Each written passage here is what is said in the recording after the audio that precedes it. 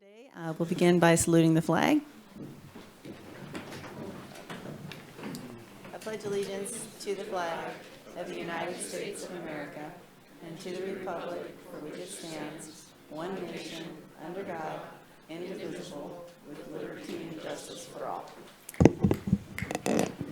And Nikki, since we do have a supervisor that is Zooming, do you want to do a roll call to show that we're all here, or can I just say he's on Zoom? I'll do a roll call just to make it Okay, clean. thank you. Okay, Supervisor Madrone. Present. Perfect. Supervisor Wilson. Presente. Supervisor Bass. Here. Supervisor Bohn.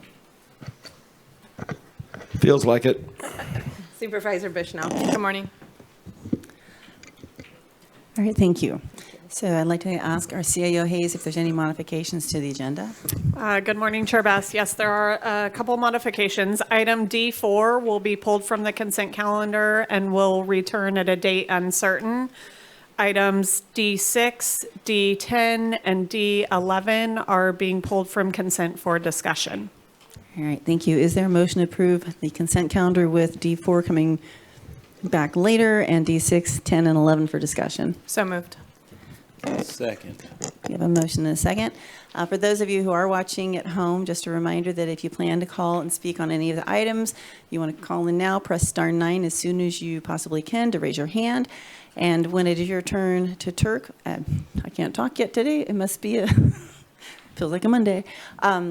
When you do watch, once you call on the phone, turn off the video feed, because if you're watching us, you will hear something different than live time. It's actually a 30-second delay, and you could miss your opportunity to speak. So just important that once you call in, turn the volume off on your video feed. So with that, I will go in public comment. Is there anyone who is on, Nikki, that you? Yes, Madam Chair. First caller is 0116. 0116. I believe that's you, Ash. Press star 6 to unmute to speak on the consent calendar. Hello, can you hear me? Yes, Ash.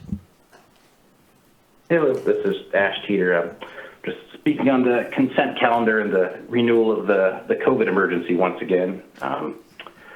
Recently had a conversation with Miles Slattery from the city of Eureka, and they still have their vaccine mandate in full effect. And one of the things that he bases like their continued vaccine mandate on is the continued state of emergency within the county. And also, the public health advisor, Sophia Pereira, and her opinion. But I find it funny that it's based off, her opinion, and she holds a degree in communications. So are we really trusting the science, or are we trusting the propaganda when we're trusting, our scientific opinions to a so-called health expert that holds a degree in communications? Especially when you look back at New York, where a judge just ruled that they had to reinstate all their employees that got fired for the vax mandates with back pay. Now, I don't know exactly if any of that would be a liability for the county, but it's something you might want to think about when you're continually, relying on so-called health experts that hold communications degrees. And ask yourself, would you trust your personal health care to a medical expert that held a communications degree? Thank you. All right, thank you, Ash. I believe our next speaker is 0326. If that's you, press star 6 to unmute.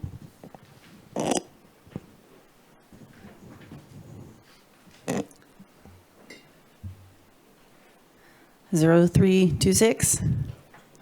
Next one. Are you seeing any action there? All right, one more opportunity, 0326. If you're wanting to speak on this item, press star 6 to unmute.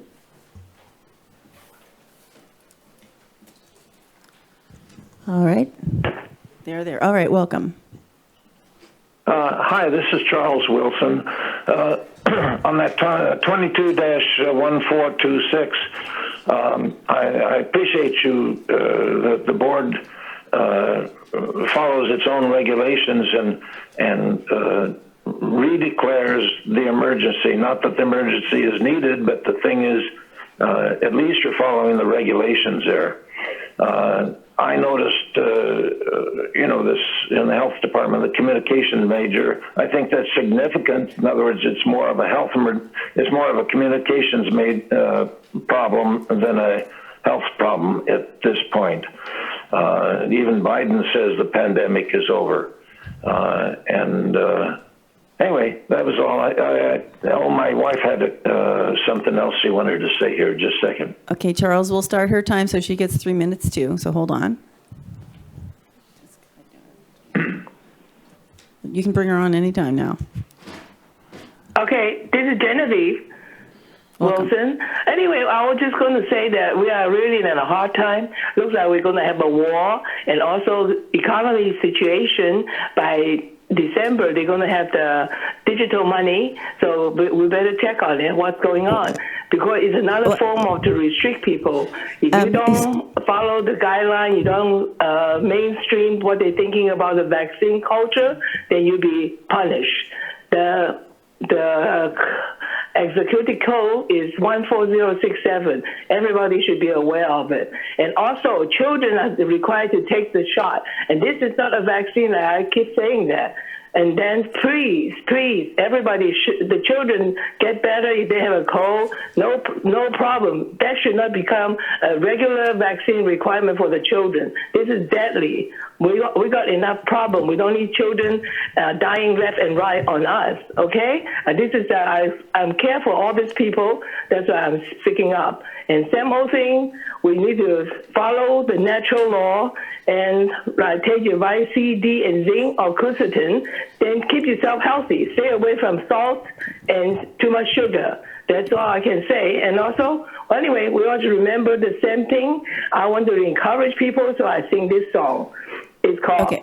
Actually, Don't Cry for Me, America. I do my best to keep you from tyranny and hatred through persistent love and Genevieve, hold. life.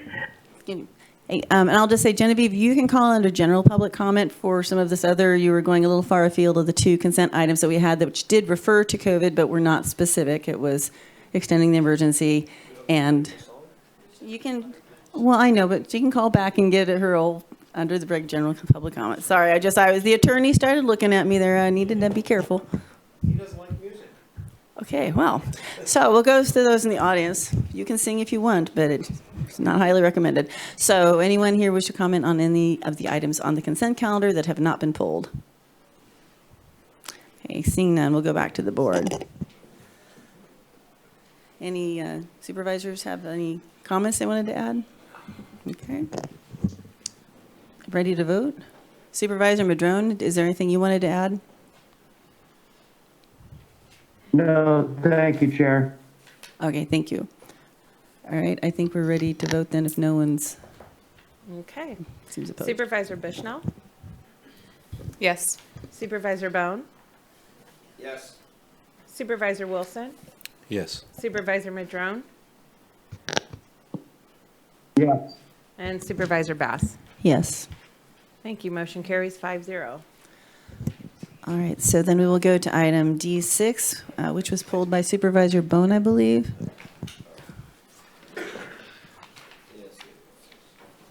Okay.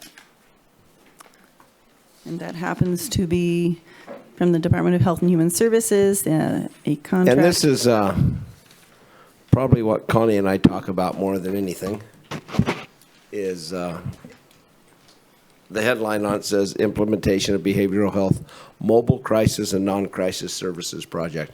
And I had a couple people ask me, does that mean will there be more direct relationship of what's going on in the street? We see people every day. I sound like a broken record, I know, but I just want to know what kind of, and this project, from what I understand, can go a long ways, and I think the people want to hear it, so it's a little bit more than consent, because I think they deserve to hear it, that there might be some, I don't want to say relief, but there might be some help for the people on the streets. It's not I'm not worried about everybody that has to look at them.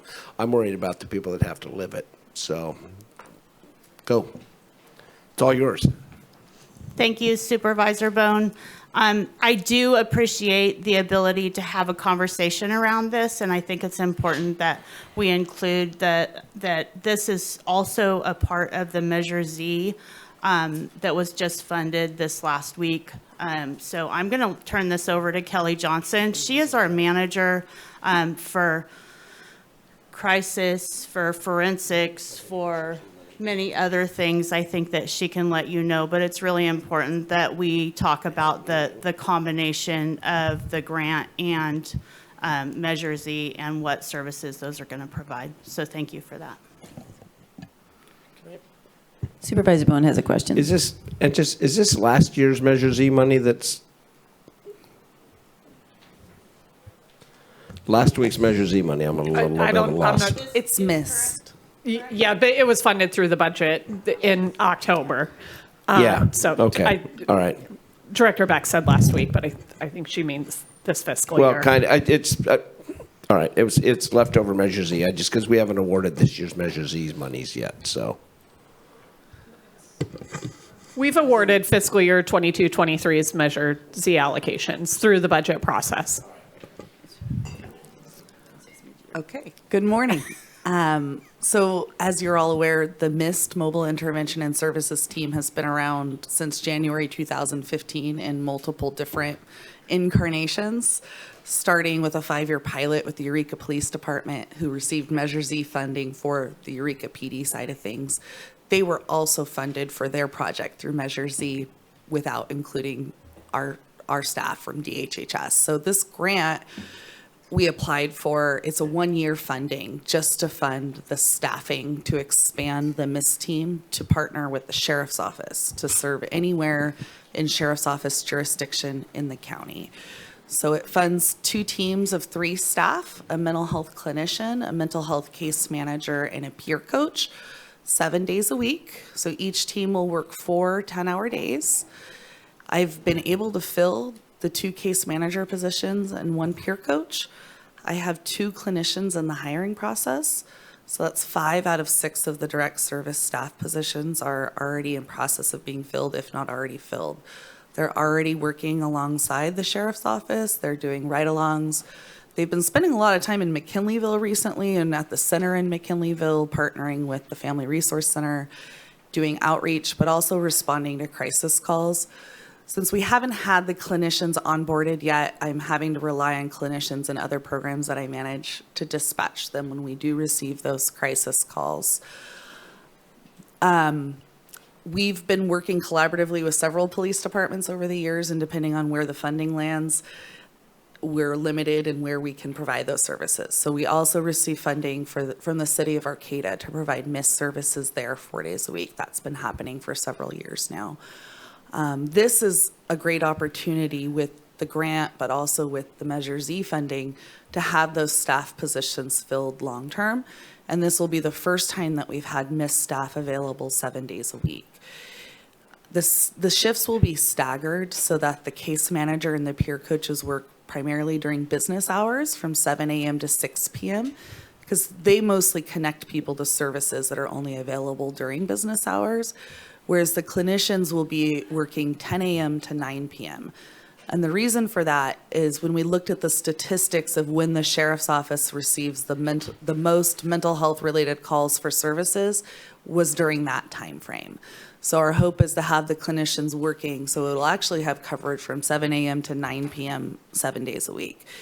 And I want to just note that this ties in with the work that we've been doing with the emergency departments around people on 5150s.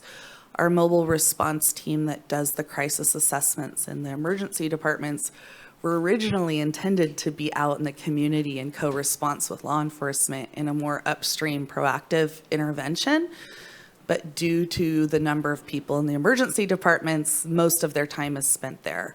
So having these additional staff members allows us to have that upstream intervention in the community in co-response with law enforcement or without law enforcement. If it's not a crisis level need and it's just somebody that's having frequent contacts and they want us to check in and follow up, offer services, and it's safe to do so, we can do that without law enforcement. If there's safety issues, then we will go in co-response with the Sheriff's Office.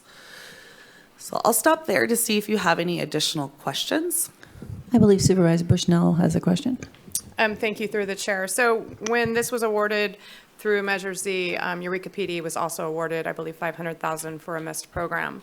And I wanted to know if you guys are coordinating. When we discussed this at the Measure Z meeting here, we asked for the similarities and that you guys work together. Is that happening? The Eureka Police Department chose not to include us in their application a few years ago, and so they've created their own team. And so we do collaborate almost daily, but they are hiring their own behavioral health staff and not relying on the county to partner with them. That being said, we do partner all day, every day, and we have a good working relationship, but they chose to use their funds in a different direction. Thank you. Supervisor Bohn. And I'm glad to hear you're getting control of some issues up in McKinleyville. In fact, I don't care where you go, just as long as we address this situation. I know Southern Humboldt's got some huge issues. I know there's some huge, and the huge issue that never gets touched is the little part down there by right between Fernbridge and Fortuna, because there isn't a lot of people living there, so you don't hear about it much. But there's probably 40 to 50 people living down there, and I know there was a little cleanup done, and Sean Swanson does a great job down there. But we have these little pockets that don't get as much attention because they don't get as much kicking or screaming. So as we address these and we move forward, we can hopefully, because no matter what district you help, wherever you are in the county, you're helping the county as a whole. Sure. And that's the whole thing, because otherwise it turns into a game of just moving them around and shuffling the chairs on the Titanic that doesn't work. So. Right, and I did want to mention, part of the reason why we started in McKinleyville is that is where the sheriff's office had capacity to have staff right along. So I've been meeting regularly with admin staff at the sheriff's office to plan for getting down to Southern Humboldt, also Eastern Humboldt. We're working closely with the tribal police departments. We have a really good working relationship with the Yurok Tribal Police. We've been meeting monthly until very recently with the Hoopa Valley Tribe, although I was in communication with Chairman Joe Davis yesterday about getting those meetings going again so that we can partner better, and in the works of working collaboratively with Bear River Rancheria and Blue Lake Rancherias as well. Okay, and before I go to Supervisor Bushnell, I do want to admit, yes, I made a mistake. It happens at least once a day. We'll be doing general public comment right after this item as long as PG&E, everyone there with that group knows we might be a little bit delayed. My fault. Supervisor Bushnell? Thank you. So the MIST program currently isn't touching the Southern Humboldt area. I do know that with Connie, we've had a lot of intervention going on in that area. So could you just update on that? Sure. So the MIST team is dispatched through the sheriff's office dispatch number. And so if there are specific issues, it would go through dispatch at the sheriff's office. That being said, until this past week, I only had one staff person 4 days a week. And so now I currently have 7-day-a-week staffing. So we were kind of doing a slow rollout. But we're ready, and I have staff available to send to Southern Humboldt. And you're welcome to reach out to me directly if there's something that doesn't need to go through dispatch, if there's a specific person you want to connect me with. We are planning meetings with other providers and groups in the community. Next week, we're going to the center with the McKinleyville Family Resource Center to introduce our teams. I want to start doing more of those types of meetings to get my team members connected with folks in the community. Supervisor Bohn? Yeah, and I wouldn't wait for dispatch to take care of that, because I don't think this is an issue where we better wait for dispatch to see if there's a problem. This is the kind of, we're in a fish in a barrel situation. So I don't think, if dispatch has a specific problem, maybe you can pull off it, but I'd like to hear that you're going to be going, because I'd hate to think somebody's just sitting waiting for dispatch, waiting to have us go help a houseless, homeless person. Because if you want, I can dispatch it, but you don't want that either. This is about the crisis calls. Sorry, go ahead. Let me do some clarification. We also have staff that are available for regional services, and that means that if they have an ongoing case, then we have case managers and clinicians that see them where they are. And I think that that's what you were referring to, Supervisor Bushnell. And we have our home program that works with that does outreach with our homeless population, that actually connects them with case management and clinicians when needed. So those type of services are happening in Southern Humboldt and other areas. Not as often as we would like, because we'd like to have everyone provided services everywhere in Humboldt, but we're working on it. Supervisor Wilson, did you have any questions or anything to add?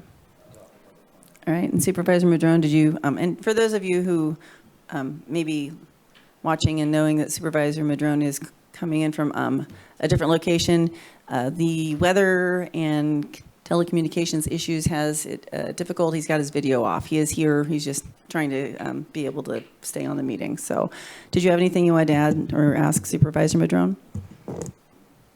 No, thank you, Chair. Appreciate the services. All right, thank you. So at this point, we'll go to the public comment on this item, and we will go to those on the phone. And if you happen to have your hand up, but you're actually not wanting to speak on this item, just let us know quickly if you're waiting to talk into general public comment. So Nikki, I have one hand up, two hands up. Yes. So I'm going to go first to 0150, doing a little out of order. And this again is on this specific item. You have press *6 to unmute. Good morning. This is Dottie Russell calling from Southern Humboldt. So I think that the MIST program has shown amazing results up in the Eureka area. As an example of what has not been addressed for the many, many years in Southern Humboldt is that I have called about someone that was on the streets that was talking about suicide. There was no help whatsoever for him. He had been released from Semper Virens short time before, and they said it wasn't a hotel, so he was released. He was super suicidal. I made a telephone call to the sheriff. They came out, said he wasn't at risk. Made a second call the next day, but in the meantime, put him in a trailer to keep him out of the rain and try to get help for him. The second day I called the sheriff, they said that he was not at risk. And the third day I called again, and they came out and he was in a coma. Fortunately, we caught him in time. He went to the hospital for several months. He is a resident, and his family have all been born and raised in Humboldt County. He is now doing well in Eureka, partially because of the MIST program to help him stay healthy and have some resources. Those are the kinds of stories that are really, really amazing and sad that we don't have in Southern Humboldt. There are people that need to have services. When somebody does a really good job working for the county in Southern Humboldt, they get promoted to Eureka or some other area out of Southern Humboldt. Excuse me. So we definitely need this, but in addition to having them discharged from up in the Eureka area, we need to have some kind of presence down here where we can rely on them, count on them, have them interface with the show people in Redwoods Rural who are getting some additional funding. So I think that we need the community to gather together to talk about what our shortfall is of services and help, because people are at risk more in Southern Humboldt than I believe in other areas. Thank you very much. All right, thank you, Dottie. And then we have 0116 on this specific item. I think that's you, Ash.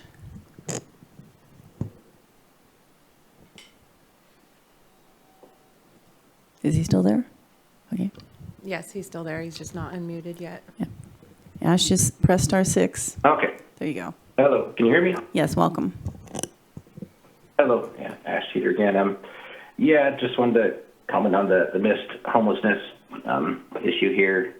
Just I was wondering if the county funds the Eureka Rescue Mission to any extent, just because I know that the transitional age youth is fully funded by the Department of Health and Human Services. Just a suggestion. I thought of Brian Hall's recently been posting around that he's raising money for the new women's shelter he's putting together. So if there's any way you guys could throw him some bones, that might help with the local homeless crisis. But that's it. Thank you. All right, thank you, Ash. I don't see any other hands online. Is there anyone here that wanted to speak on this item? Okay, seeing none. Supervisor Wilson? Thanks. I just wanted to thank the DHHS staff for all their work with relationship to this MIST program and all the other programs that help support folks in our community. I know that we have this outreach in all over my district for sure, and so I appreciate that. And with that, I want to make a motion to support staff recommendation. All right, I echo what was just said. So any further comments from the board? Supervisor Bohn? I think we all appreciate what staff does. I don't think that's goes without saying. I think that's why we approve these every week. But I think it's only fair that when we approve these large grants, that the public gets to hear what might be the results, and then we have a judge if it's working or not. Because programs do us no good if they don't work. Programs are great, money's great, but if it doesn't work, and we need it to work. So, maybe a quarterly report on how this new program is working, how many people we touched, how many people, without adding a big burden to it, because I know you keep a daily log anyway. But I think it's sometimes we sit up here and, $500,000 here and $500,000 there like it's nothing. But it is something, and people want to see if there's results that come from that. And I think that's all we look for. And I don't think it takes anything away from the job you're doing. It's just a lot of people want to see how well you're doing the job, and we don't always do that. So thanks. All right, I believe we're ready to vote. Okay, we'll start with Supervisor Madrone. Yes. Thank you. Supervisor Bass? Yes. Supervisor Wilson? Yes. Supervisor Bushnell?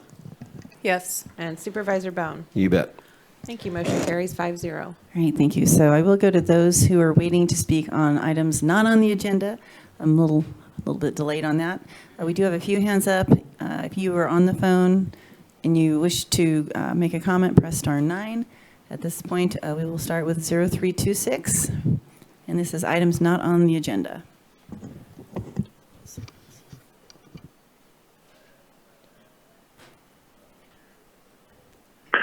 This is Charles Wilson. The homeless business has increased tremendously. I don't know, government may be providing all kinds of subsidies and all kinds of help and all that kind of stuff, but they're not getting apparently to the problem of having people find work and keep busy and not have to be on the street. I remember 40 years ago, I used to get calls all the time at 2 o'clock at night. Apparently the local agency had mixed my number up with their suicide number, and I'd get these people calling in there desperate to get help, which is nice that they're providing it, but the thing is the agency wasn't too careful or everything. It's at 2 o'clock at night when I'm half asleep and I hear this person on the line saying, "Help me, help me, help me." And then I have to tell them, "Oh, this is the number you're supposed to call," and then hang up on them. So anyway, it's nice they're helping, but I think they're not getting to the problem. Thank you. Thank you, Charles. All right, 0116, press star 6 to unmute.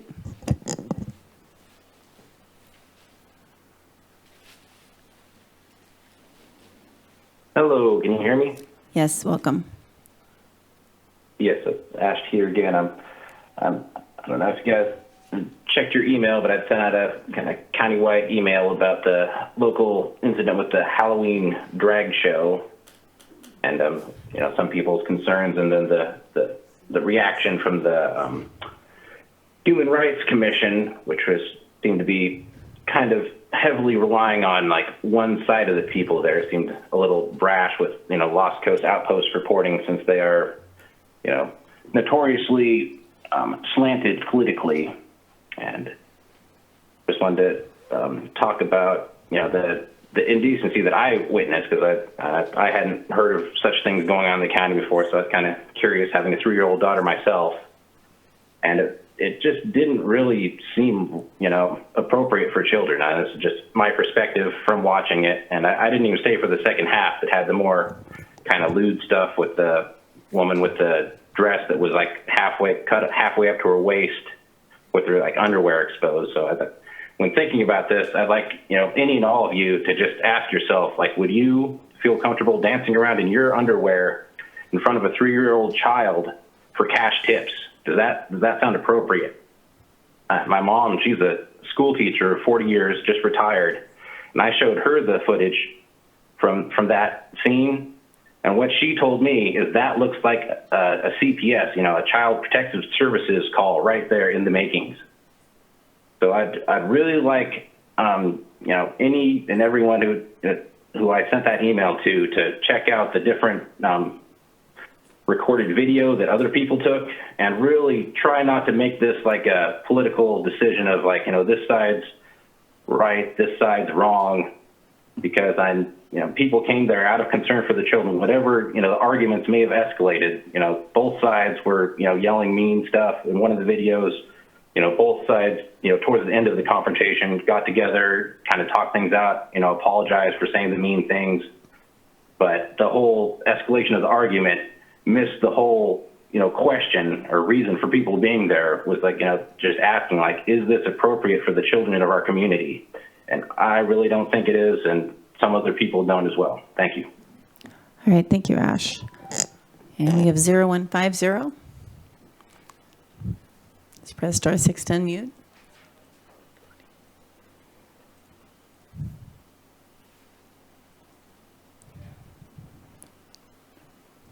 Dottie, are you there? Is she unmuted? Nope. All right, we'll do 1835. If you're 1835, press *6 to unmute.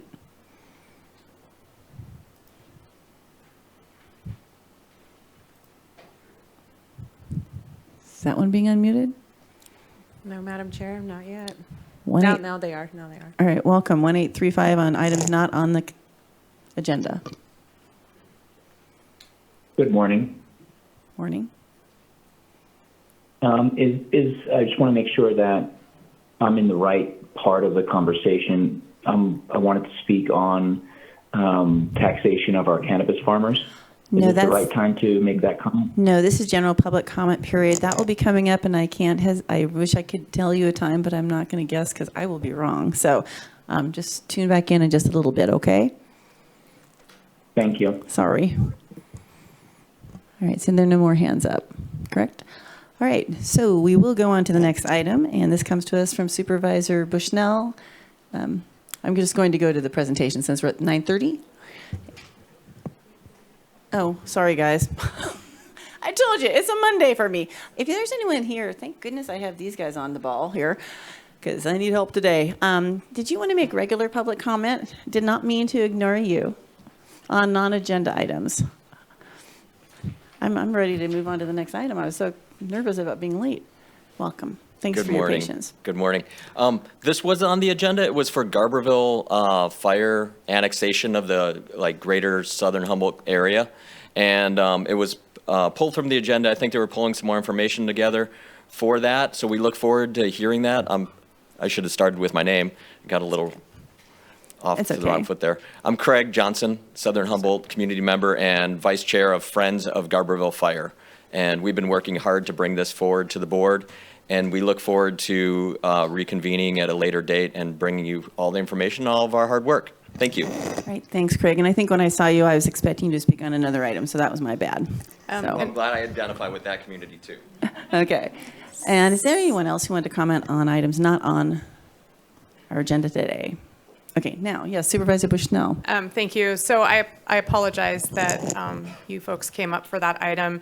It actually is going to come on the 8th and wasn't ready as of Friday of last week, so I apologize.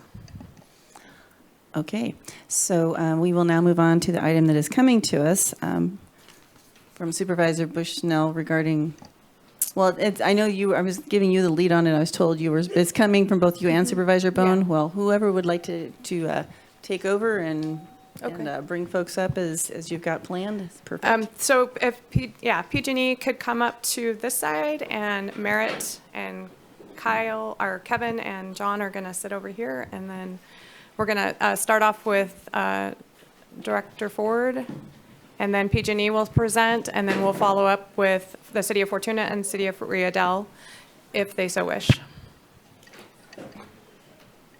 And so this item is coming today from Supervisor Bohn and myself, as we became aware about 9 weeks ago that there was some issues with connecting PG&E to the southern Humboldt area, which would be Fortuna South and East and West. And since then, we've gotten a lot of information, and so PG&E is here today to update the rest of our board. As Rex and I have, we've had conversations, but our board hasn't been enlightened. So thank you. And Director Ford? Thank you, Supervisor Bushnell. John Ford, Director of Planning and Building. I appreciate the opportunity to put into context PG&E's ability or inability to provide power to certain areas within the county. The discussion today has dire implications for the county in several respects. First, to provide housing. It could have drastic effects on the county's ability to meet its RENA requirements. It also could have significant effects on the ability for the county to provide housing to support offshore wind development, to support Cal Poly and other industrial growth. It also affects the county's ability to establish a climate resilient community, not dependent upon non-renewable forms of power.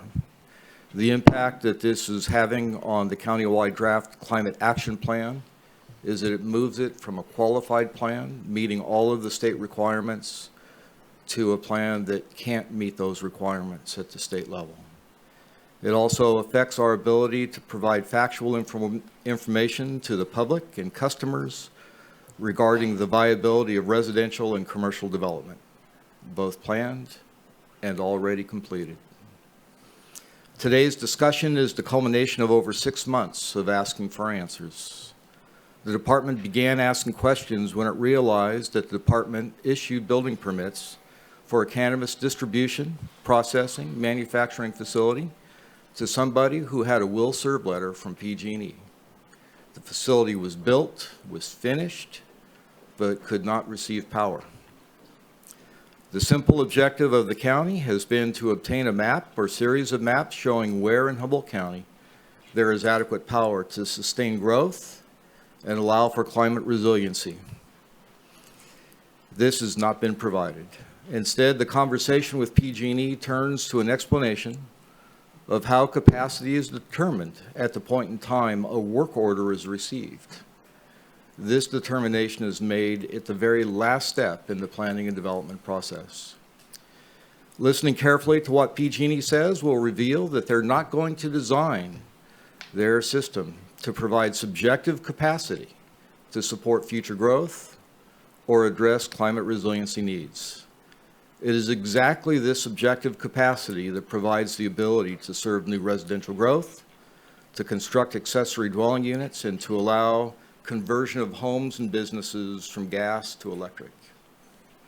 You will hear that PG&E uses the paradigm of first in, first served. The business model is to provide service to customers until capacity is used up. This is the situation in South County. There is no more capacity without system upgrades. PG&E has not wanted to talk about the area north of Fortuna because it's not in the same situation as South County. But using the first in, first served paradigm raises questions. Like how many more building permits does it take for McKinleyville to experience the same circumstances as South County? There was a strong indication in a meeting with PG&E that the system would not support the town center plan without upgrades. On September 21st, in a meeting held by Senator McGuire, Assemblymember Wood, and Congressman Huffman, it included PG&E, the county, Rio Dell, and Fortuna. At that meeting, it was identified that PG&E has developed plans to serve Fortuna, Rio Dell, and portions of Garberville, including the proposed hospital, hospital housing, and teacher housing in Miranda. This would be a $47 million investment. This is great news. But the basic question of what this will do for capacity has still not been answered. It was explained in a follow-up meeting that these improvements will not include subjective capacity, so there is no provision for future growth or climate resiliency. Some may walk away from the process and be happy that Fortuna and Rio Dell's immediate needs are being met and that the hospital in Garberville has been promised power and power for its proposed housing. But the question is where will we be in 10 years when we can no longer buy automobiles with internal combustion engines and there is no capacity to charge electric vehicles? What will happen when there's not sufficient power to address the housing need caused by offshore wind development? The question of how did this happen often gets asked in these meetings. Did PG&E not know that the capacity of the power distribution and transmission system was being used up? This would require that PG&E not have the technology to model and monitor the capacity of the distribution system. They do have the technology to model what an individual project will do to the capacity within the system. PG&E may have known the vulnerabilities of the system and simply made a business decision to allow the capacity to be used up without making timely capacity improvements. It may be that PG&E does not want to disclose what they know.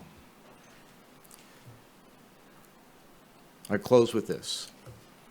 The Board of Supervisors may come to the realization today that the business decisions of PG&E and their willingness to invest in Humboldt County do not align with the actual needs of the county or the policy objectives of the county.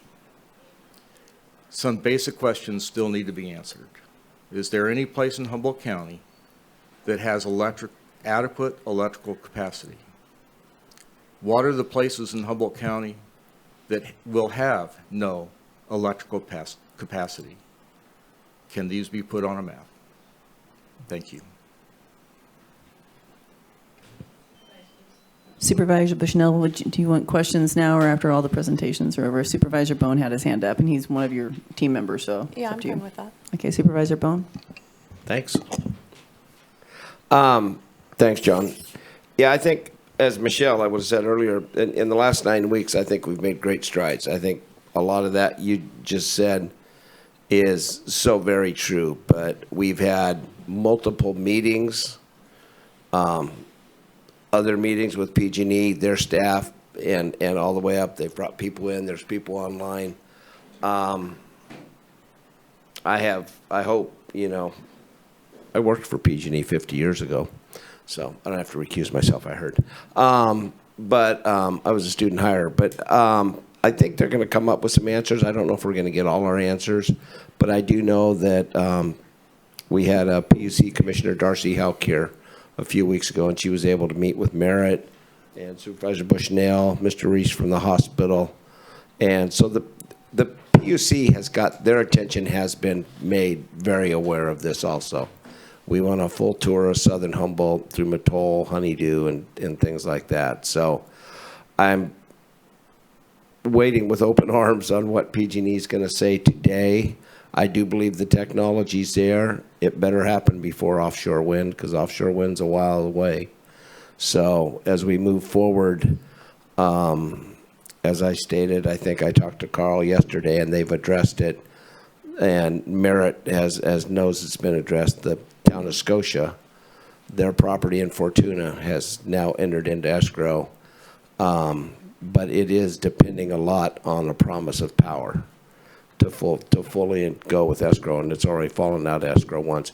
And that's going to be a project that they're already working with the city of Fortuna on, and it's a gateway to Fortuna is what it's going to be with the new Caltrans entryways and everything else. So I think that's important to them. So I look forward to what PG&E is going to say.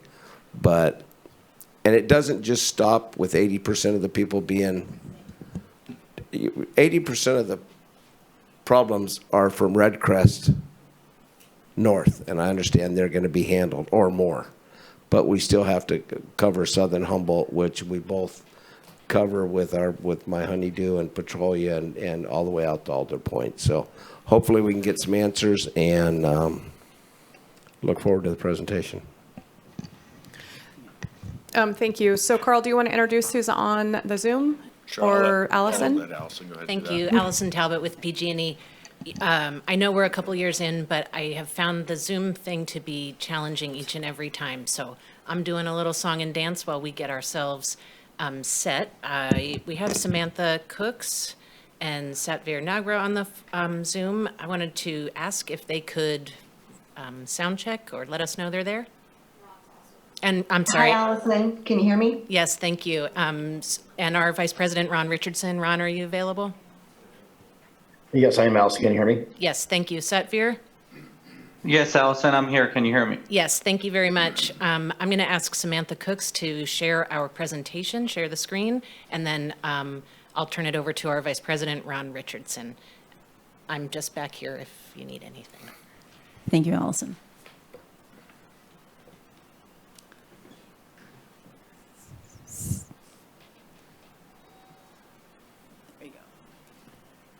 All right. Good morning, Chairwoman Bass and board members. My name is Ron Richardson, and I'm the Regional Vice President for PG&E. And on behalf of the assembled team, I want to thank you for this opportunity to present our presentation today. When this capacity topic was first discussed, as Michelle mentioned in August, we had a very difficult message to share. In the months since then, our team has come up with mitigations and solutions that tell a far different story than we shared back in August. There's still more work to do. And our biggest thing that we're going to commit to the team here is that our communication needs to change, and it's going to change. Now I'd like to turn over the presentation over to Samantha to go and kick us off. Good morning, everyone. Samantha Cooks here, Service Planning Manager for the North Coast with PG&E. I'm going to do a little bit of level setting with some definitions to understand the scope of who and what we're talking about today before I hand it over to Carl and John to explain the particulars of Southern Humboldt County.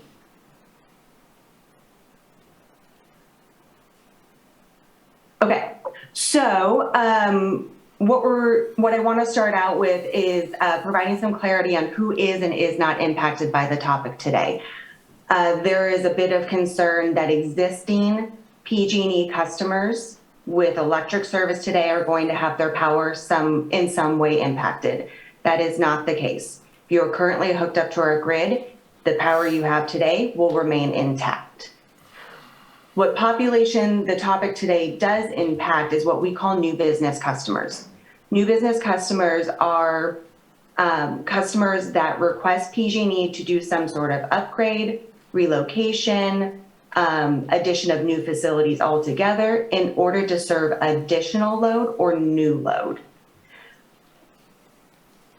Customers in the new business population that are impacted by this capacity constraint, which I'll define better in a second, are the ones that are experiencing delays in service.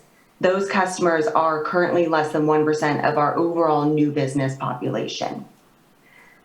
When our communities, when the community's need for load increases in real time, 1, through new business applications, and 2, through our load growth forecasting process, that is when PG&E takes the step to initiate what we call capacity projects, which increases our ability to serve the local communities. The capacity program, what a capacity project is work on the transmission, substation, or distribution infrastructure, which increases PG&E's ability to serve additional load based on the customer demand. And that planning process is done in compliance with both state and federal regulations. We plan, forecast, and perform capacity work on an annual basis, again, to meet customer demand throughout our service territory. We are working to meet the growing customer demand and energy demand while continuing to invest in our system through maintenance, wildfire risk, and safety-related work. I'm going to hand it over to Carl Schoenhofer now to walk us through Southern Humboldt County.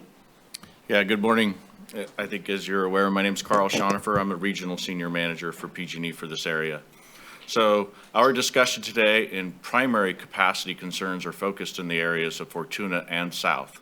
We do not have capacity concerns with new business applications for service north of Fortuna. As previously discussed in previous meetings, we will share updates with county planning as we get more information on potential projects that could be coming our way. Following up on the capacity planning process that Samantha shared, it's important to note that customer load has not increased in the area over the last 10 years. In fact, we've seen a decrease in load. Is actually the presentation up? I just want to make sure folks can see that. Can we go to there we go. So we understand it can be confusing when we share that the customer load in the area has decreased, yet there are capacity issues for new services. In essence, new business applications PG&E has received are seeking significant load increases that are surpassing the existing capacity of our electric infrastructure.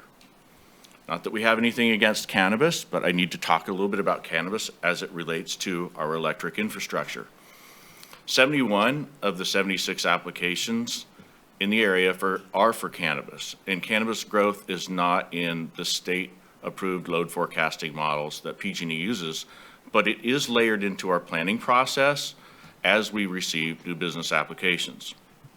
These new business applications are requesting more than double the existing customer load at the Riadell, Garberville, Fruitland, and Fort Seward substations, while new business applications in the Fortuna area are seeking about a 30% increase in customer load.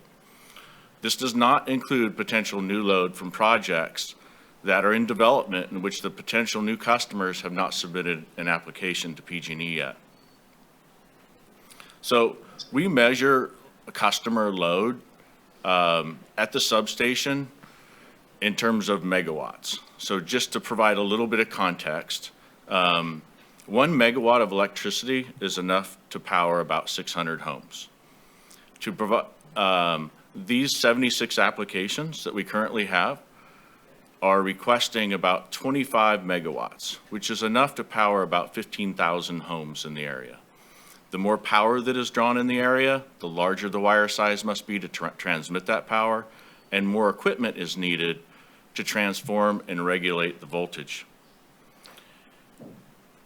In addition to the sizable increase in demand for load, in many cases, cannabis businesses are located farther from substations in rural areas, which requires significant capacity upgrades, including the rebuilding of distribution lines, transmission lines, and substations in the area. Cannabis loads also tend to be longer in duration, so they overlap the peak periods of the day in terms of demand on the system. So that said, to Ron's point, our team has worked hard to find solutions and shorten some of the project timeframes that we previously communicated to county and city officials back in August. So we're going to update you in 3 different areas if we could advance the slide or the presentation. So we'll start with the Eel River Valley, which includes Fortuna and Riadell, essentially at the center. And so you can see the green lines up there. Those basically represent circuits that are coming out of 3 different substations in the area. Those circuits, it's kind of hard to tell from a distance, but those circuits traverse from the areas of Riadell, actually over the hill, Monument Hill, down towards Honeydew, and then also down towards Red Crest.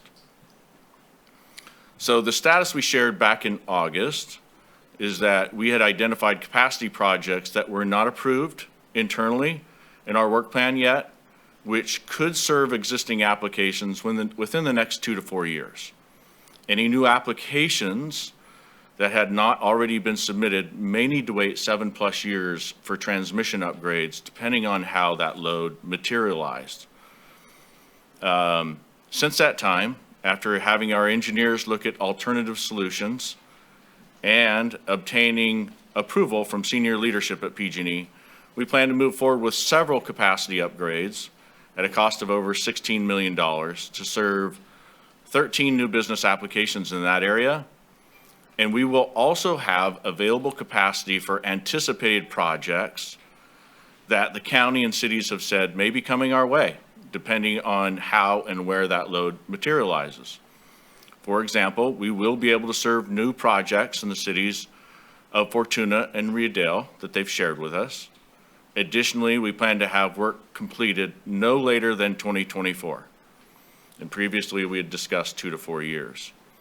We're able to bring the timeline in from 7 years to 2 years as our engineers identified a way to shift the transmission load in the area to avoid more significant reconductoring of transmission lines, essentially from Humboldt Bay Generating Station down to Ferd Bridge. So we're sharing a high-level view of the area, and some customers may be brought on sooner than that in 2024. And it depends on what the specific load they're asking for and their location. Their PG&E job owner will update them on the status of their individual projects. I think we can go ahead and advance the presentation. All right, so let's shift and take a look at the area between Bridgeville, mostly between Bridgeville and Alder Point. And that includes Weott, Myers Flat, Miranda, Blocksburg, Xenia. And we'll talk about that greater Garberville area in a moment that traverses from Petrolia out to Whitehorn. We'll talk about that on the next slide. The status of these areas in August is that we had identified capacity projects to serve a small portion of the applicants starting in 2023, but most customers would need to wait 7+ years for more substantial transmission upgrades. Since then, we have obtained approval, again, from senior leadership at PG&E for multiple distribution and transmission capacity upgrades at an estimated cost of $30 million that will enable PG&E to serve all 23 new business applications and have plenty of capacity left over to serve. I think there are 3 anticipated projects that the county has made us aware of. So this work will be completed by the end of 2026. So also alleviating the capacity constraints in this area will provide some flexibility to serve new customers around the Garberville substation. And I know I said we're going to talk about Garberville in a minute, but I just want to call out here that there's a transmission line that traverses from Bridgeville down to Garberville. And that's one of the areas that we're concerned about. And by adding capacity in this general area, it will free up the flexibility to be able to serve customers right around the Garberville proper area, which would include the proposed hospital as well as housing projects that we've been made aware of. The 2026 timeframe for these capacity upgrades, it is aggressive. It assumes that we'll be able to timely navigate any land acquisition, permitting, environmental issues that we may encounter. And with that, I'm going to turn it over to John Stallman, who's going to talk about the Garberville area.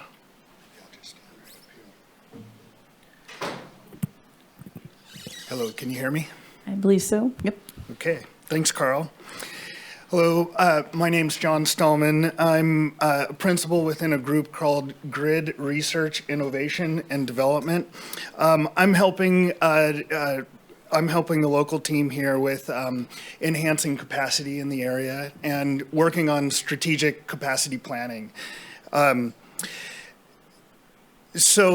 I wanted to talk a little bit about the Garberville substation and the distribution system from Garberville out west towards Honeydew and Petrolia. And I also wanted to talk about the Garberville out to Alder Point. So I'd like to just start by by saying that this area presents some of the most complicated engineering solutions that we have in our service area from an engineering, construction, environmental, and funding equity standpoint. These areas are remote, historically have not seen load growth.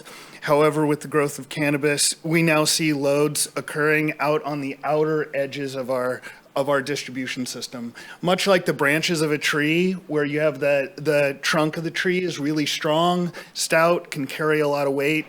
The outer branches of the tree, the very edges where the leaves are dangling on, are lighter weight. In order to support the types of loads that we're being asked to support, we have to make those branches bigger. So let's begin by grounding ourselves on the work that the team has done so far in the area. Our engineering teams took a really detailed look at wires solutions and what we call non-wire solutions. So wire solutions in this case means newly built system components, overhead poles and wires that are designed to go through high fire threat areas as defined by the CPUC. These areas around the Garberville substation are all Tier 2 high fire threat areas, and so the system that would need to be built there would need to comply with our standards for high fire threat areas. A non-wire solution means that we've looked at traditional distributed energy resources like photovoltaic, solar, battery storage, demand response, energy efficiency that have been proven to be effective with utility programs and processes and have a success history out in the field. One of the things that we found when we conducted a study in this area, leveraging an outside resource, an engineering firm, we found that the area to the west of Garberville was extremely challenging to solve for using non-wire solutions. Given the amount of fog and the wintertime condition and low light, a non-wire solar battery storage solution is just not feasible with the scale of the load that we need to meet out there. So we proceeded to engineer a wires-based solution. So the wires-based solution for the Garberville area effectively constitutes three major areas. One is rebuilding the transmission system from Bridgeville to Garberville. The second is upgrades within the Garberville substation. So even though we can get the power to Garberville, then the substation needs to be enhanced upon to serve additional load. And then the third element is 2 new distribution wires headed westbound Bryceland, Honeydew, and Petrolia area. So those projects constitute about $300 million to serve 37 new business customers. These projects would take about 7 years to complete once started. So it's worth recognizing that this work requires engineering and construction through some of the extremely difficult mountainous terrain. And I mentioned the high fire threat area as defined by CPUC and CAL FIRE. And on that crossing westbound towards Honeydew and Petrolia, you go through an extremely complex watershed system. We would need to negotiate new land rights. That takes quite a long time to negotiate those land rights with numerous landowners crossing almost 40 miles of terrain. We'd also need to remove large amounts of vegetation in the process of running the 2 new wires. So this work comes at a pretty high cost and with extreme challenges to our rate-based funding. We believe we have more investigation to do for solutions out in this area. We've already started with our internal teams, have launched on finding alternatives to a wire through the route that we've already defined. So we're looking at other options there. They are equally as challenging as the option that we've chosen so far. We're also looking at innovative approaches to answer with other non-wire solutions. So we've investigated non-wire solutions. We've had a very creative and successful partnership with some of the very best engineering available in the United States, and that engineering lives here in Humboldt County, so you should be very proud about that. We've successfully partnered with an entity here and for the Redwood Coast Airport microgrid, creating new grid technologies. We've partnered with RCEA, the CEC, and the CPUC to develop that project. So we're exploring new options to try to see what we can do down in that area as well. There's no promises on those options because it's extremely complex. So I do just want to caveat that that is the basis of our go-in with finding alternatives. So we're also investigating creative ways to finance the wires solution should we not find any other alternatives. So we're investigating how can we partner with entities to create the financing necessary to build that $300 million system. And there's no guarantees with that either. So we're investigating more options. We're doing additional due diligence, and we really do want to serve the area. It's just extremely complicated. So I'm happy to answer any questions. Supervisor Bohn and then Bushnell. I mean, did he ask for a question? Okay, Supervisor Wilson's asking for the end of the presentation if we can wait for, I don't know. Their presentation, you mean, specifically. Is that the end of your PG&E's presentation specifically? Yes. Okay, is that, thank you. I didn't know if you wanted all the presentations because there's more. Supervisor Bohn and then Bushnell. Is it okay now? Yeah, he's fine. Okay. All right. On the $300 million upgrade, and I know we talked about the Honeydew Petroleum area being pretty foggy, and then you started bragging on the McKinleyville Airport. I don't know if you spent any time up there, but we didn't hesitate with spending a bunch of money up there, and it gets foggy up there, believe it or not. It does. But on the $300 million, would any of this be charged back to backload maintenance that maybe, because it sounds like we're having a little maintenance issue and an upkeep issue also. And so I understand what you're going through, and I don't mean to be too harsh here, but you're worried about vegetation removal, but I drive that road all the time, and there was a lot of vegetation removed to clean the lines. So, I mean, that's never been an issue with you guys, but I think most of the people would like to see the upgrade. And you talk about, you put the burden on 37 new customers, but you also have a lot of existing customers. And then the other thing is you seem somewhat surprised that with the new applications, 71 and 76 are cannabis, but how many cannabis applications have you fulfilled already? And did you see a trend maybe starting? Because there has to be hundreds of those out there already. So it would have been, forecasting would have seemed like it would have been a little bit easier if you would have seen a wave of these starting, knowing there were more coming. And then we always talk about this coming up in August. And this has been a problem since we've had people that couldn't get hooked up all the way back to 2019 and 20. I believe the city of Reedale even talked to the PUC commission about it at one time last March, I believe, or something. So this has been on the forefront. And I mean, maybe the frying pan just got really hot and we had to do something. But again, I appreciate everything's going, but there's a lot of reasons it can't happen. I think because of the history, how long we've been here, how many existing customers, some of these upgrades need to be made. Part of these are upgrades, and some of these, as you know, haven't been upgraded in years, and you guys have seen that in some places. So some of that $300 million would be tied into normal rehabilitation of the lines from years of service, I would think. So, I mean, some of that is going to be spent anyway on upgrading and fulfilling the criteria. Yeah, I think that would be good for a second. Maintenance issues, because there hasn't been a lot done. I know there has been some. I mean, the guys our local guys are great. I mean, we can't say enough for them, but. So, Supervisor Bohn, is your question specifically about the $300 million investment and how it could be portioned out? Well, I mean, $300 million is $300 million any way you spend it, but it's not for all brand new construction. Some of this is going to be replacing old infrastructure that is probably on the blocks to be changed out. And I know And I know we're in a bind, and $300 million doesn't seem like much when we're spending over $10 billion for undergrounding. So, and I know there's a big focus on that. So I'm just trying to get the whole thing, because I mean, at the end of the day, we talk about how much it costs to serve 37 new customers, but there's already customers out there.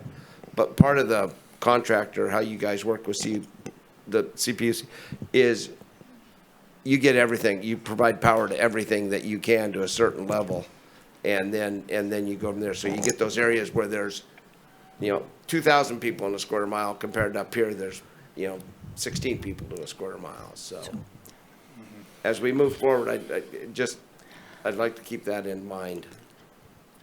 If it's okay with Supervisor Bushnell and Bohn, since we do have we have Merritt here and stuff, can we, thanks. I just thought until we get too far, I wanted to give them the opportunity. Yeah, so thank you through the chair. So I anticipate there'll be a lot of questions for you folks, but I wanted to offer City Manager Merritt Perry and Planning Director Kevin Caldwell an opportunity if they would like.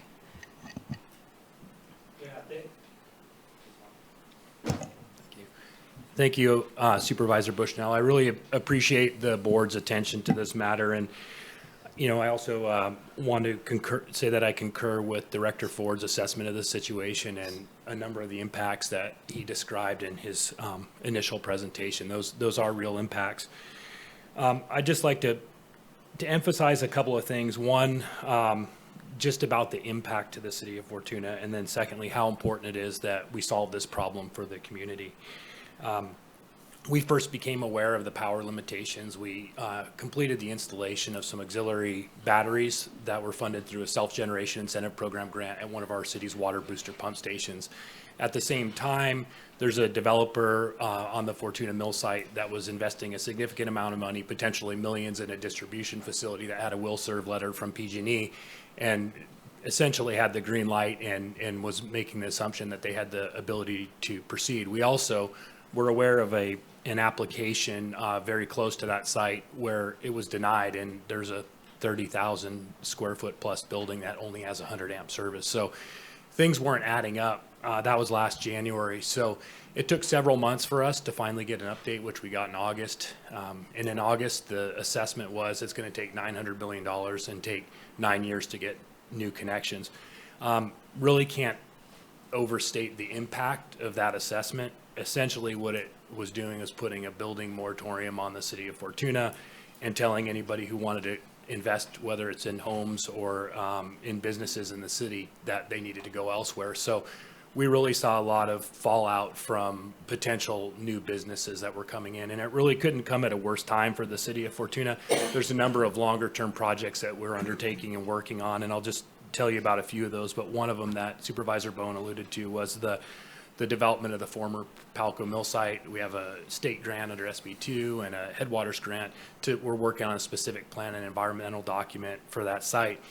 And it was in escrow and is currently in escrow again. And so it's incredibly important for that area, which is a huge portion of the city of Fortuna. Really, the city was built around that site to be able to develop. So the ability of the city to transform that site from a blighted area to a really highly needed area for industry and business is very important. And so we have a really small window of time right now to make that happen and give them the assurances they need for power.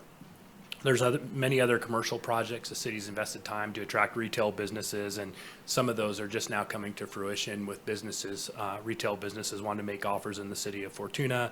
We have over 150 residential housing projects that are approved or at some point in the planning process. Over 100 of those are senior housing units and several other subdivisions that we expect to come fruition. Fortuna's fortunate. We have a lot of undeveloped land, and Fortuna can be a big part of the solution of providing housing for Humboldt County.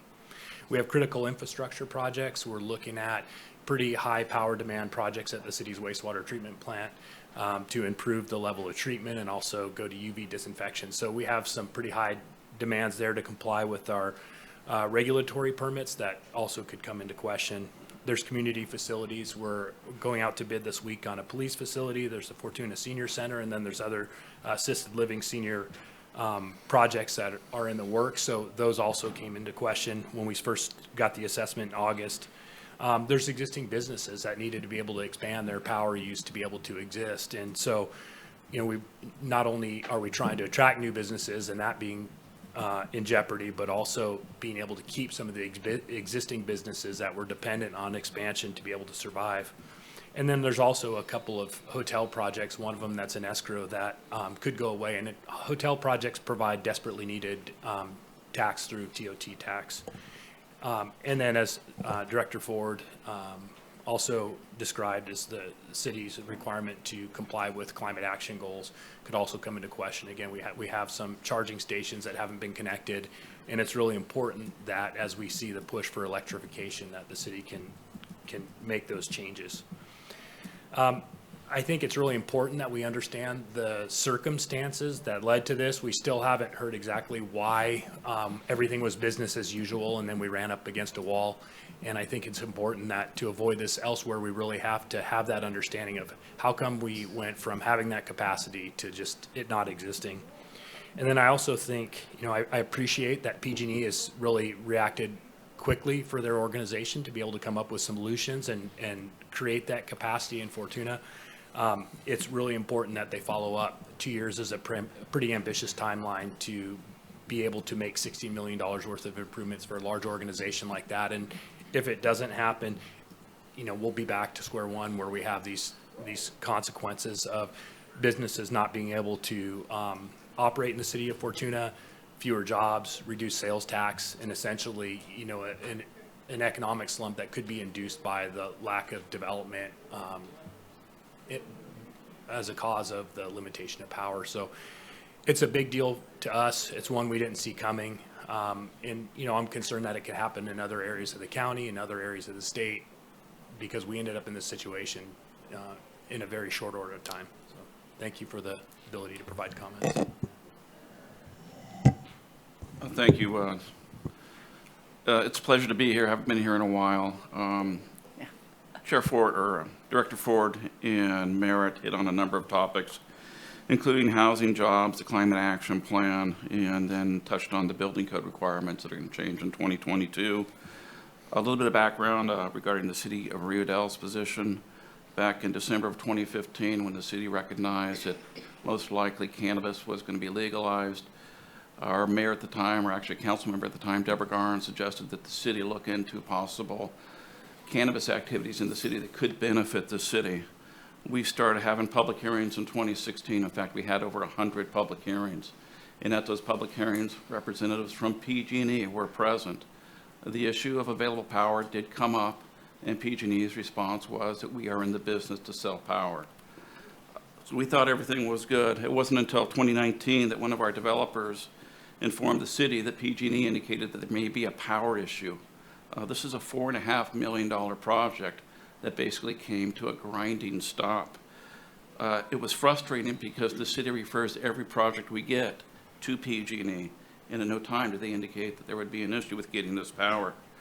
We subsequently reached out to PG&E, had some discussions, and was told it would be 3 years before the needed upgrades would be done. Once the word got out that there is no power, it could be 3 years. Interest in our business park, the former Eel River Sawmill site, which too was a blighted site, came to an end. And it also had effect on some of the development within the city. We met with a property owner in 2021 that was interested in developing a motel and a restaurant at the north end of Wildwood Avenue. This is a property owner who owns a number of commercial businesses throughout the county. The city was cautiously optimistic, but encouraged the applicant, the property owner, to contact PG&E to see if available power was available. We never heard back. It was frustrating. We actually reached out again to PG&E, and they were not able to tell us exactly when the projects would be started or when they would be completed. Because of the lack of information, Mayor Garnes attended a PUC meeting back in March of this year and expressed to the commission the city's frustration regarding the lack of power and the lack of answers. In May, the city followed up with a letter to the PUC reiterating our concerns. In June, the city received a letter from Commissioner John Reynolds, indicated that the PUC was also concerned about PG&E's lack of capacity and an uncertain timeline for the needed improvements. The city was contacted shortly thereafter by Dr. Naveed Padar. Dr. Padar was actually instrumental in facilitating some additional meetings with PG&E. Shortly thereafter, we understood that the county and the city of Fortuna was in a similar situation. This is frustrating for everybody, for the county, for Fortuna, for Rio Dell. Apparently there is strength in numbers. All of a sudden, not only was the PUC involved, but Senator McGuire, Assemblymember Wood, Congressman Huffman, Supervisors Bushnell and Bohn, the city of Fortuna, the county planning department, and a large contingent of PG&E management and staff were at the table. At the stakeholders meeting in August, PG&E, again, this was already mentioned, informed the stakeholders that it would take up to $900 million in 10 years to complete the necessary improvements. Needless to say, this did not go over well. The one question that came up again and again was, how did we get here? The news today, the news that was presented last Monday, was great news compared to what we received in August. Now that $900,000 has been whittled down to $900,000. $900 million has been whittled down to $346 million in 7 years to complete the projects. We are grateful for this change. Again, the question is, as the other folks indicated, how did we get here? And why weren't these projects considered when they were referred to them? We want to thank the board for facilitating this meeting, the PUC, especially Commissioner Reynolds, Dr. Padar, Senator McGuire, who did a great, outstanding job in facilitating the meetings, Assemblymember Wood, Congressman Huffman's office, Supervisor Bushnell and Bohn, and the city of Fortuna. We all have a vested interest, and we all want to see these improvements done as quickly as they can.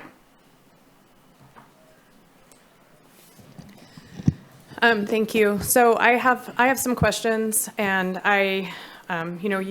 we all have been in a lot of meetings, and my questions are going to be similar for the public, as the public hasn't been in those meetings. So when you reference to, you want to, say cannabis is how we might have gotten here, you guys lean heavily on that. In the Southern Humboldt area, I believe cannabis is mostly sun-grown cultivation to date, and I want to confirm that with Director Ford. There is some outdoor or indoor cultivation or mixed light, but not the majority. If Director Ford could hit on that. I think that's true. In fairness, though, there are ancillary facilities that go along with even outdoor processing, drying, fans. Okay.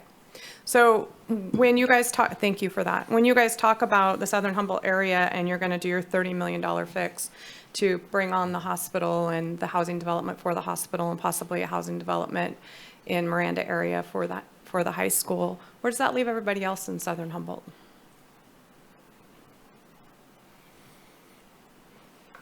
So you're talking about the $30 million between Bridgeville and Yep. Alder Point? Yep. So as I think John mentioned earlier, that first of all, that project allows us to serve right around the Garberville substation. Right. Right, immediate area. That would include the hospital and potential housing projects. As John spoke to, we are continuing to evaluate our options for the rest of the Garberville area, essentially from Xenia all the way out to Petrolia. I understand that, and the public doesn't know that yet, so I'm asking once again, what's the evaluation look like? You say alternative options. There's currently, Shelter Cove has, I don't know how many lots that are available for building, and that's where a lot of the housing in the Southern Humboldt area can be built. There's a lot of interest there from people coming out of the city, and currently there wouldn't be availability of power for those types of housing. While you say Fortuna, we're not worried about housing, that's not the case in Southern Humboldt. Is that true or not? So I'm not exactly sure what your question is. Can you You're hook up a speaking house about- next week?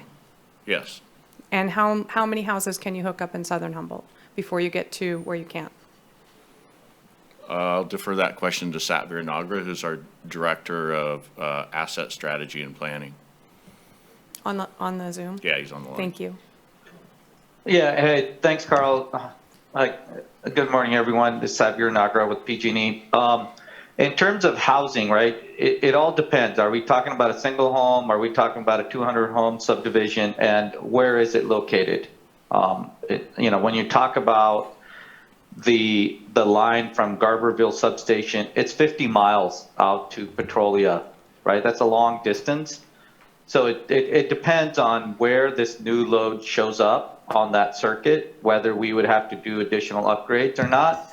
But, you know, like we mentioned before, and after we complete the work in 2026, between Bridgeville and Garberville, right around Garberville substation, proper Garberville, there'll be capacity to serve new loads. But going all the way out to Petrolia, you know, if you have a single home, yeah, that probably will not be an issue. If you have a larger industrial type load, that could be an issue until we get a better solution that John Stallman was talking to. So thank you for that. Garberville proper doesn't have a lot of availability for any growth as far as housing. There may be 3 or 4 lots available in the what you guys are calling Garberville proper. All of the development in the southern Humboldt area is going to come outside of Garberville. So can you hit on that if that is the case, and it is the case? Like I said, it's going to depend on where the load shows up, where we get the applications. You mentioned Shelter Cove a number of times. We don't have a single application in that area at this point.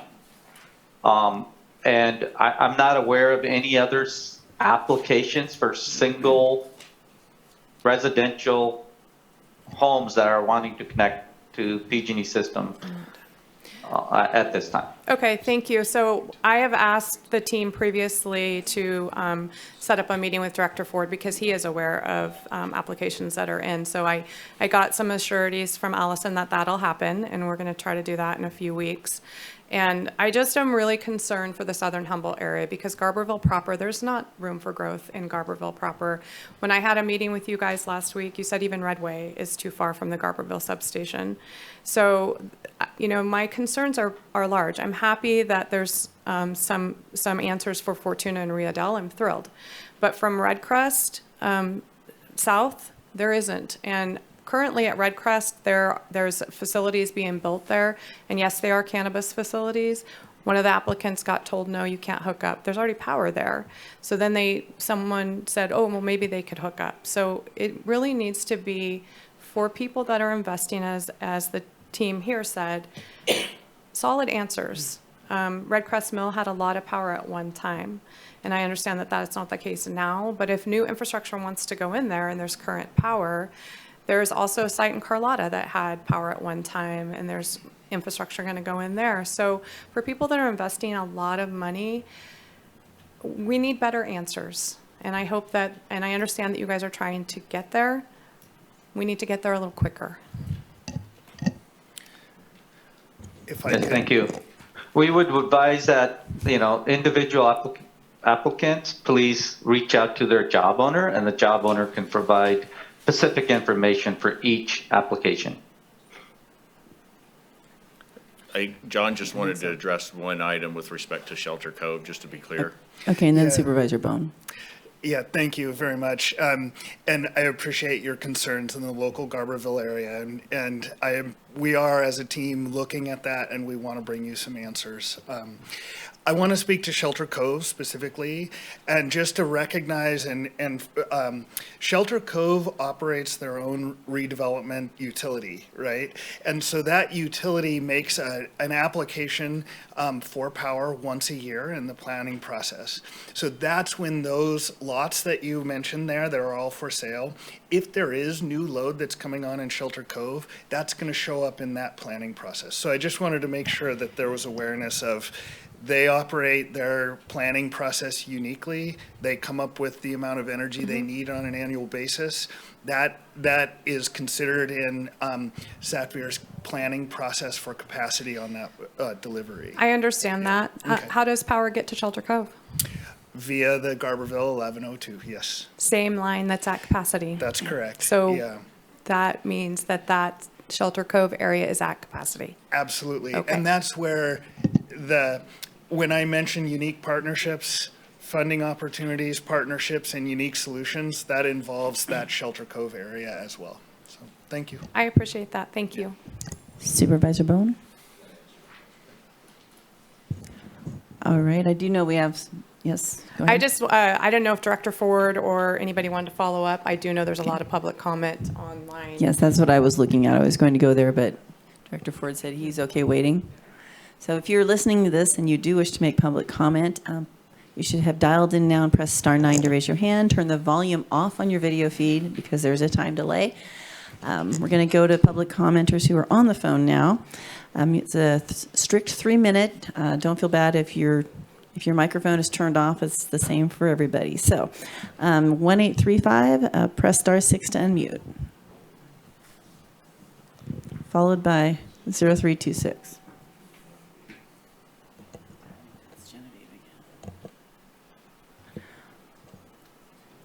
Are they unmuted? What was the you took them off my screen. I can't see the number now. Oh, sorry, 1835. 1835. Press star 6 to unmute if you wish to speak on the item regarding PG&E report.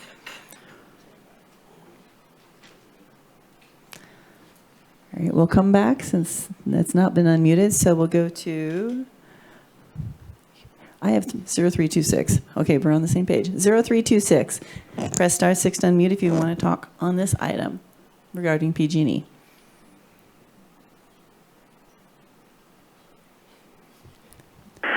This is Charles Wilson. I remember back up in 97, I was up in Newark. I lived there for 30 years, and we had, the vegetation was a problem. We had 6 days of no power, no water, no everything. So it is a problem when you don't have electricity. My overall idea is that the state wants to encourage the elimination of all these remote areas and force everybody into the larger cities. And so this is perhaps one of the ways that they do it, by setting all these regulations and everything there and creating the problems. I do appreciate that there's a recognition that this electrical supply problem exists, and we can't just run our cars on electricity and the batteries and all that kind of stuff. Now, these numbers, 300, 900 million, and all that kind of stuff, I've had projects, they take a longer time, not terribly long time, but the thing is, inflation's always with us. That 300 to 900 million ends up being 2 or 3 billion with a B.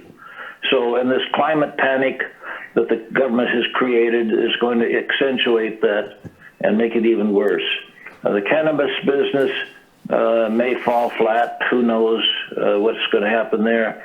The vegetation removal seems like that's another one of these things. That's supposed to be the vegetation that's supposed to eliminate all this carbon dioxide that we're supposed to be also worried about and so in fear of. So I appreciate PG&E do the best they can with what the restrictions, but I think the overall idea is that the state government wants to eliminate Humboldt County as being a problem and eliminate it there. Thank you. Thank you, Charles. So next we'll do 0116. Press star 6 to unmute.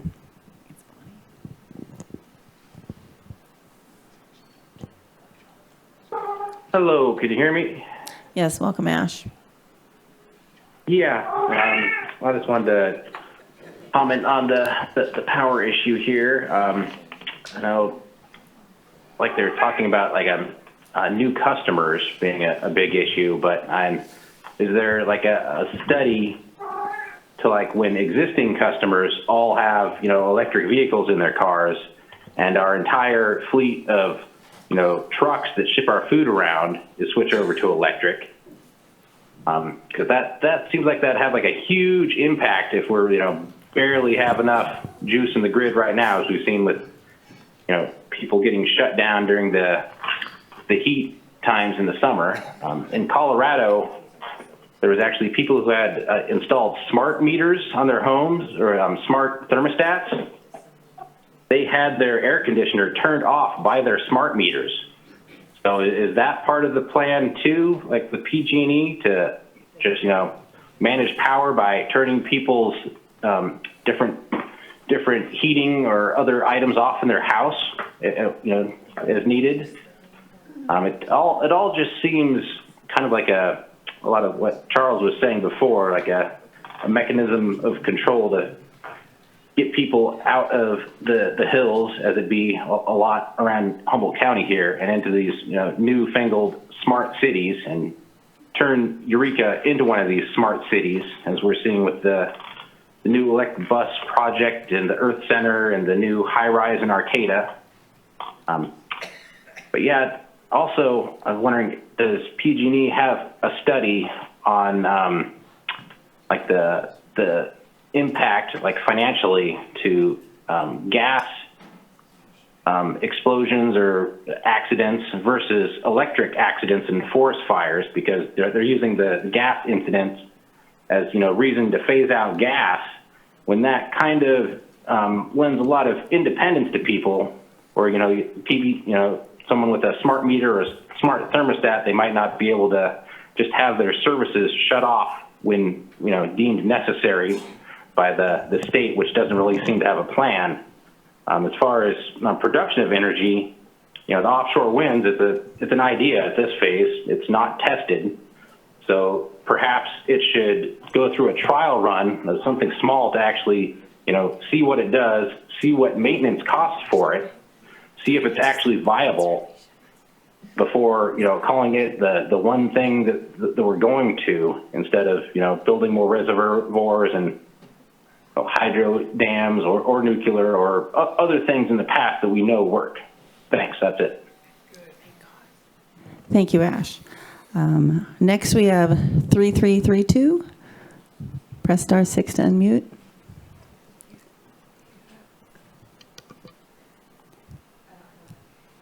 Madam Chair, that number is not up anymore. Okay, I'm looking at 0150. That's what I've got on what you've entered here. So, but I see a lot of other hands on this device. So which one would you like? I would go with the Zoom device that you're on. I would look at Zoom, not what I've entered, because they've raised their hands, lowered Zoom is their right. hands. Okay, well, alrighty then.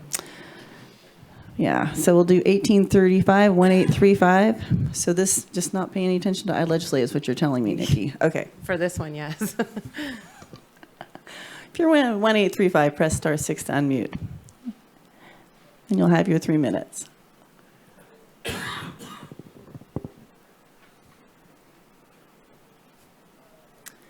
So anyone who's watching, be sure to turn the volume off on your video, because I suspect that's part of the challenge today. 1835. All right, we're going to come back to that one. We're going to go to 0151. Press star 6 to unmute.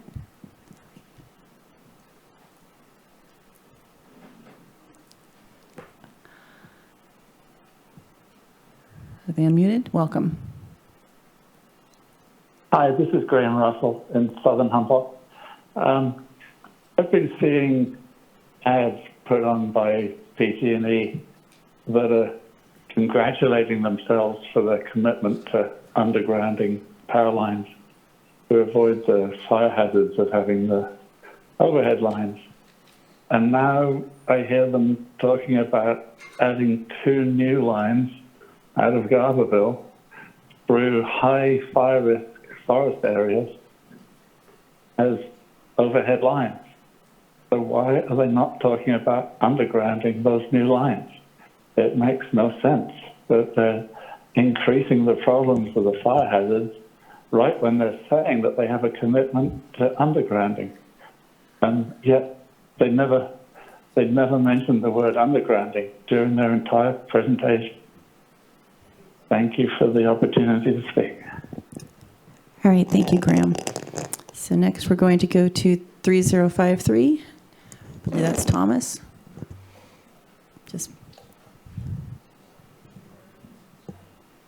Good morning, Thomas Volder here. I'm really thankful for the supervisors bringing this forward, Bushnell and Bohn. It looks like they're the ones that sponsored this.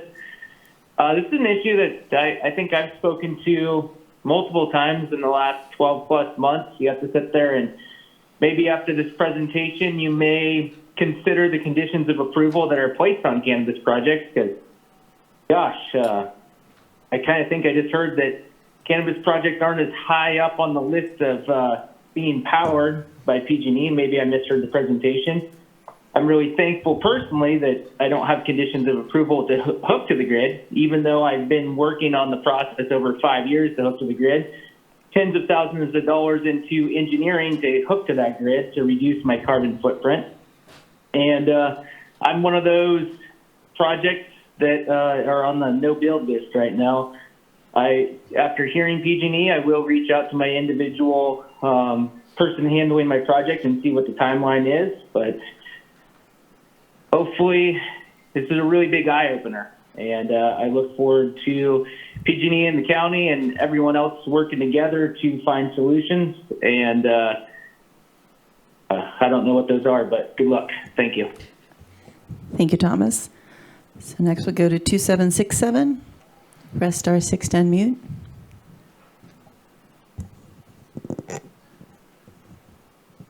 Hi, my name is Elmer Stillwell. I work here at Clearwater Ag Services in Garberville. And Excuse me, we just, represent okay. cannabis projects around the area. And I know cannabis is probably getting tiresome of hearing about, but it happens to be our new major economy down here. And everybody seems to want to try at it to, bring some money in. Garberville's looking pretty sad right now with the development phase. It's becoming a ghost town, and a lot of it has to do with PG&E not being able to hook up new businesses or infrastructure to get things going. And one project in specific, we do represent at the Red Crest Mill up there, and they thought they had the power. The landowner thought they had the power, and now they're being told they don't have the power. So anything to get things moving faster would help us out big time.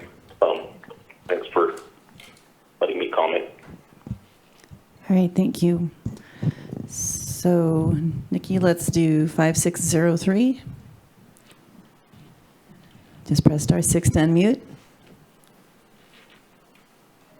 Good morning, Supervisors. This is Colin Fisk with CRTP, the Coalition for Responsible Transportation Priorities. I just wanted to briefly address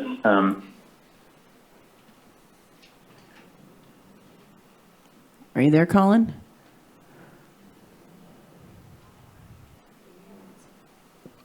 Yeah. Okay, well, let's go to the next. Colin, we think you accidentally muted yourself, so we'll come back to you. So let's go to, I have 0150 again, but I think it's probably Dottie this time. 0150. Dude. Hi, Dottie. Just for the record, I just want to tell you that Zoom usually works really well. Today's not working terribly well. I tried to talk on public comment, so I lost that opportunity, which is unfortunate because we have a little bit of a crisis going on. But Michelle Bushnell, hopefully you'll call me on the phone and we'll be able to talk about it and figure out how to get something happening for next week.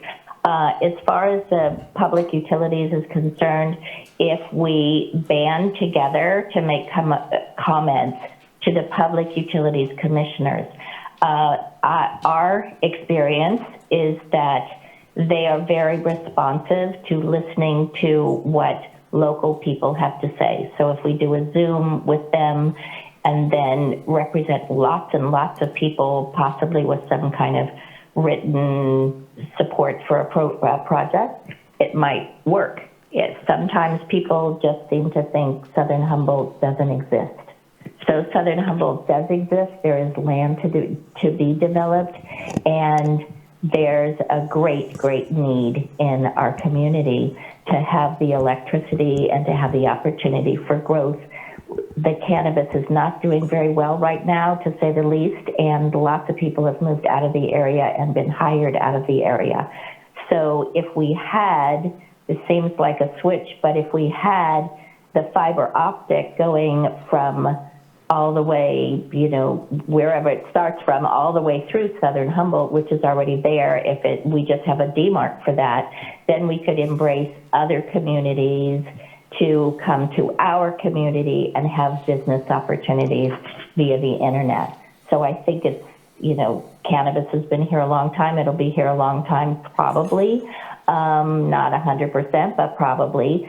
But we need to have the infrastructure so that we can have other businesses, other technology, and promote diversity of opportunity economically. So I really hope that you'll embrace the Avenue of the Giants plan. You'll get the internet infrastructure going throughout Humboldt County, especially Southern Humboldt. It's not fair to people that live in Southern Humboldt, have lived here for a long time, or are investing in Southern Humboldt to have such a mess on their hands economically. And additionally, as far as what's happening with these abatements, we need to be addressing the abatements in a more cordial, welcoming way instead of having it be the way that it is. So we are embracing an idea of a new abatement situation with the county that is local people that have been abated to talk about how it could have been better and less stressful. All right. Thank you, Dottie. Thank you, Dottie. 3 minutes are fast. So we'll do 5603 again. 5603. I think that might be you, Colin. Press *6 to unmute. Good morning. Can you hear me this time? Yes. Great. This is Colin Fisk again with CRTP. So thank you all for addressing this issue. I just wanted to speak very briefly to the climate action implications that some folks have addressed. I think this is a very serious issue, and we do need to work it out. Electrification of buildings and transportation are, critical climate action steps. I think, though, that this is also a reminder that electrification is not by itself going to be a sufficient solution. We can't just plug in a different fuel source and expect to sort of continue with business as usual. We also need to, in our climate action plans, really double down on sort of good old-fashioned energy efficiency, conservation, and demand management so that we're, for example, just driving less, using less energy, and making sure that our buildings require less energy rather than just expecting that we can get everything that we need from the grid. Thank you. All right, thank you. And the last hand we have up here is we're going to try 1835 again. And press *6 to unmute. And then after that, we will go to those who are here in person.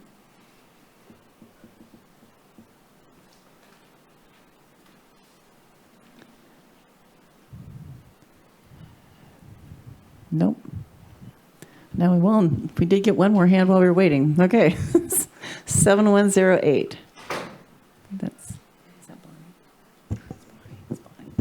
press *6 to unmute. 7108. Good morning. This is Bonnie Blackberry down here in Southern Humboldt. And I just wanted to say something about the mostly sun-grown. Today, sun-grown can be light depth, which is 2 crops.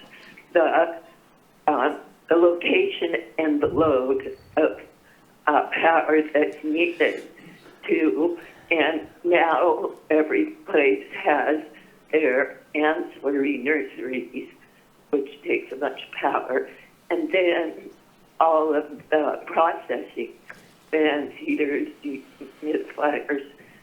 I think it would be good for the county to have an idea of what is the power consumption on these grows. And mixed light, well, we just got another 10,000 square feet of mixed light where the guy told his neighbors that, he was hoping to grow 5 crops. So, and the 71 out of 76 for cannabis hookups and the 25 megawatts when it just takes 1 megawatt for 600 homes. Yeah, it's like how are we using our power? And we need to use less, consume less, and wherever possible, solar and hydro can really help, even if it's foggy some of the time. So I just wanted to put that. And the Garberville substation already got some kind of redo that made it look bigger, and I guess that didn't do too much. Anyway, thank you. I think PG&E needs a whole lot of oversight. Good luck. Thanks. All right, thank you, Bonnie. One last time, we're going to 1835. Press star 6 to unmute.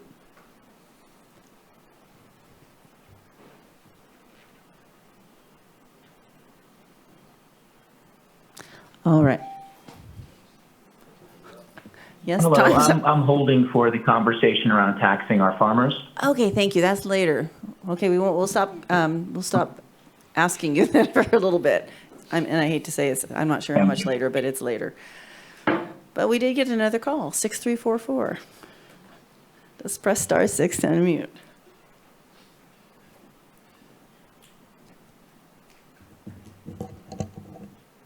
Hi, good morning. This is Carla Knappich with Honeydew Valley Farms, and I wanted to take a moment to comment on as a PG&E applicant.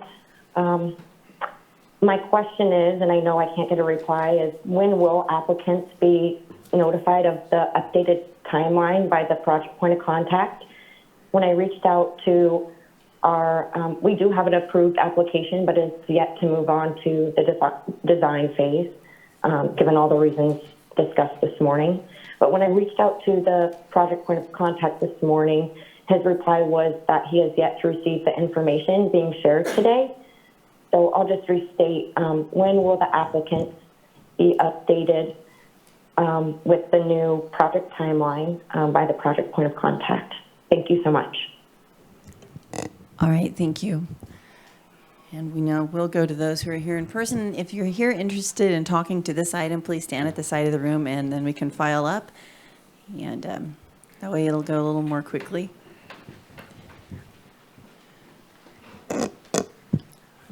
Right. Mayor Long, I was going to put you in the front of the... You're leaving too. So just be... All right, are we ready? Everyone's like, welcome, Sue. And there's the same 3-minute time limit. All right, thank you. So I'm going to skip a little bit over the mayor portion. I'm here wearing 2 hats today. So as Mayor of Fortuna, we have all the concerns that have been expressed, and I think Merritt and Director Ford and Kevin Caldwell did a great job. I would just like to reiterate those comments, and I know that you guys understand the seriousness of this, and I know that we've had a lot of meetings with PG&E, and we appreciate that as well. Some of the things that are being said, though, as a developer, I know firsthand what is happening. And when PG&E says some of the things, I don't think that they are lying. They're just not understanding how all the pieces are fitting together out in the field. So as a developer, we added a 6,000 square foot shop on Ronerville Road.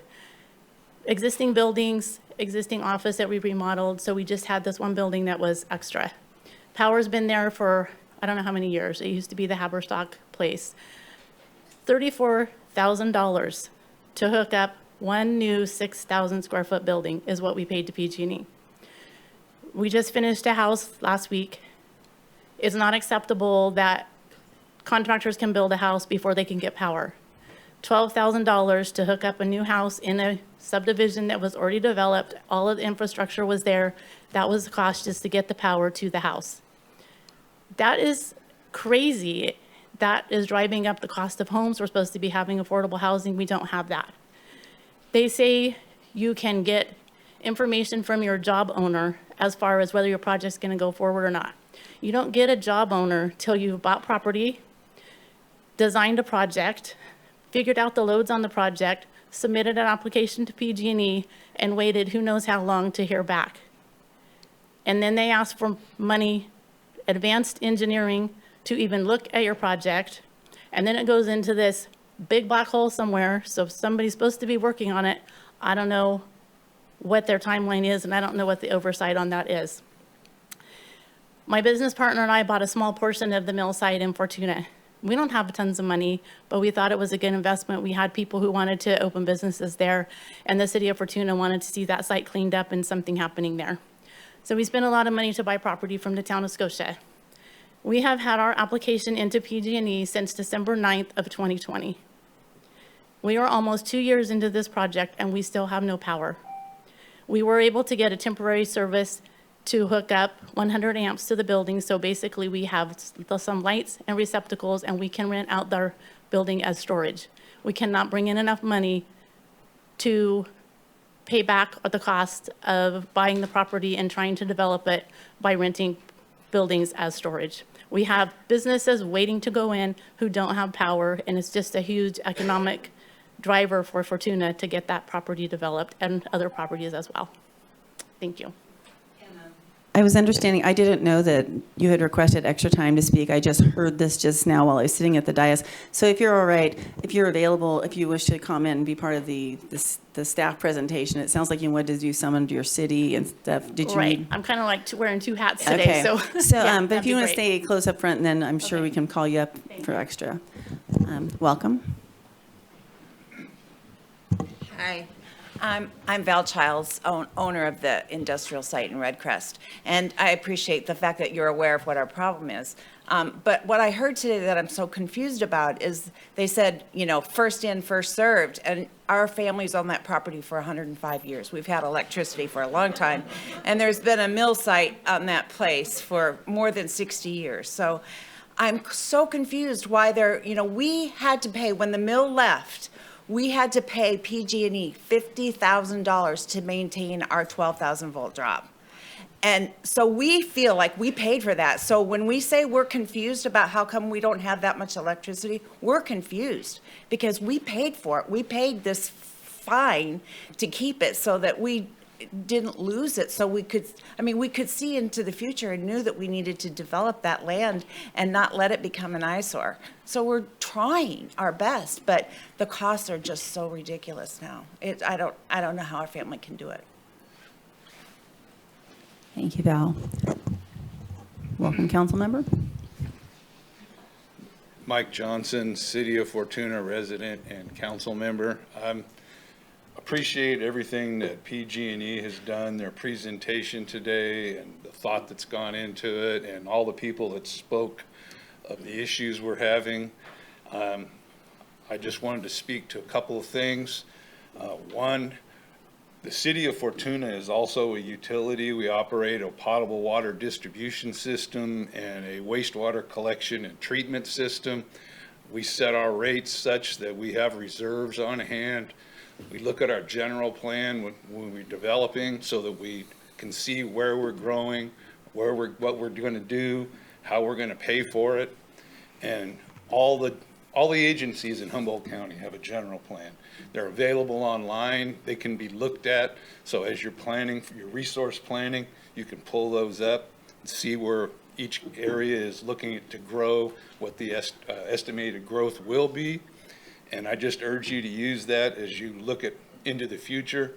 And I'd also urge you to sharpen your pencil as you look at southern Humboldt, Garberville, that area. It's a small developed area, but their sphere of influence runs down into Mendocino County, west to the coast, east several tens of miles, and north to Miranda.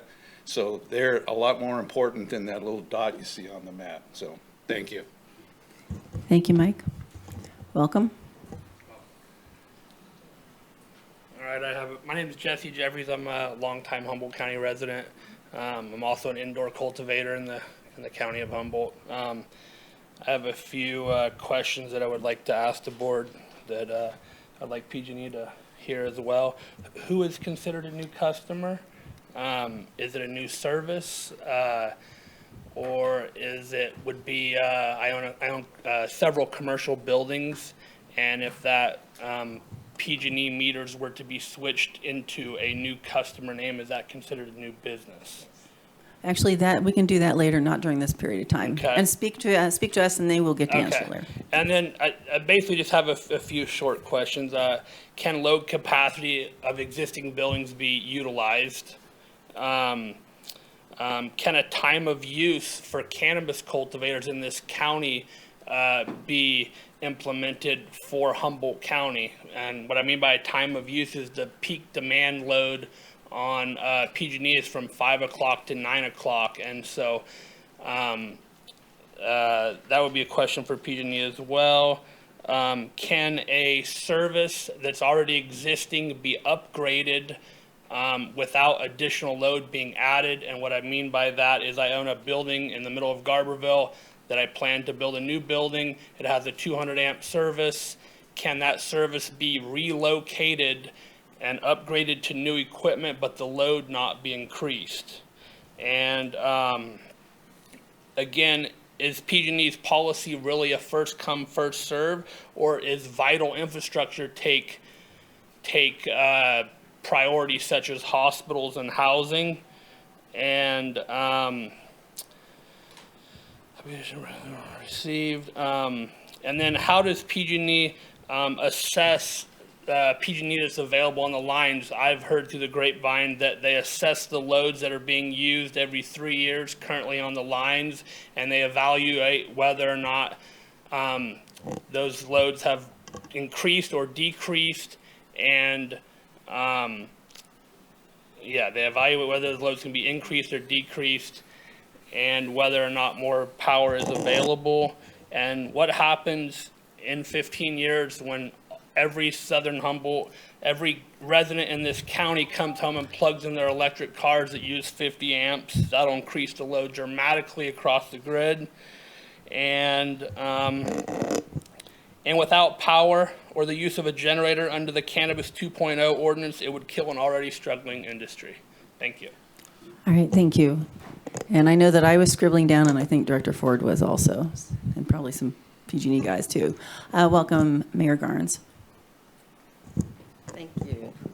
I just wanted to thank the board for bringing this to the attention to the public, because the public really needed to be informed and kind of get the kind of understanding that we in meetings have kind of gotten some understanding, some confusion, but the information needs to be out there for the general public. So I appreciate you bringing this to the fore. I would appreciate the speakers today from PG&E. I appreciate what PG&E has done since this whole thing has come up, the efforts you put in, and I hope that, the effort that you have promised continues. There's commitments that have been made to us for transparency. There have been commitments that have made for open communication and continued full communication. And that's really one of the things I think helps with this being at the board level, is that communication that has been made a commitment to us from PG&E continues. That people are going to be contacted by November 1st, that happens, because today is November 1st. And so I just want to make sure that we are all on the same page, and that PG&E stands by what they say they're going to do. That is really one of the most important things, is that once you've said it, once you put it out there, you need to stick by it. And we do appreciate, though, what has been done so far. Riadel appreciates it. I'm sure Fortuna appreciates it. And all of the things that you've done. So that's pretty much it. I want to thank also Senator McGuire, Assemblyman Wood, the PUC, the PUC, and Representative Huffman. I mean, this has been kind of a group effort, and we got to stick together. We got to stand as one voice, hey, just keep working together, and maybe we can work this thing out. So thank you. All right, thank you. Welcome. Good afternoon, Board. Madam Chair, thank you. I just want to ask PG&E, as they look at these processes and how they address this community, that they take into consideration and take a deep look that they're not having any discriminatory processes about a very oppressed culture in our community, And Layla, which is can you the just look at cannabis, us, the one you're talking? which is the cannabis community, and that our state and our county look at these different histories around this and take those into consideration, because what I heard today was some clear statements that showed discriminatory issues. So thank you. All right, thank you. Welcome. And if there's anyone else who wish to comment on this item, if you stand by the side, it would be very helpful. Welcome. Good morning, Jack Wheeler. I'm a Fortuna resident. About a year and a half ago, I purchased what used to be the Carlotta Sawmill. I have a customer-owned substation there. It's about a 10 MVA installation. When this issue first arose, I actually heard about it in the local newspaper. It mentioned that issues might be at transmission level throughout southern Humboldt. I've been paying attention to this presentation. Sounds like the issues at the transmission level are more on the Garberville side. I would like to see some data as to what capacity is available at the transmission level on the 60 kV line running to Fortuna, Rio Del, especially considering that there's substation upgrades being proposed there. How much capacity is available for those upgrades, and how this may affect my existing infrastructure and ability to develop this site that I'm working on. Thank you. All right, thank you. I don't see anyone else coming forward, so we'll return to the board. Supervisor Bohn or Bushnell? And I brought up the question, but if I'm not mistaken, the reason we're not undergrounding is because we're not in a state-authorized high fire area, so they are not requiring it, or they're not helping to pay for it. Which one is it? Can you explain that? Yeah, I'll answer that, and then I'll ask Satvir to chime in as well. But so the company has announced 10,000 miles over 10 years of undergrounding, right? And we have a wildfire governance board that does a risk prioritization of all the circuits within PG&E's territory to determine where we will be doing that undergrounding. That area right now falls further down the priority list. It's not really located next to really high populated areas. So when you think about throughout all of California and the undergrounding that we need to do, and then being able to budget that over 10 years, that wouldn't currently fall under that purview. Satvir, is there anything you'd want to add to that? Yeah, Carl, you got it right. So when we do look at building those two new circuits, right, we will look at undergrounds where the option exists. You know, as Carl, I mean, as John pointed out earlier, right, the lines that go out to Petrolia go through some of the roughest territory in our system, right, where undergrounding may not be possible. But when we do build new lines in any high threat fire area, we do build to our new fire standards. So it'll be covered wire, will be what we put in if we put in anything overhead.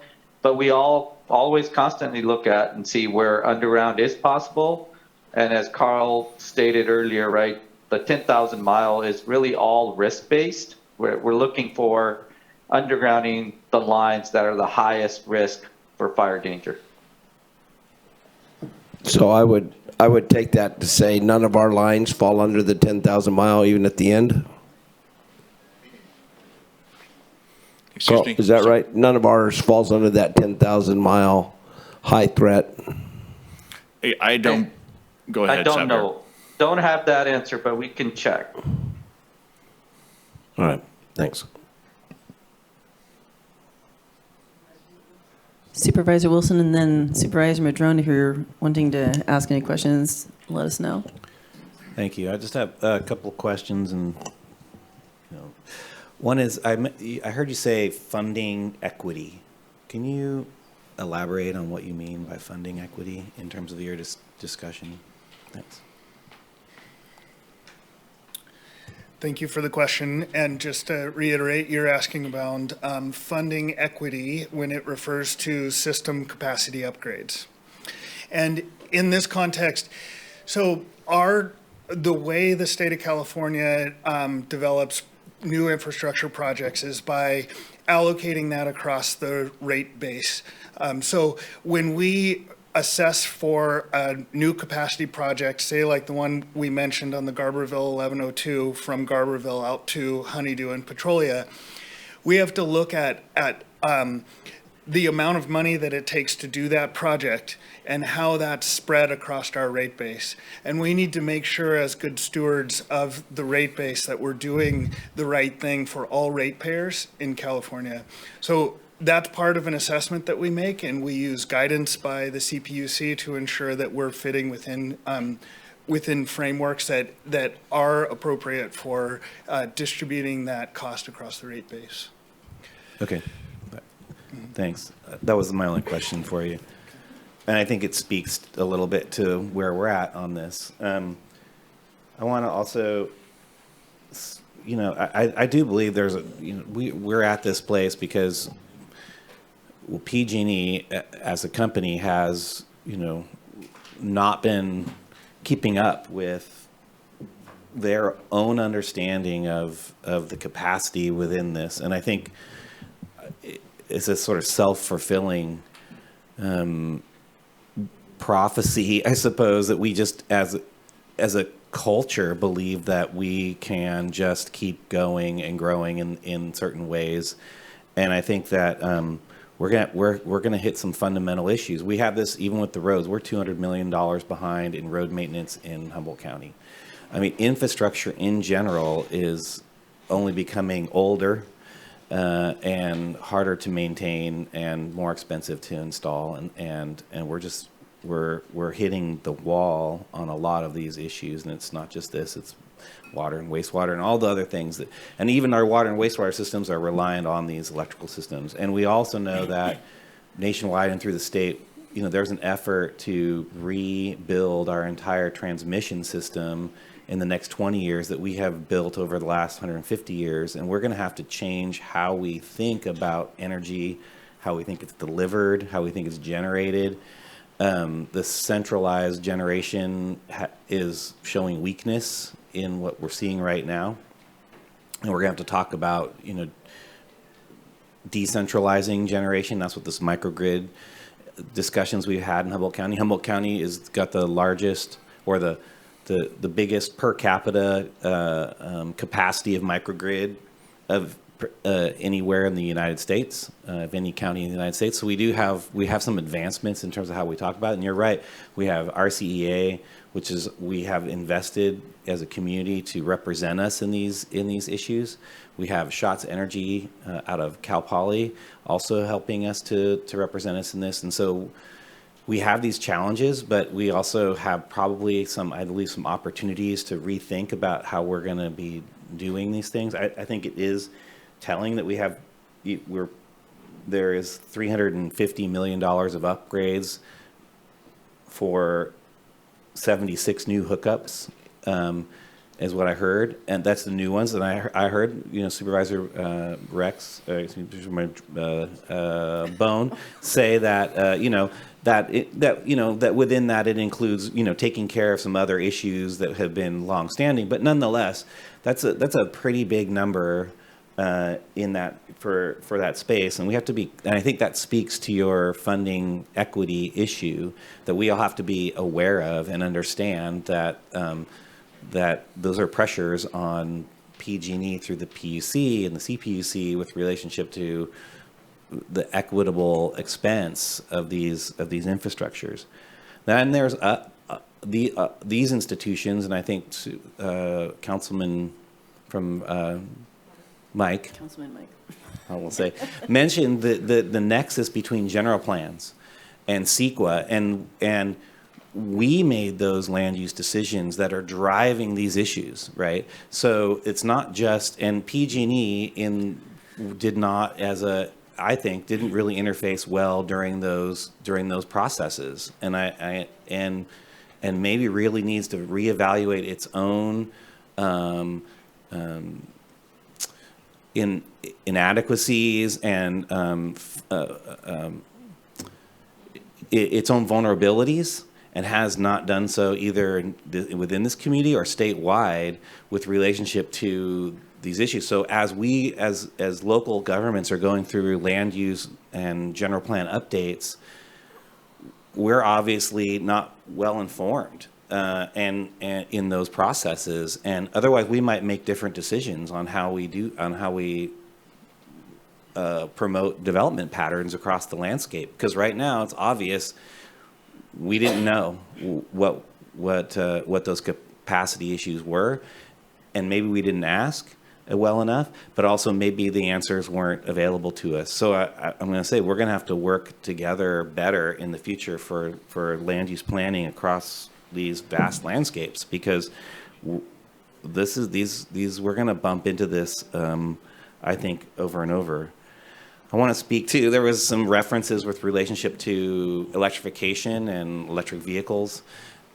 I want to just, the network of electric vehicles in the future will not be what we perceive it to be today. If we do it right, they will be part of a distributed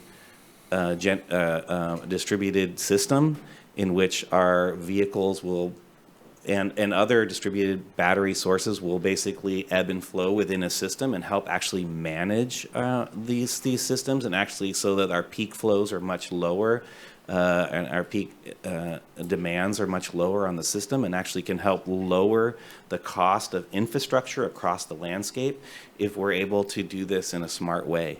And we can do it. It just requires us to both ask PG&E to be open to that, because part of the reason we're not getting as far afield in this is because of resistance from generators like PG&E, because they don't see a net benefit to them to offer that, to be a partner in that, as opposed to be resistant to that change.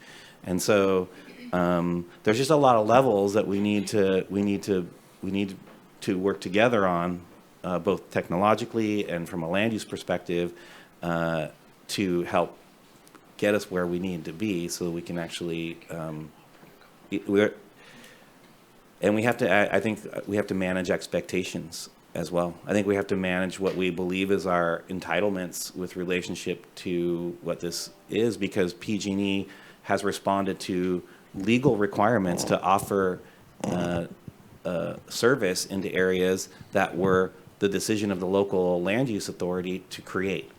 And I think we all bear some responsibility in that space. So I think, again, huge challenges for you guys, for us, in moving forward. And I think we really need to work together on that. But at the same time, I mean, we're the transparent organization, you are not. And so we're going to really have to work on that. I think that, for me, is the fundamental sort of, if we have to push blame into a space, I'm going to put it into the non-transparent private entity in this case, because ultimately that information is power, and that's not something that we have been sharing very well. Thanks.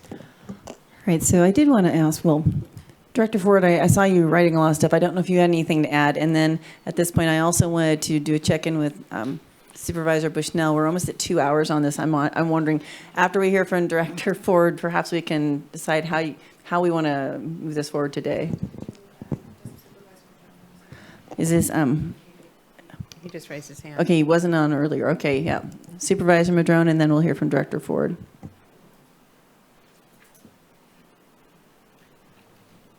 Wow.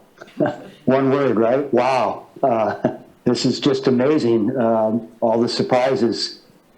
It's coming at a time where also people who are trying to produce power through solar panels and do grid tie, there's been a legislative attempt by utilities to try and charge a surcharge on people who are out there trying to be part of the solution and actually produce some power.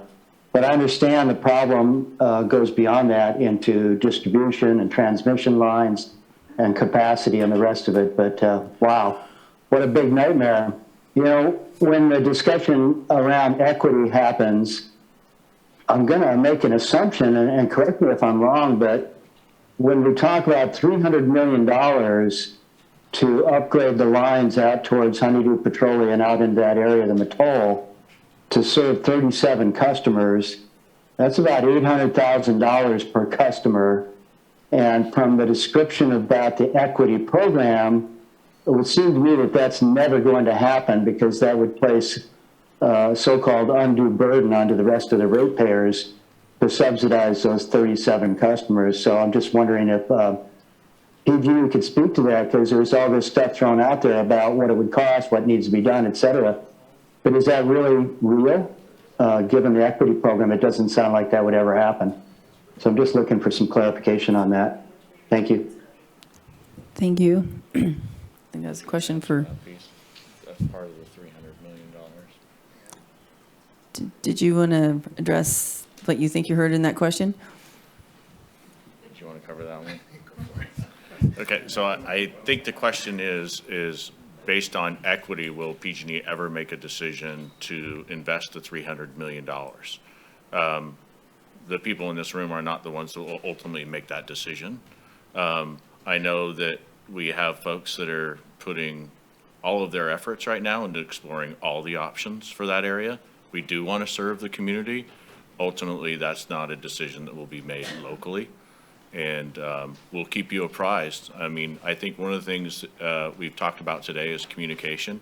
And I know Allison's offered to meet with the county and with the cities of Fortuna and the city of Riedel on a quarterly basis to update you on what our progress is as we're moving through some of these decisions. All right, thank you. Supervisor Bushnell, and then I would like to hear from Director Ford. You want to go? Whichever one, okay, she's going to let you go. Yeah, I don't really have anything to add at this point. I did write down the questions from Mr. Jeffries if you want to go through those, but otherwise, I think the comments have been pretty straightforward. Thank you. I think those questions can be answered later. I'm hoping that, I'm not sure quarterly is enough for planning staff to begin with. I think probably it needs to be, I know we're going to have a meeting in a couple weeks, but there's a lot of questions that the director has, probably Mr. Caldwell and probably Fortuna when they're, as permits are coming through. I do want to say that, anticipation of things for you guys that are in the hopper aren't there because you don't have an application. The county is getting ready to invest $3 million in a vets hall in Garberville. It was an existing service that hasn't been utilized for 7 years. It was turned off in July. So that building is anticipated to be hooked back up in December of 2023. I know that Public Works is probably going nuts right now with this conversation. So that's something I don't expect you to ask right now, but I do expect PG&E to reach out to planning staff in both the cities and our county because they do know what is in the hopper well before you guys.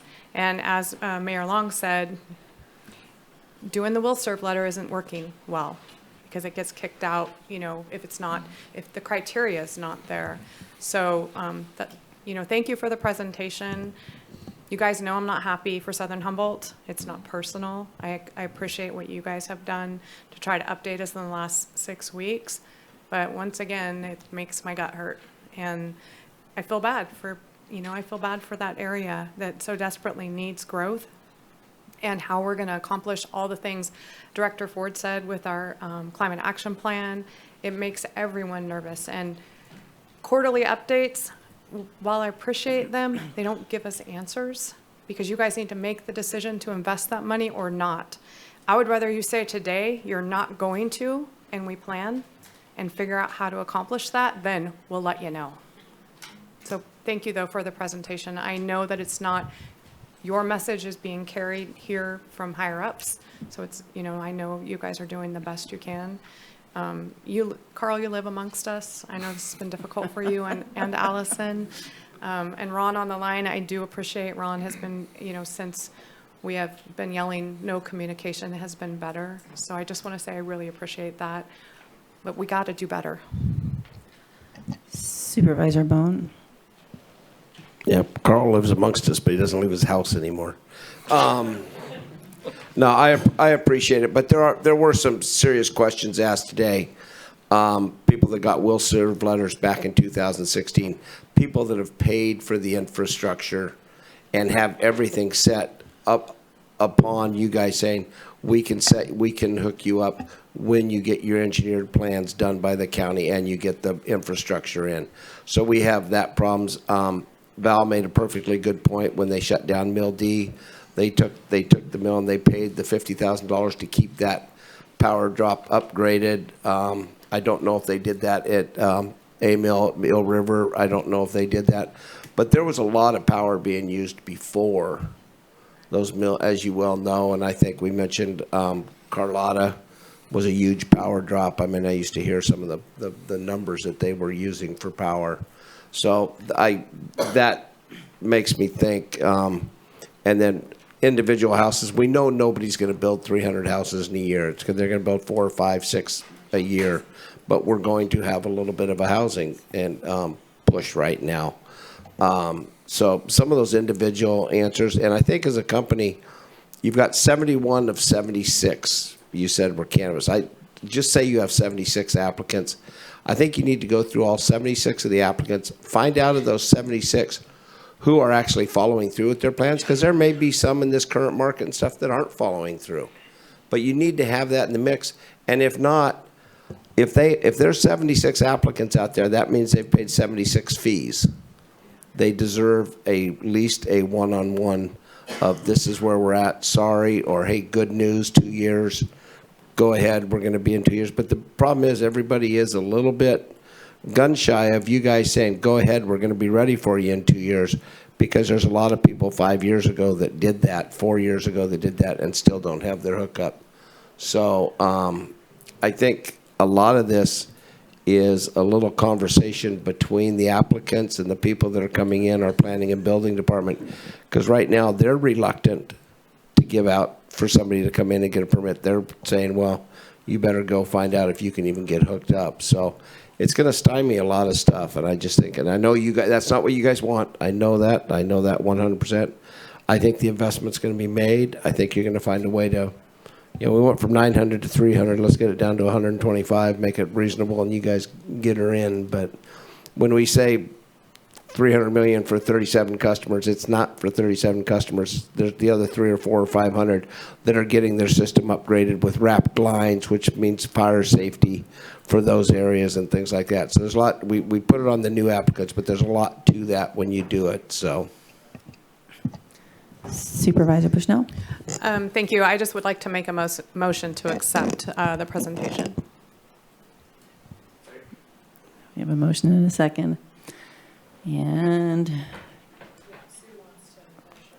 Can I just make one more comment? actually, yeah, and I want to make it clear to people, I'm asking you up here as a member of the presenting team. I mean, to me, it's like process. So, I know. I'm not going to start picking people up saying, come up. It's confusing. So this is an unusual. Thank you. I appreciate it.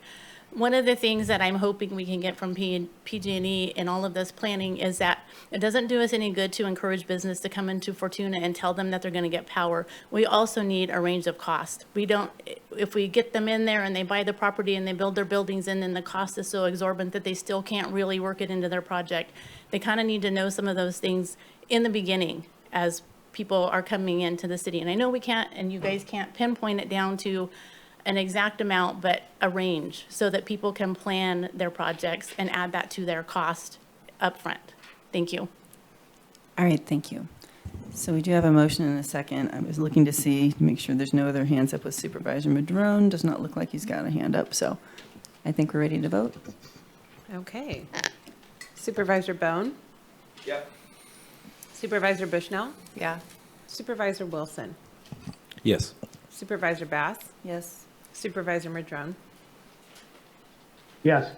Thank you. Motion passes 5-0. All right, thank you everyone for being here. We're going to take a 10-minute, we'll come back at 1:45. All right, thank you. Oh, thank you. Bye.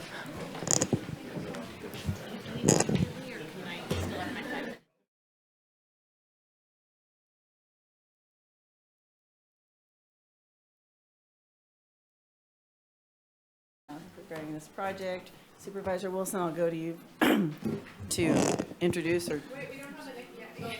Oh, sorry. Sorry, Nikki. I Sorry thought about it. Supervisor Bushnell knew how to use that thing. Let's see here. Well, at least can someone introduce the title so that, and then I'll speak to it. Thanks. Well, you mean, yeah, I have to find it now. The rezone, that's what I was gonna say. All right, since it wasn't originally pulled, so it is an item referring to the Lolita Local Coastal Plan petition and rezone. I have X's listed through it because it was off the thing, Indianola. Supervisor Wilson, it's your item. I'm gonna let you introduce it. I'll do it. Usually should be staff, but it's okay. This is. I'm just going to you because you pulled it. Is why I'm. I requested for it to be pulled. So this is Security National Indianola LLC Local Coastal Plan petition and zone reclassification petition. It was on consent. Usually these items are on consent because they're just a petition to put in an application, and we're not making a decision on discretion whether something gets approved or doesn't get approved, but we are making a decision as to whether or not the application is reasonable to a certain degree. And then also, I pulled this one because I have received quite a bit of comment from folks both living in the area and externally, and it made me think about whether or not and we do have staff issues in general, and so so I kind of want to ask this kind of question around. If this is a project that is going to create a lot of controversy or may or may not have the legs to make it through the process, as some of the folks have and I can kind of bring up some of the issues, then do we have we have not crossed this threshold before asked this question, like, is this worth the time of the staff, or is this how impacted is staff now, and how might this impact staff in relationship to all the other things we have going on? Because there's a lot of stuff going on, and we're kind of at capacity, so, I think. So to answer the staffing question, we have staff on different teams. One of the teams works on current planning projects, and another team works on cannabis projects. And frankly, the volume of work in both those areas is significantly declining right now. So from a staffing standpoint, I don't see this being an issue. We do have staff devoted to doing long-range planning, and frankly, right now, we could transfer staff into that if we had the budget for that. We just don't have the budget to pay for that. So we've got staff capacity to do this without a doubt. Turn this on.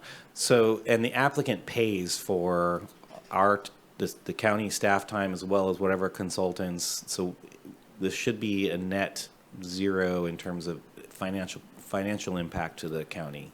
That is correct. This has no financial impact to the county. This is done on a cost recovery basis.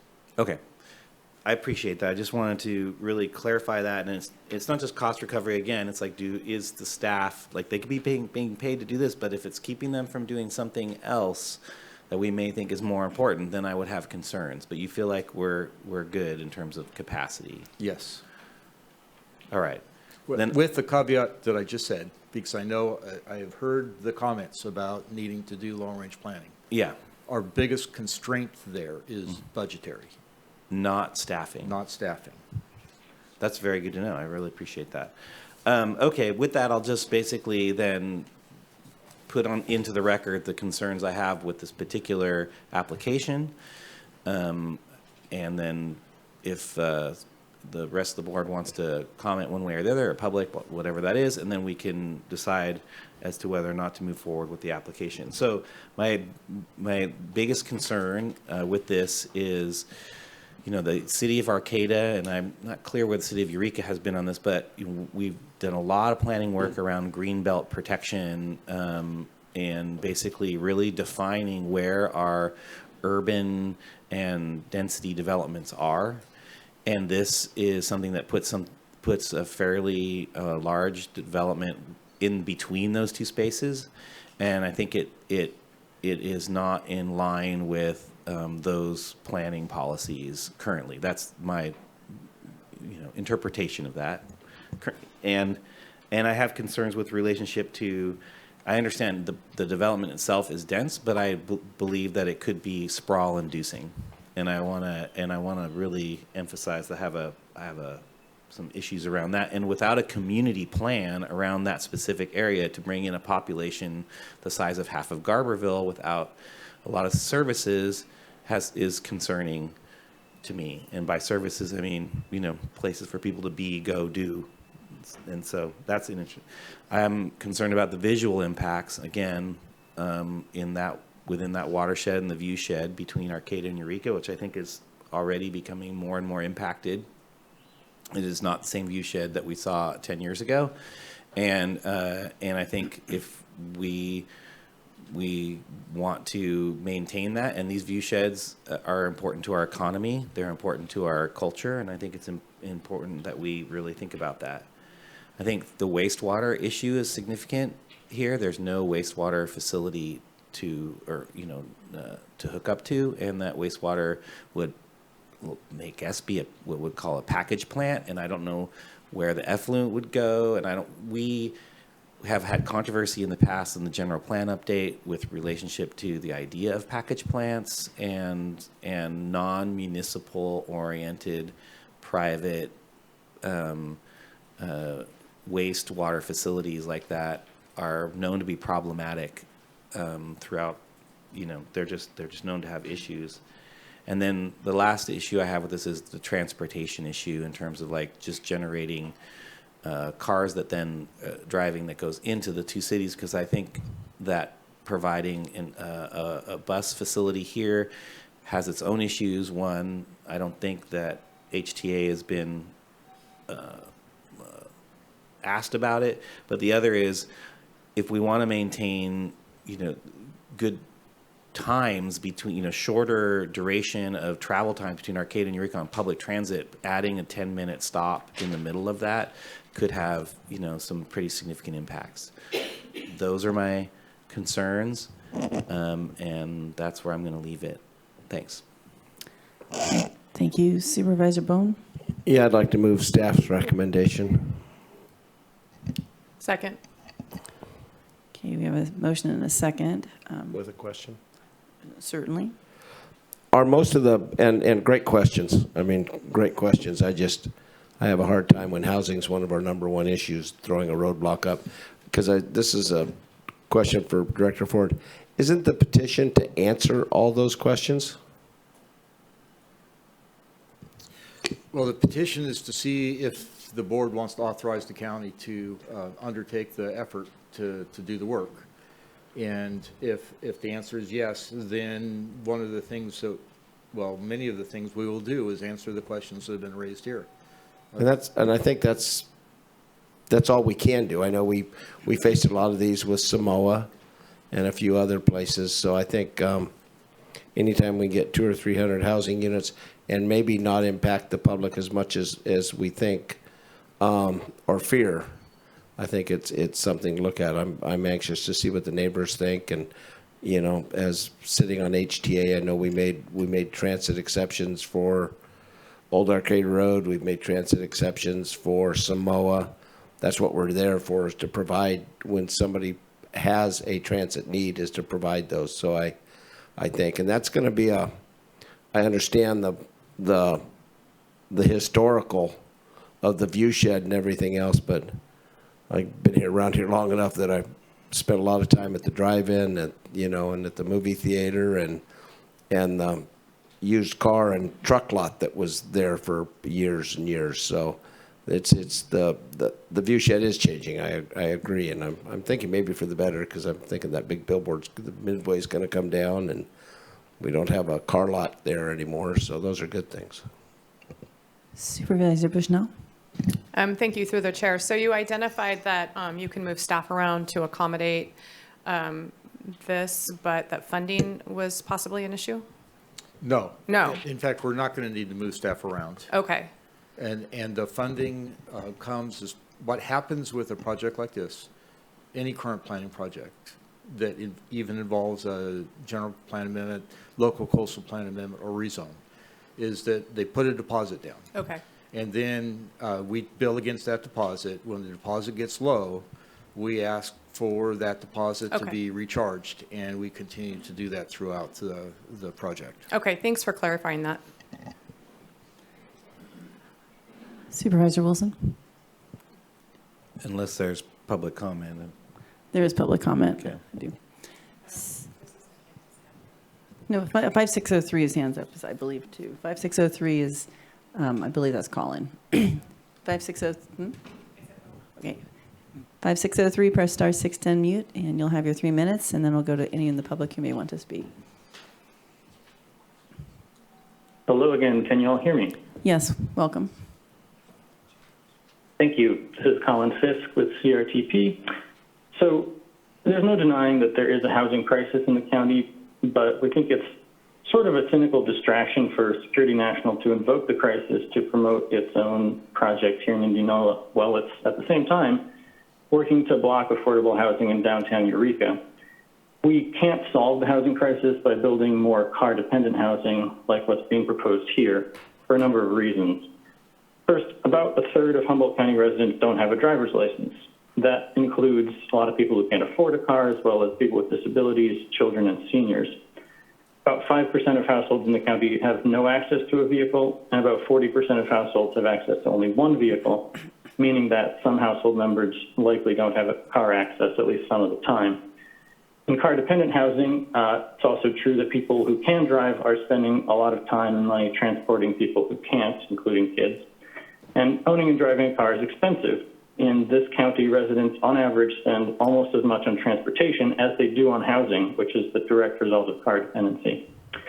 So this kind of housing that relies on cars to get around is not housing for people who can't drive, people who can't afford a car, people who would be better off if they didn't have to spend a huge portion of their income on owning a car, or people who don't want to drive for various other reasons. It's not housing for everybody, and housing for everybody is what we need to address the housing crisis. We appreciate that Security National is promising some green amenities here, but the most important factor in determining transportation mode is location, and the location of this project means that residents would largely be car dependent. Despite what they said in the application, it is unlikely that there would be a functional transit stop at the site, and the project is too far from major destinations for employment, school, shopping, healthcare, and so forth for most people to walk or bike. The inappropriateness of the location is further demonstrated by the fact that the nearest municipal sewer connection is 3 miles away. Running new sewer line to the area would be prohibitively expensive and would, in any case, induce additional sprawl in the greenbelt. And the on-site sewage treatment plant possibility would likely face technical and regulatory challenges related to effluent that are insurmountable. So even if what I've said about the problems of car dependency don't move you, I hope that you will care about wasting time pursuing a project that likely is not feasible in any case. So we're asking that you reject the petition and instead get to promoting housing in areas that are actually appropriate for it, like, for example, the future McKinleyville Town Center. Thank you. All right, thank you. We have 3053, press star 6 to unmute. Thomas, I think that's you. Good almost afternoon now. Thomas Folger here. Just as a member of the public, I'm confused with the term sprawl. I've heard the term sprawl be used before for TPZ lands and rural development. And then, so I heard that term, so I looked up this project real quick on the thing. And it looks to be like smack dab kind of in between Arcata and Eureka. So I'm confused by the term sprawl, or what one supervisor would be happy with, I guess, if we all lived in the city. I don't know. I'm confused. It'd be nice to know the definition of sprawl, because that one really confused me. Thanks for the opportunity to speak. All right. Excuse me. Thank you. 0116. Just press star 6 to unmute. Hello. Can you hear me? Yes, Ash, welcome. Yeah. Just wanted to speak. One of the previous caller was talking about, car-friendly areas and just, trying to pretty much focus new residences within the city. And this goes a lot to similar stuff I spoke about before. It's just this shift of trying to move people into the cities, vilify car ownership, and just the the whole agenda behind that. And a big part of that was just kind of realized in the one lane like a project that luckily got shut down near the zoo. Just, focusing on bike lanes and just a totally unfeasible situation. But under this whole movement to vilify car ownerships and just, try to move people into this, this new social structure, it's just a whole paradigm of the woke agenda that's really, killing our country. And you look at, are we set to run out of diesel fuel in like a month? I think I wouldn't vote this project down simply because it allows families who can afford vehicles. I try to maybe balance it with some inner city or building projects in town for people who can afford vehicles, but I wouldn't vote it down just on for that respect. Thank you. All right, thank you. Excuse me, we'll go to 7136, press star 6 to unmute.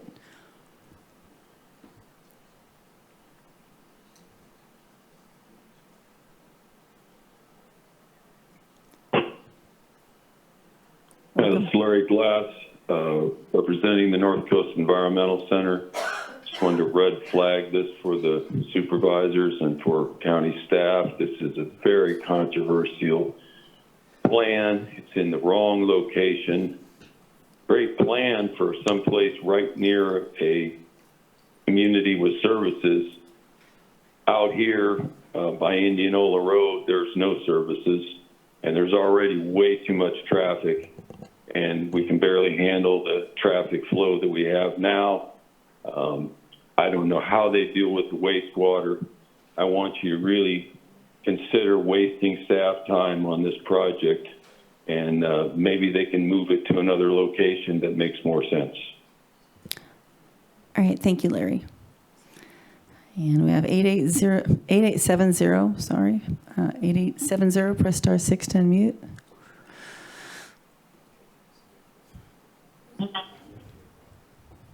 Hello, this is Julian. Can you hear me? Yes, welcome. Okay, yeah. My name's Julian Berg. I'm a local architect born and raised here in Humboldt. And I've been excited to work on the project here. Can I just confirm everybody can hear me? Yes, and you've got 3 minutes. Okay, great. I was having some technical difficulties here. So, yeah, in fact, I grew up in Indianola, so it's interesting here that I'm working on this project. So I know the area well. I'm excited to be commissioned by Security National to be working on this housing project for the area I call home.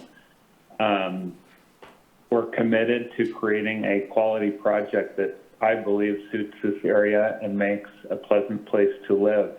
We've assembled a great team, and we're working hard to do the right steps.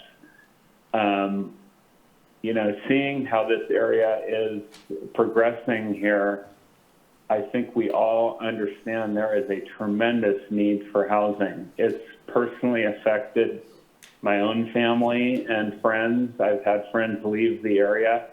So we have an opportunity here to do a great project and do something good for the area. I believe quality housing, it's a social justice issue. We're looking forward or looking towards the future with this development. It is our goal to reduce our carbon footprint, and this project takes that in the right direction. We're going to be all electric with the utilities of this project. Being right in the middle between Eureka and Arcata, we serve both communities. I believe it's close to several amenities that will serve the residents nicely. We're going to include a range of housing types, including 1 and 2 bedroom townhomes, units over garages, studio, 1, 2, and 4 bedroom apartments. you'll be seeing the planning of this project here shortly. We've got beautiful green space all around. Many of the units will have views to native trees, the green belt, a meadow. We're going to use native landscaping throughout. There's interpretive signing opportunities. We're including bike parking, a bus stop, electric car charging stations. So once again, I just want to say this is really an exciting opportunity to create a great project. Thank you, Julian. Sorry about 3 minutes. Goes quickly. I don't see any other hands up. Just looking at Nikki to make sure I'm right. Okay, so we're going to go back to the board. Supervisor, I just wanted to make sure, Supervisor Madrone, I don't see his hand up. What? No, actually, no, we haven't gone to here yet, though, I think, yeah. I did see Paul get up. Did anyone here wish to comment on this item? I'm just trying to look at them. Well, you just, if you're interested in talking, just come to the side, and there's a 3-minute time limit. Welcome.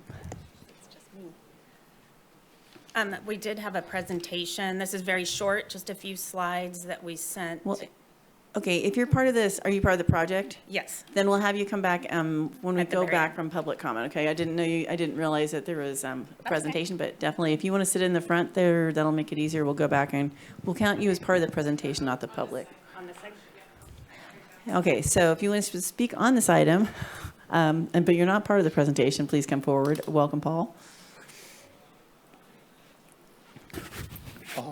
I just wanted to say that I'm real intimately familiar with bus and the new freeway connection that Indianola is going to get. And it seems like that's a perfect place to develop.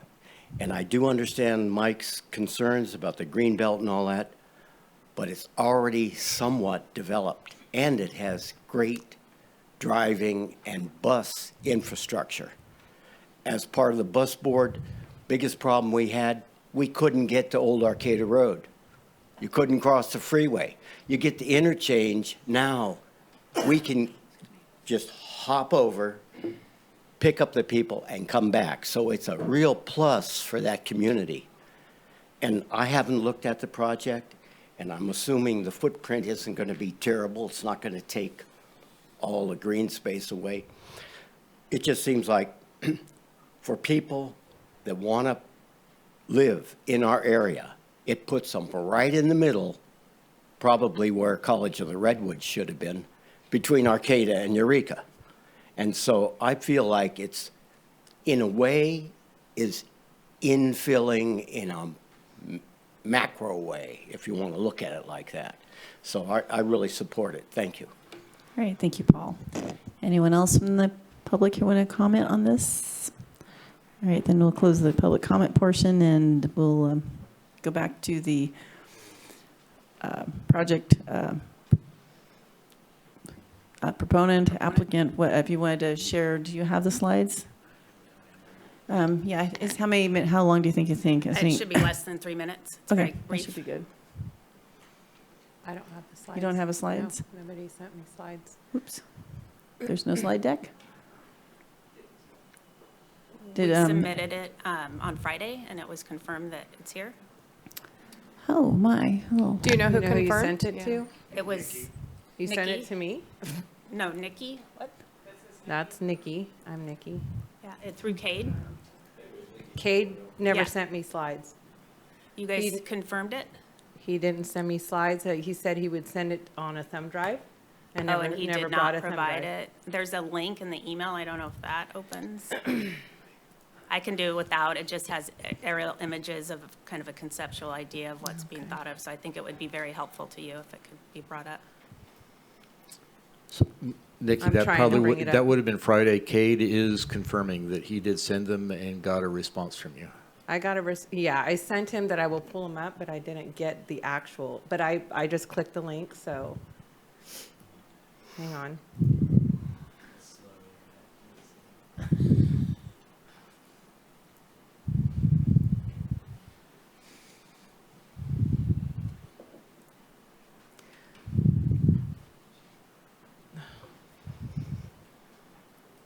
This is not as easy as it.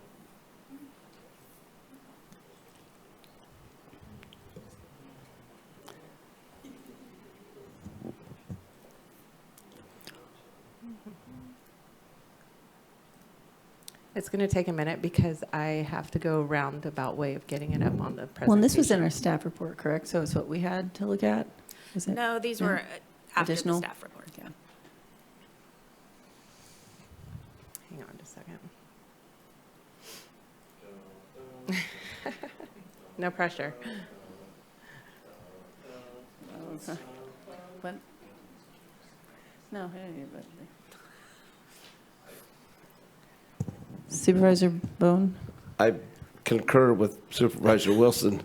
I don't think this is going to affect the outcome. So if it doesn't come up, So if it's not going to affect the outcome, they'll usually tell you less is best, but. Yeah, I'm going to tell you right now, I'm inclined to vote to move forward with this, so. So he's basically saying you don't need the presentation, is what I'm hearing. Okay, Yeah. and that's If fine that's what if you're you don't trying- want to see it. Unless you want to talk me out of it. You can build, you can, I don't think I would talk you out of it, but Right. if you don't need to hear what I have to say, it's and very you can short, build then that's Security fine. National, I'm okay with that, so. No. If you want to communicate what you wanted to say, that's fine. It was just Yeah. reiterating what John Ford has already said. It's, thanking for the community comments. It's just the ability to be able to do the technical studies so we can answer those questions and determine the appropriateness of the site. Where's the wastewater going to go? That's a question. Traffic, transportation, electric, vehicle miles traveled. Give us the opportunity to answer those questions and see if this is a site that is feasible. And then the project will be brought in front of the Planning Commission and the board again. And then I do want to say one more thing. We're committed to an open public process. We've already had several meetings with interested parties and discussed this project. That's why it's so well known and why there have been comments on the project and why you've probably been receiving phone calls. There is a website that is now available. It's snpdevelopment.com, and there will be the opportunity to ask questions and provide comments on that website. And then you're also welcome to reach out to me at North Point Consulting Group if there are any questions or concerns. And that's it. Thank you very much for We your have time. a question for you. And I'm just making it clear, the assorted acronyms that called in today, you've already met with those people. That's how they knew about the project, right? Some of them, yes. Okay. Yep. That's, all right. But there's, yeah. Can you send us, as a board, the pictures and the visuals, just, or, I can send it to the board. Okay. Yes, and they are on the website as well. All right. Thank you. Thank you very much. Nice to see you again. Yes, nice to see you. So we're back to the board. We do have a motion in a second. Supervisor Wilson? Yeah, Director Ford spoke to the capacity issue, which was my main concern. And then also, we had comments. I knew there were people that said they wanted to make comment on this, so we had that. In the past, we have not denied one of these applications, but lately I've just been hearing a lot of issues about capacity, and so I just wanted to get to that, and I think you answered the question, so I'm ready to move forward. Thanks. All right, thank you. I think we're good to do a roll call vote, Chair please. Bass, Supervisor Madrone has his hand up. All right, Supervisor Madrone. Thank you, Chair Bass. It's hard to pass up opportunities to build more housing because I think we all recognize we really need this. It does seem like an odd place in terms of the current services available, but I think there were some good points made about the future interchange there and how that's going to overall impact the general area.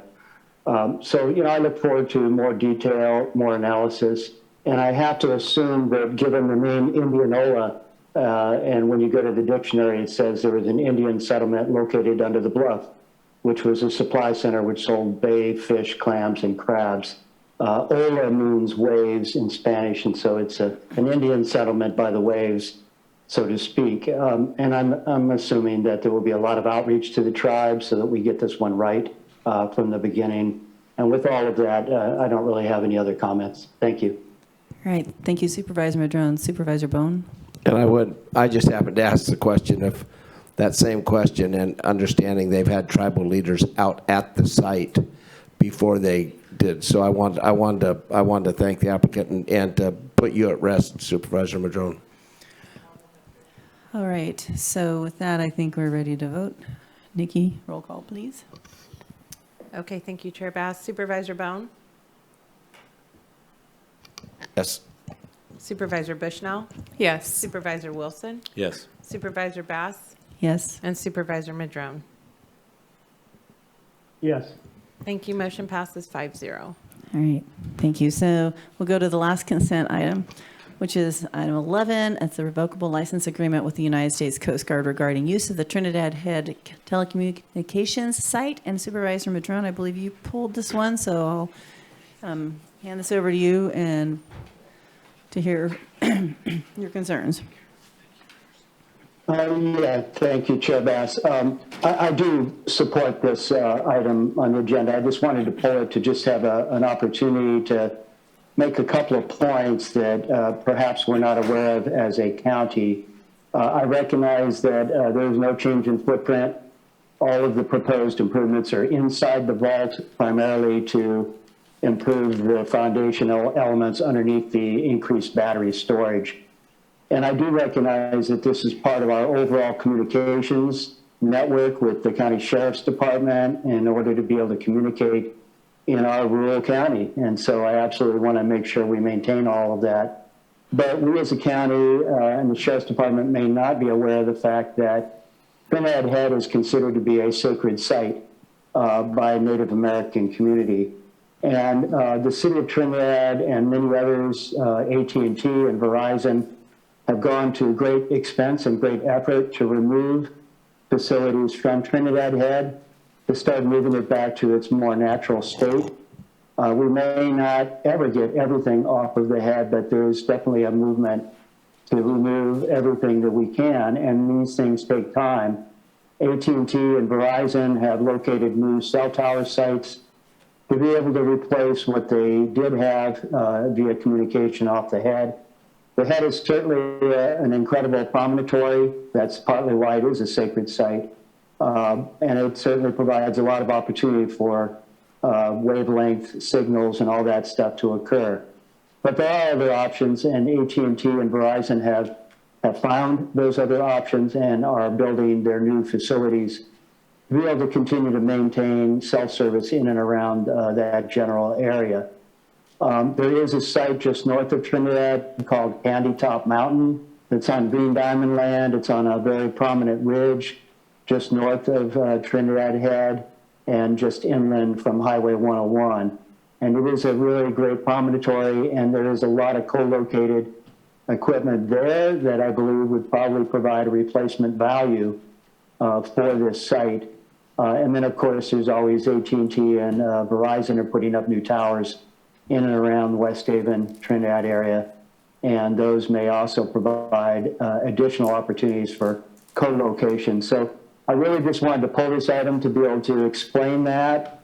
I see that it is a 5-year lease, and my hope would be that in this next 5 years, the county sheriff's department would make every effort to figure out another site to be able to locate our equipment at so that we can be part of removing the equipment off of this sacred site.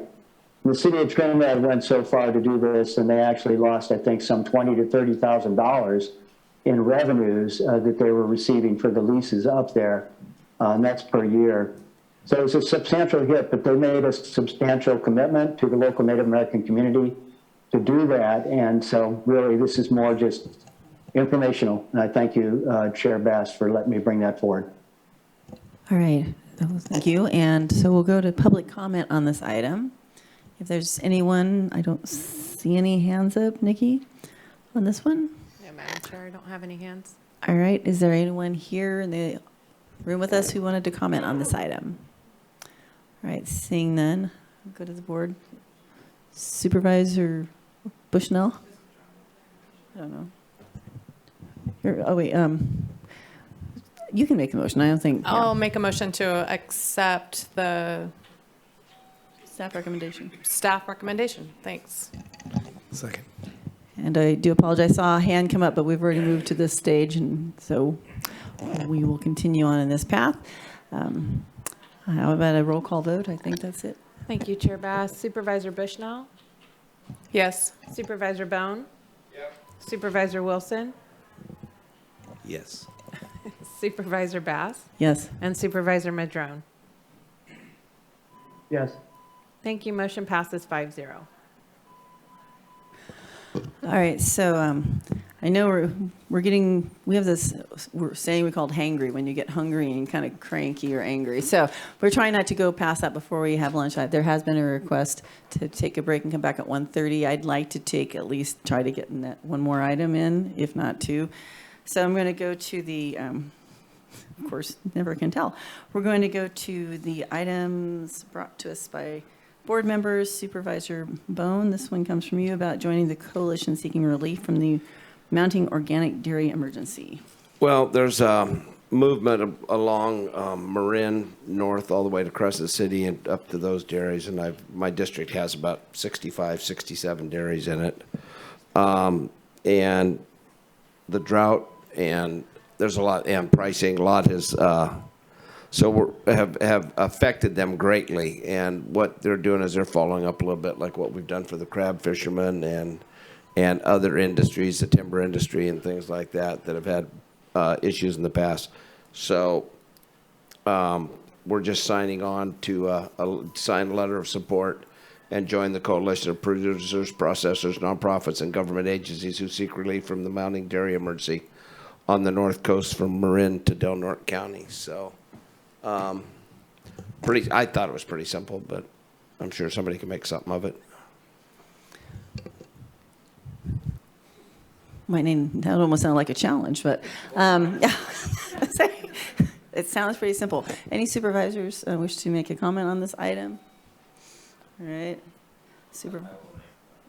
Okay, Supervisor Wilson. Not to make something of it, but I will say that there is stressors on dairy operations, certainly in Marin, that we've seen in some conversions out of dairy into general cattle because of water, basically because of water issues.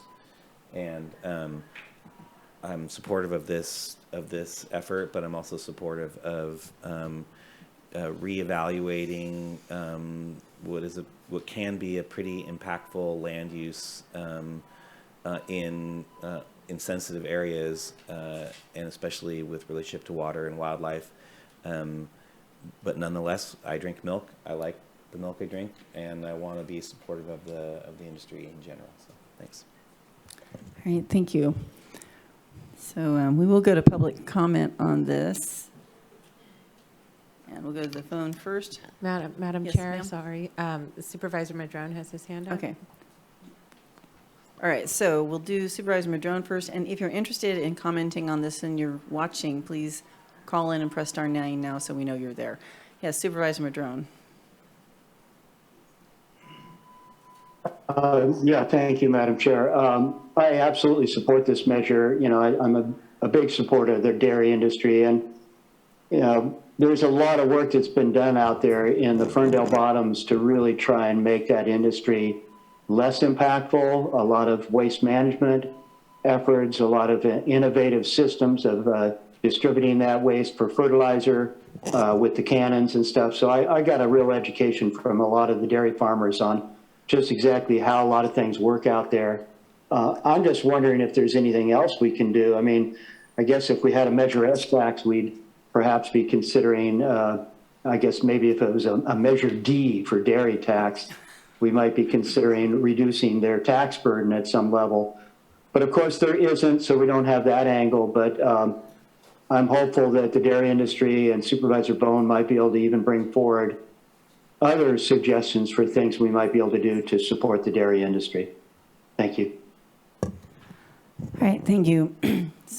So we'll go back to those hands up. 5798, your hand is up. Press star 6 to unmute and you'll have 3 minutes.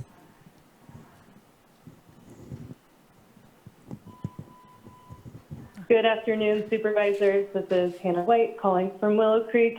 I support this letter and the initiative to support small agricultural producers in the county. Being an agricultural producer myself, I understand the struggles of drought and rising feed prices in a competitive market, and I support this work. Thank you very much. All right, thank you. I don't see any other hands up. Anyone here in the audience wish to speak? Okay, come up. And if anyone else is interested in speaking, please stand to the side so we know you're there. Welcome. Hi, my name is Dylan Mattoll, and I am a cannabis farmer in the Mattoll Valley. I would like to offer my support to my fellow farmers, the dairymen in Humboldt. Growing up in this county, dairy has always been a part of it, and as Madrone mentioned, I've seen, the shift towards organic and sustainability and what the dairy farmers are doing out there, and I appreciate the fact that there is no Measure D, and I think it's timely that we're discussing this. So as just another farmer, I'd just like to offer our support to the dairymen out there. Thank you. All right, thank you. And as we go back to the board, I will say another hand came up, but we already finished public comment on those on the phone, and it's really hard to get used to, but we can't go back and forth, just so someone understands that. So Supervisor Bohn? Yeah, and since I'm down there, seems daily, but the dairy farmers are doing a really good job. They've over the last 15 years, I think all dairies are now organic. We were able to stay organic during these drought times. None of the dairies, their wells have gone dry. They manage their water real well. They have a great water source. So that hasn't been a problem in the Eel River Valley for the dairy farmers. There is and thanks to Scott O'Dea, there are programs coming in for more waste use digesters along those lines. We have a new breed of dairymen. We've lost 4 dairies this year, have moved to cattle. It wasn't for water, it was for pricing. The price of hay, the price of grain, to get stuff here is expensive. And then to process it and get it out of here is expensive.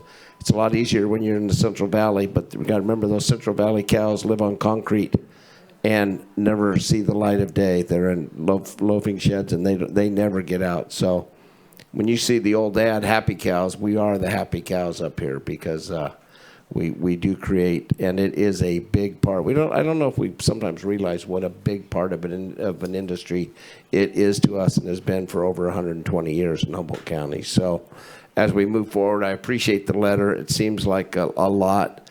And if we did have a specific tax that we put on somebody just for their agricultural product and they were having a tough time, if they had a specific tax, I would give them the discount that they deserve, especially if they've paid a lot of tax. So, and I'd like it to be Measure Moo if we did it, but hopefully we won't do it. So, thank you.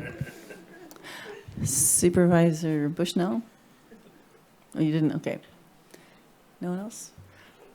All right. No other hands?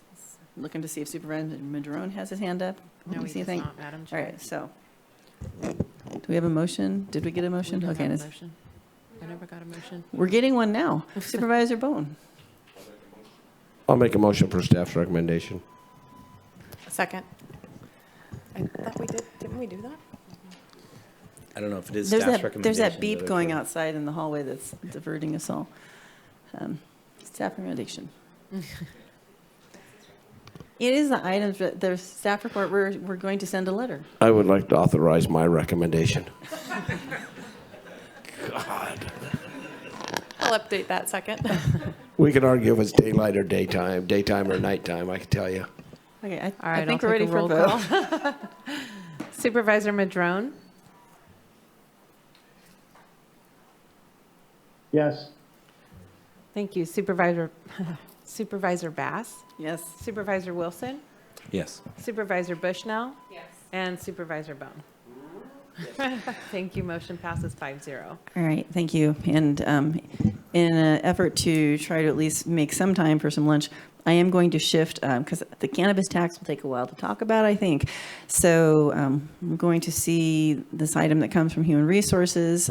Did Zach, oh, there we do have Zach. I think we can hopefully work with this one. And it's a sustained finding of violation of the Board of Supervisors Code of Conduct. And I will turn this over to Zach. Sorry if you were trying to eat lunch earlier. That is all right. I got my lunch in. All right. Hello, board members. Zach O'Hannon, Director of Human Resources. So this item in front of you, as it states, is a sustained finding of a violation of the Board of Supervisors Code of Conduct. So essentially, just to give brief background, April 4th, 2022, your board amended your code of conduct, creating a committee that consists of the HR director, the CAO, and county council to essentially review complaints against board members and determine if an investigation of that should happen. There were some complaints that have already been discussed, but per that amendment, we took that back, met, and determined that an investigation should happen. So this is kind of the culmination of that. We did use a third-party investigator, and they did provide a finding, and that is attached to the board report, and I'm sure you've all seen that. And so, as required per your code of conduct, that is now in front of you for discussion. So I'll keep it brief on that and open it up to you. If you have any questions for me, I am here to answer. Great. Supervisor Bohn? What are our options? I mean, I understand, I looked up censor, and that's just a way, one of the definitions is it was a way to embarrass or humiliate a board member for actions taken.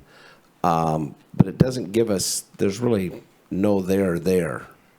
I think most of the issue has been addressed. So, I mean, what are you looking for from us? So you're right. The only thing that can be done per the code of conduct is to determine if you want to censure a board member when there is a violation. Outside of that, the policy doesn't actually provide for any other courses of action. Supervisor Bushnell? So I welcome my board to ask me any questions if they would like, or we had this discussion, this happened a year ago, December of 21, and there were a lot of allegations. This is the one finding they found. And so if my board would like to ask me any questions, I will answer as best I can. All right. Supervisor Bohn? And I don't know if it matters or not, but how many allegations do we investigate over the last 3 years? How many have we done? Gosh, over the last 3 years, probably somewhere in the range of 30 to 40. Okay, so this isn't something out of the normal. We do these all the time. We get them frequently. Not every complaint reaches the level of an investigation. Yeah. Sometimes it can just be a conversation that's had between the people and it can be rectified. And that's usually, a lot of times when there is something like this, that's usually what will come out of it is, we need to mediate the situation, provide some training. Not very many investigations come out with egregious findings that result in termination or suspension. Those do happen, but for the most part, it's not usually as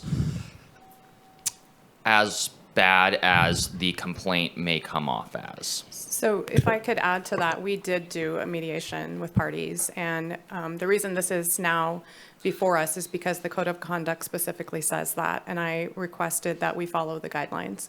The guidelines were changed after this incident happened in December, so this is the final stage of to finish off with the Code of Conduct that is different now, but was at the point when in December was this process. All right. Supervisor Madrone, I see your hand up. Thank you, Madam Chair. The whole idea of censorship, I think, often is a necessary step when somebody is not recognizing their part in the behavior or the conflict or what happened. And that just simply is not the case here. As is described in the investigation, and I quote, "To Bushnell's credit, she admitted during her interview that her conduct was inappropriate, and she took full responsibility for her actions." In addition, as she had just mentioned, she did sit down and do some mediation And I recognize the strong effort on her part to recognize and correct her own behavior. So with that, I don't feel there's a need to do any kind of a censorship or do any other kind of an action. And I applaud you, Supervisor Bushnell, for having recognized your part of it. And you weren't the only part in all this, but all we can really do is change our own behavior. And I applaud you for making that effort. Thank you. Thank you, Supervisor Madrone. Supervisor Wilson? Yeah, I want to, the definition of censure, I don't think I understand it the same way Supervisor Bohn does. It's not about humiliation, or it's a official reprimand as by a legislative body or one of its members, or a strong or vehement expression of disapproval, or to criticize, reproach in a harsh or vehement manner, or to give censure, adverse criticism, disapproval, or blame. Going back to the legislative element of this, I feel like it's already been adjudicated in my mind. We did this already, and this is honestly, we're going through the motions, really the exercise of what we put in place after the incident occurred and after the elements or the actions of the board member, but also the responses post the incident and post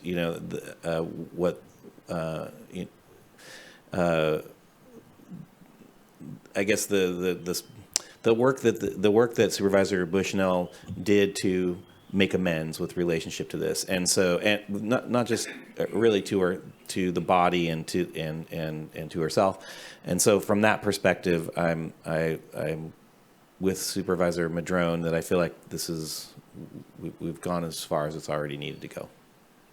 And that was a lot of words to say that. It's all right, you're hungry. So we will go to public comment. We're going to go to those on the phone first. And so if you're interested, please press star 9. We have a couple hands up. And there's a 3-minute time limit. We'll go to 6331. If you're 6331 and wish to speak on this item, let us know.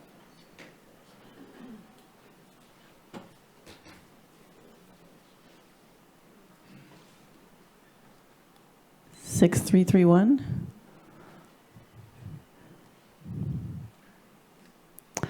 All right, well, at this moment, we're going to go to 0116. They just unmuted. Oh, wait, now you're unmuted? Okay, so sorry, back to 6331. Welcome. Yeah, hi, can you hear me? Yes, welcome. Okay. I just wanted to call and comment on this item. As a member of the employee organization, I want to take the opportunity to comment. I wasn't present for the interaction cited, but I have witnessed and been present for other similar interactions with Supervisor Bushnell. And in one instance, I witnessed her becoming hostile with staff while representing her cannabis operation, Boot Lake Farm LLC. The staff were attempting to guide Supervisor Bushnell through the regulations, which apparently were not consistent with an agreement she had made with Director Ford regarding tree removal. Her response to staff's attempts to work with her was to yell at staff and demand to speak with Director Ford. In a separate situation, Supervisor Bushnell came to the Planning and Building Department in the close of business and had wanted to submit a permit application after the department had stopped taking applications for the day. When staff began to explain this, she cut them off and charged past them to Director Ford's office to discuss submitting the application directly with him, which she ultimately facilitated. This type of bullying behavior and hostility, as well as the conduct identified in this item, especially from a member of the board as they conduct personal business with county staff, has a serious impact on the working conditions of staff. The U.S. Surgeon General has even recently released a report identifying this type of behavior in the workplace as being harmful to human health. It needs to be understood that these things have an impact. If you haven't read this report on the toxic workplaces, I would highly recommend that you read it. I'd also like to take this time to note that while this item does not discuss Supervisor Bohn, I'd like to request that he not use language like cocksucker in the company of county staff, as it could create a hostile environment. employees, commissioners, and even department heads look to members of the board as role models for appropriate conduct in the way that they conduct themselves in the company of county employees on camera and off camera has a direct and indirect impact on county employees and their working conditions. Thank you. All right, thank you. So now we'll go to 0116.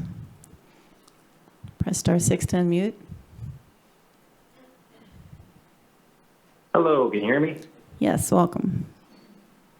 Yeah, Ash Teeter here. I just wanted to say that I appreciate that none of you are, taking the whole censorship thing, lightly and all that. But I had heard that somewhere in the Planning Commission, someone in a similar situation was being kind of weighed in their position on the factor of potential like litigation or legal fees for potential lawsuits. And I just wanted to make sure that that across departments there's fair treatment between people. So looking at this situation, looking at that one, that no one's getting treated unfairly and being judged by different scales. Thank you. All right, thank you. So now we'll go to those who are in person with us. And if anyone else is interested, please stand by the side of the room so we know you're there, but welcome. Thank you for letting me speak today. I just want to take the opportunity to support Supervisor Bushnell as a citizen of her district that she represents. I've worked with her in the capacity as a cannabis compliance consultant. She's been fair, professional, level-headed. She's dedicated to the citizens of her district and the county as a whole. She takes her role very seriously and is passionate about the issues that her constituents face in the county. I often ask Supervisor Bushnell to be present at meetings with the planning department because the permitting process has been very inconsistent and applicants are often treated as if they are guilty and they need to prove their innocence. She has knowledge of the cannabis ordinances and has acted as a mediator in those discussions. I'm also here because I am the agent on the permit that was being discussed during the incident that was investigated, and I was present during the incident itself. I was never interviewed during the investigation, which was a little disappointing because I think all parties involved should have given their perspective. But the planner involved definitely lacked professionalism herself, and she was agitated and dismissive when I disagreed with her. And the meeting was tense, but Supervisor Bushnell was not the only person there causing tension. The interactions I had with the planner following the incident caused great distress and trauma to me. I was physically ill from her actions, and she's never been held accountable for that to my knowledge.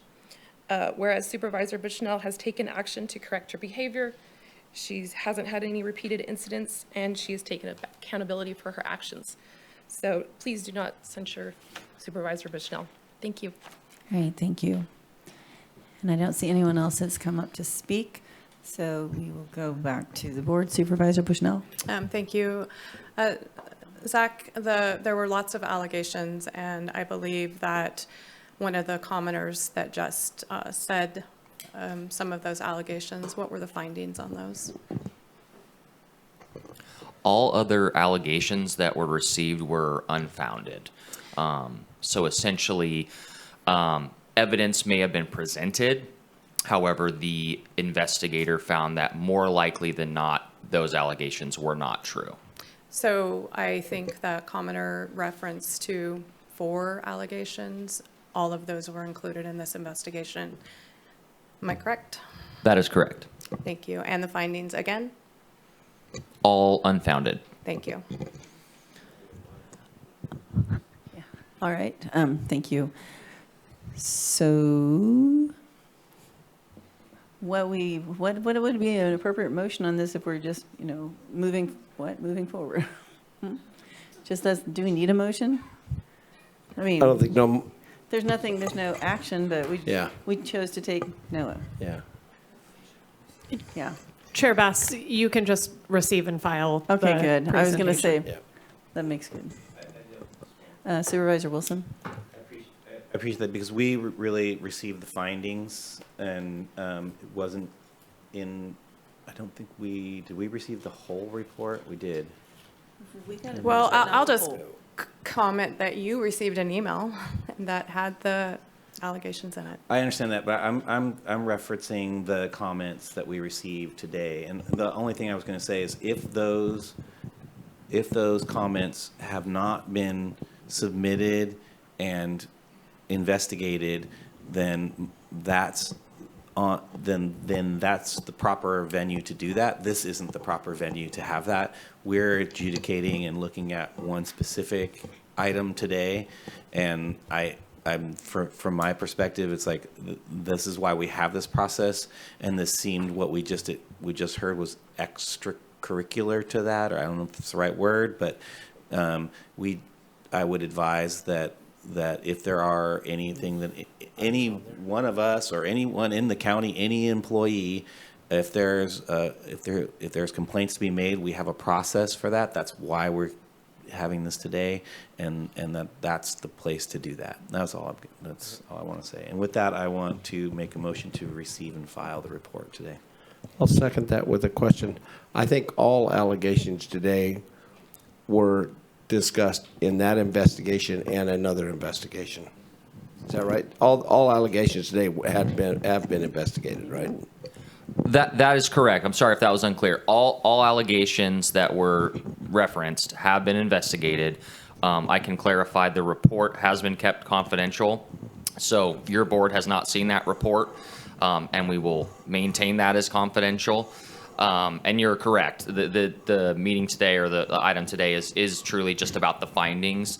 It's not always that with these situations, it's not always that all of the allegations are going to be brought forward, especially when we're just talking about the findings. So, and normally these will come through confidentially to Human Resources, and many people aren't going to know what the full allegations are. And we, to the best of our ability, keep those confidential. The only time that we will be potentially, I don't want to say breaching confidentiality, but opening up some of that confidentiality is in the course of the investigation to get the information.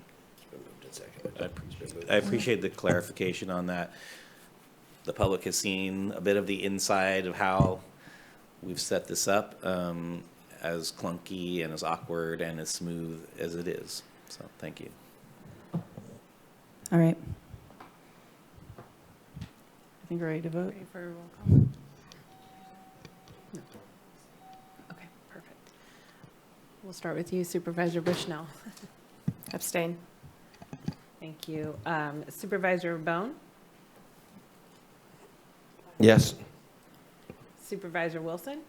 Yes. Supervisor Bass? Yes. And Supervisor Madrone? Yes. All right. I'm not sure. Motion Okay. passes. So we have had a request for lunch. We will come back at 1:30. Sorry for all those of you who are waiting for this afternoon's, what you thought was this morning.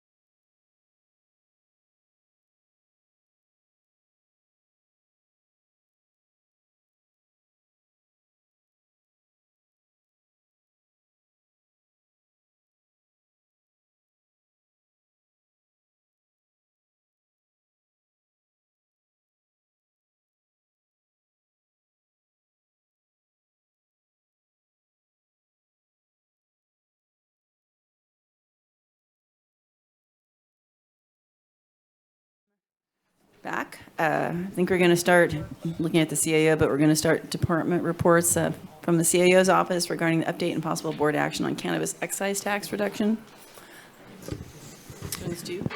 Thank you, Chair Bass. I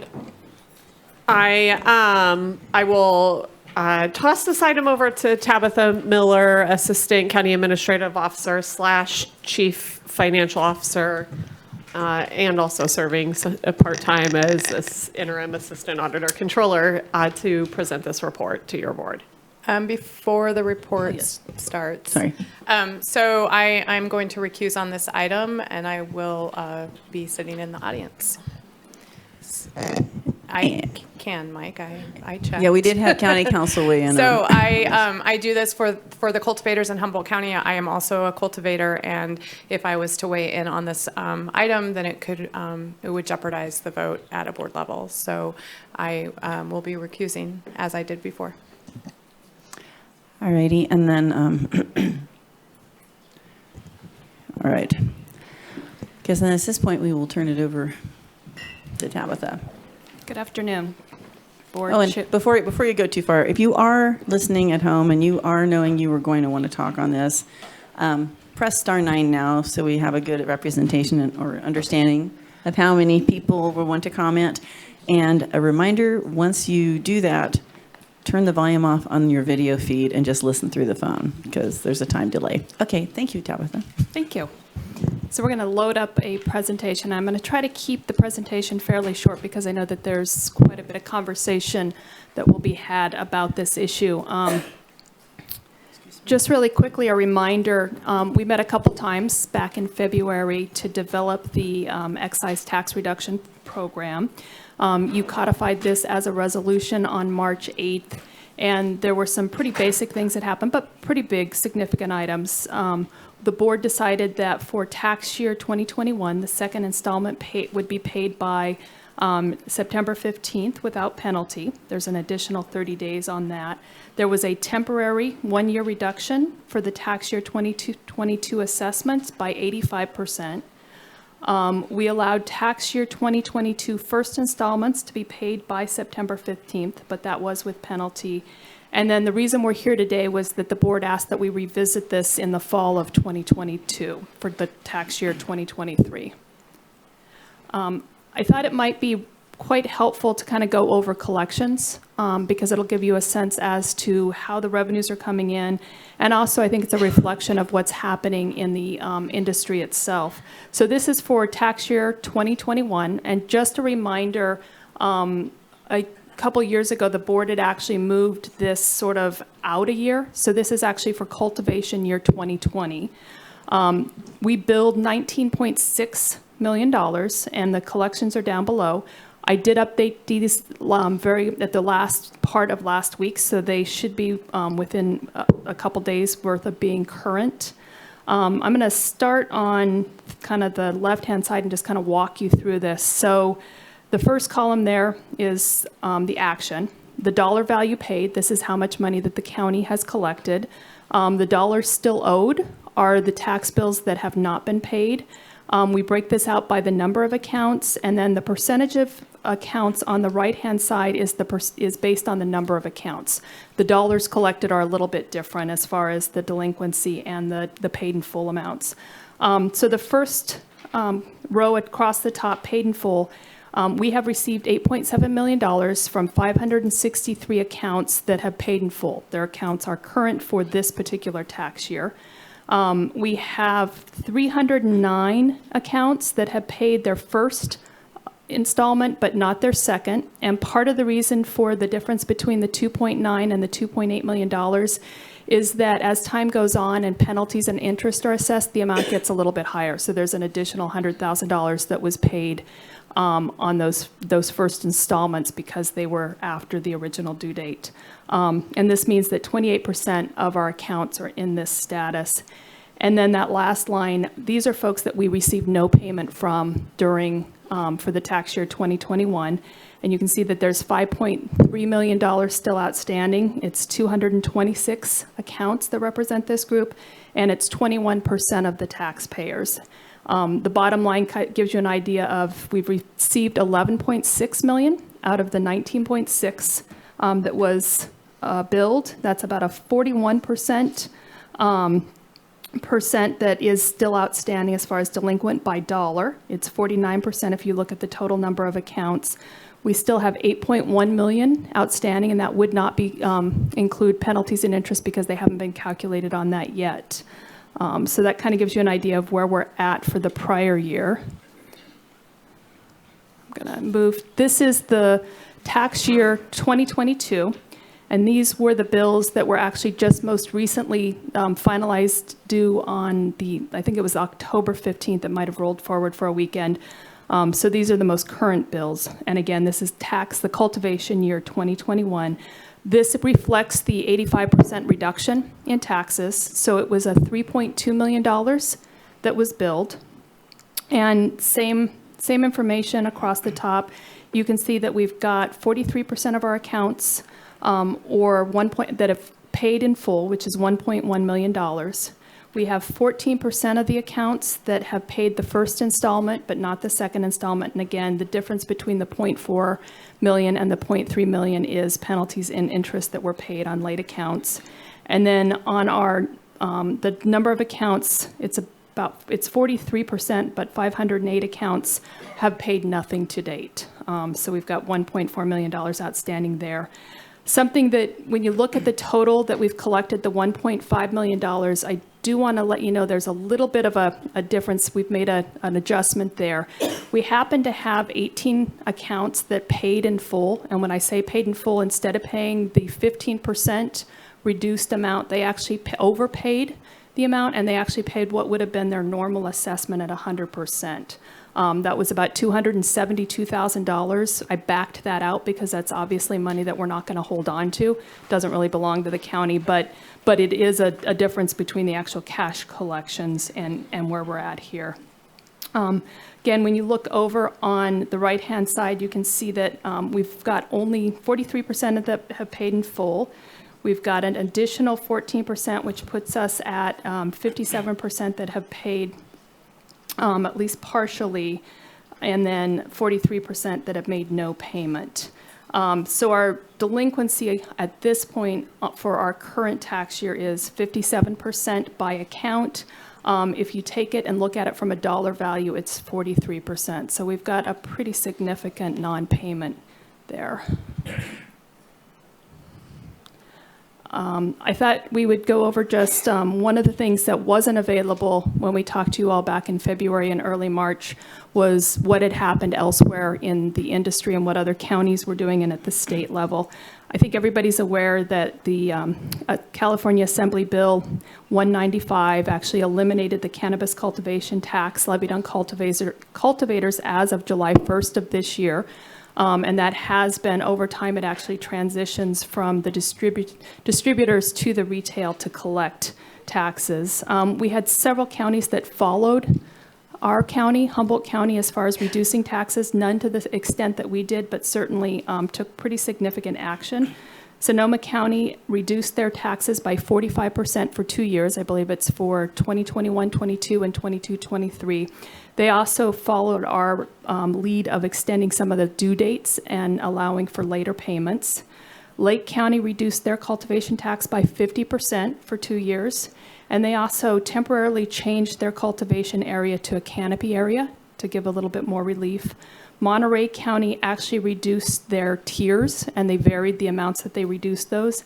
They also extended due dates, and they waived some penalties. And Mendocino County has not taken any action yet, and I even checked this just to make sure they hadn't done anything in the last month, but they did consider kind of following suit with the other surrounding counties with a 50% reduction in the cultivation tax. But again, that hasn't happened as of yet. That doesn't mean that we aren't facing a lot of challenges, and Measure S and taxes are probably just one of them. One of the concerns that was mentioned in the staff report is the delinquency rate, and this is both for 2022, but it also goes back to 2021, is that we're developing, or we are accumulating a pretty significant amount of past due. And one of the challenges as a governmental agency is that it's not easy for us to go back and waive past due amounts because of the folks that have paid and because of our ability to look at, we have to make sure that we're not gifting of public funds. And so the longer this continues, sort of that liability keeps going on, and I'd like us to consider ways that we may be able to address it over time. The other thing, I think you've all received the public comment, the Humboldt County Growers Alliance, one of the challenges, they're reporting that REL We had relief at the state level and the relief at the county level. It hasn't necessarily helped the market as much as we would like, so that the impact of reducing those taxes maybe hasn't flown through and been as supportive as we would have needed. This was mentioned this morning by Planning Director John Ford.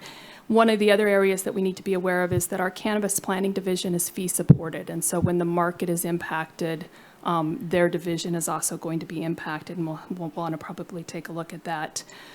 Because of the reductions at the state level at taxes, we have been very successful in getting state grants, both equity grants and the taxes for offsetting some of the water storage, alternative power, and those sorts of things. Those may or may not be as available going forward.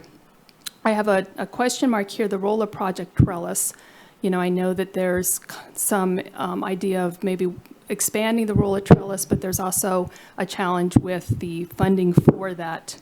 And then we've got the possible impact of the citizen initiative that you talked about last week. And then I didn't even list it up here, but as of this morning, we also talked about the PG&E power issues, particularly down south. So there's, go ahead. I have a question. What is, does anyone else hear this? I keep hearing something hitting a microphone, and I don't know if it's yours or...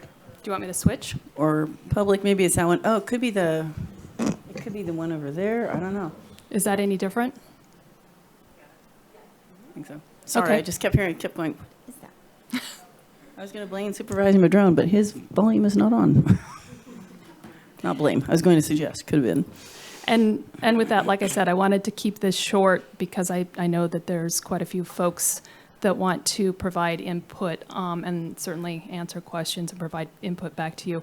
One final item that if the board decides to take action today and change the tax in any way, we would probably like to bring that back to you as a resolution, just like we did the last time, so that we make sure it's in writing and you have an opportunity to make sure it jives with what you've done, and because it's a tax, so that there's a clear trail of the action that we would be taking. So.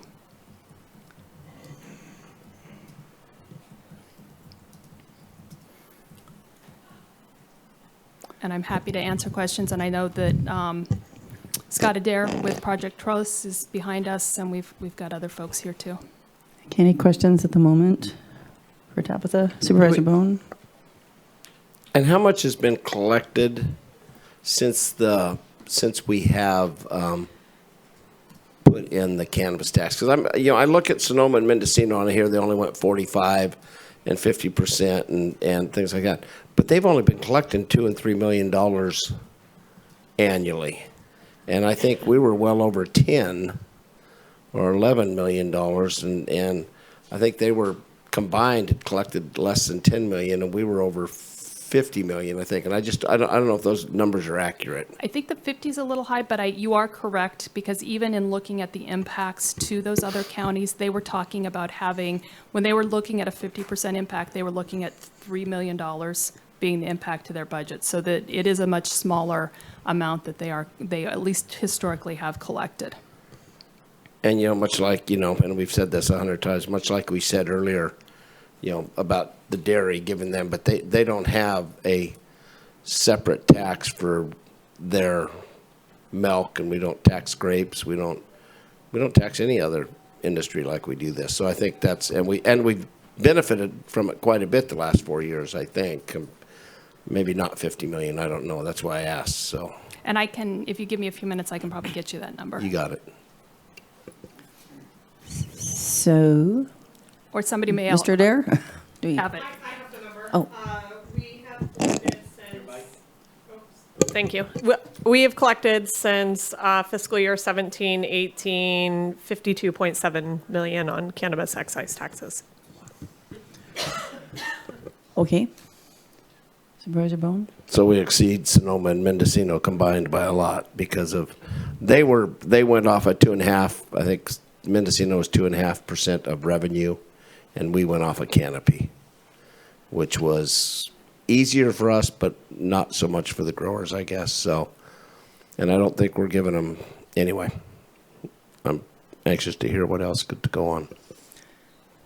All right. Did we want, Director Adair have something you wanted to add, or? Or is that later? I mean, I didn't know which part in this presentation. Okay. Well, I know he's here for Trellis. I just didn't know because she had alluded to him, and I thought, well, all right, well, Supervisor Madrone, I'm going to make sure you're listening in case you have anything you want to ask. No, all good. Thank you. All right. Well, yeah, I was going to say, we're ready to move to public comment. That seems awfully quick. Okay. So again, I do know that there are several people who are interested in speaking, and they do have their hands up. So just a reminder, there's a 3-minute time limit. And turn your volume off on your video feed. I'm trying to think of anything else I should tell people. With that, I think we can just start. We start with 1835. This is your item now. Welcome. Press *6 to unmute.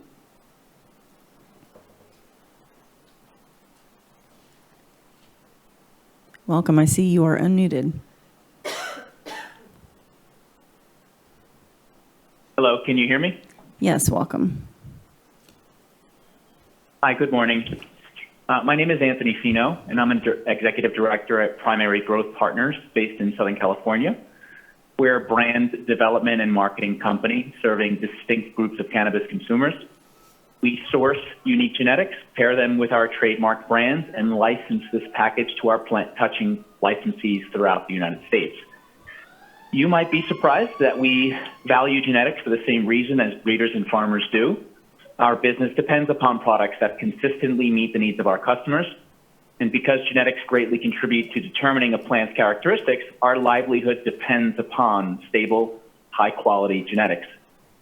Without the confidence that the product in our package can meet the promise on our package, we cannot participate in the cannabis industry. Decades of breeding and plant development in Humboldt County has established Humboldt as the de facto safe deposit of the world's most diversified cannabis varietals. At a societal and enterprise level, the benefits and potential benefits of cannabis can be ensured by guaranteeing that Humboldt breeders and farmers have a strong position in the supply chain.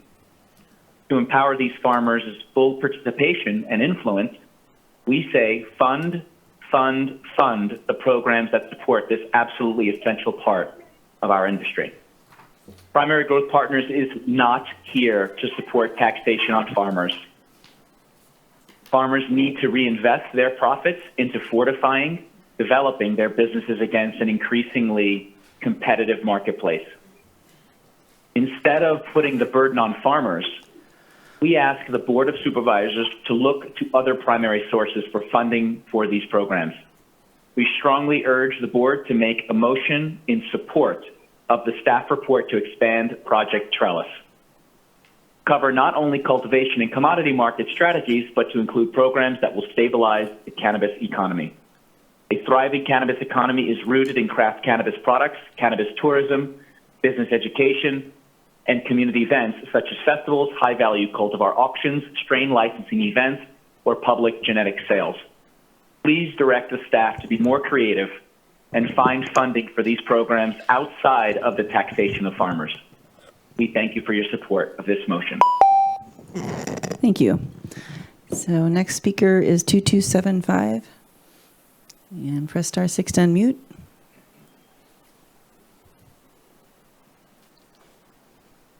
Hello, can you hear me? Yes, welcome. Good afternoon. I really appreciate the hybrid format of this meeting. I've got a kid at home suffering from a pretty severe candy hangover, so I really appreciate you and all that work that goes into that. So my name is Kelly O'Rourke. I'm a community member and a property owner in Arcata. I work as an independent inspector for Senator Certified, which is a regenerative and organic certification for cannabis and hemp. And I've also done work as the director for the Redwood Alternative Agriculture Fund, which benefited from Project Trellis funding to offer subsidies for organic certification, like Senator. My dog. I just want to be clear that I'm here on my own behalf, and I'm not speaking directly for the farms that I've visited, and I'm also not speaking as a representative of Senators, just as somebody that works in the industry and really relies on the cannabis industry for my own income. And as also somebody that really I love my job and I love the farms that I visit. I love the people that I meet. So just a little background, I've visited over 50 small regenerative farms just this season in Humboldt, Trinity, Nevada, Mendocino, and Sonoma counties. And I've had lots of in-depth conversations with these farmers and what they're facing. And I'm calling to support them and really encourage this board to, go a little woo and look at the ecosystem of Humboldt as a more holistic system, and look at the cannabis industry and our farmers here and our small farms as a critical component of that ecosystem. And, this whole industry, I had a whole prepared remark, but I'm just going to go off on a tangent here. But it's been very extractive toward our growers and anybody that touches the plant. And, anyone that's interested in agriculture knows that you can only extract so much from a plot of land without giving back to the soil. And that's one of the things that our regenerative farmers know and do. And they care for the soil. They give back as much as they take. And that's what I feel like we really need to do as a community, is to reinvest a little bit into this economy and this industry with a more realistic expectation of what it's going to look like. This is agriculture. This is small-scale agriculture. It was mentioned before that, the dairy farmers aren't taxed in a way that you could provide tax relief, but you can do something about this industry right now. And so I really want to just put my support behind eliminating Measure S completely and thinking about how that would free up nutrients within our own ecosystem and what that would allow to develop. And there's a lot of creative, incredible people in this community that aren't just plant-touching people. So, just, something like the former caller said, there are a lot of... All right. Thank you, Kelly. Thank you. We will now go to 0116. Press star 6 to unmute.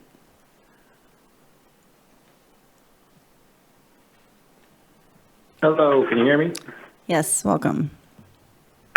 Yeah, Ash Cheater here. Just wanted to say I'm kind of what some of the previous callers were saying, just on anything we can do to unburden the local cultivators would be excellent. As we've seen with the program this far, all it's put is that's pretty much killing the industry. So any, red tape we can cut, any help we can give them, and it'll, in the end, it'll end up coming back if more money starts being made in that.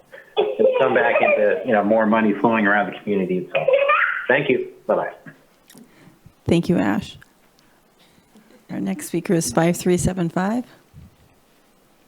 Just press star 6 to unmute. Hello. How's my audio? Yes, we can hear you. Great, thank you. I am calling to say thank you for bringing this topic forward. And I have an optimistic and positive future outlook for our industry with continued support. I wanted to just express my gratitude for Project Trellis and the programs that we've been able to develop through it. I would love to see additional funding go of the program. They're truly champions for our community, and I also think it would make sense to think about making it available for organizations like cooperatives and nonprofits, and finding other funding sources to reinstate the microgrant program. It was a great way for our region to do the development of regional marketing, and we're also working on Appalachian development. And then personally, through Project Trellis, I was able to work on the creation of a road maintenance association, get water storage, and we're doing cooperative development. And it's been a very huge impact, positive impact on my business. And, the board supported us last year with an 85% reduction when the market was bad. And it's worse now. We can show that with our substantiated data. I believe that 100% reduction now makes sense. And millions of funding has come into the county through the state equity program and Project Trellis that we put towards renewable energy and water storage. And these funds are spent locally and will continue to come in with the support of our industry. I think a payment plan option for past due Measure S bills would bring money into the county immediately. And I would encourage you to consider removing the extreme penalty percentage late fees. It would be appropriate as to not push those that are in debt further in debt. And just thank you for your time. Thank you. All right, thank you. So next we're going to go to 6602. Just press *6 to unmute.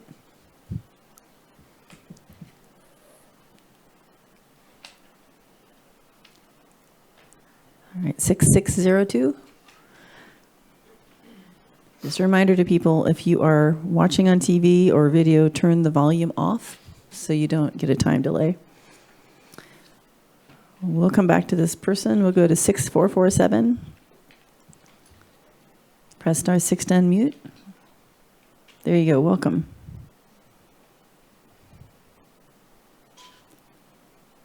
*6447. You are unmuted.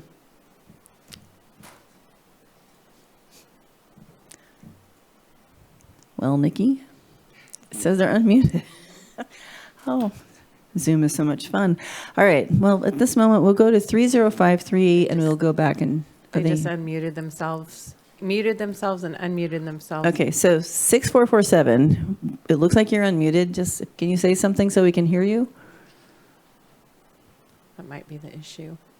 Hmm? They might be having issues on their side. Okay. Do you want me to mute them again? Yes, and go down we'll to come back 305? again. So as soon as you mute him, I will go to the next one. So 3053. I know you're there. Good afternoon, Thomas Boulder here. One of the many people that'll be asking for tax relief. I know that you guys gave us the 85% reduction, and we are all grateful for that.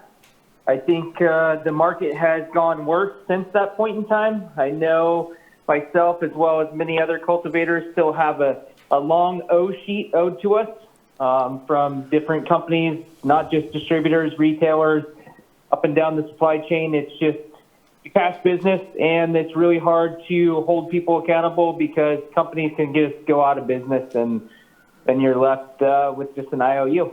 It's very, very challenging. I also do realize that you have financial obligations with raises you've given throughout the county, and I'd ask for you to give us as much leniency as we can on late fees. Anything you feel okay for us to come in to pay those. Payment plans would also be great if they could institute those. I know many people, myself included, that would have been able to put a couple thousand here, a couple thousand there. Without the payment plans, we just continue to have our O list go up. So please grant us some relief, and I'll keep it short right there because I know you have lots of other comments. Thank you. Thank you, Thomas. Next, we'll go to 7713. Press *6 to unmute.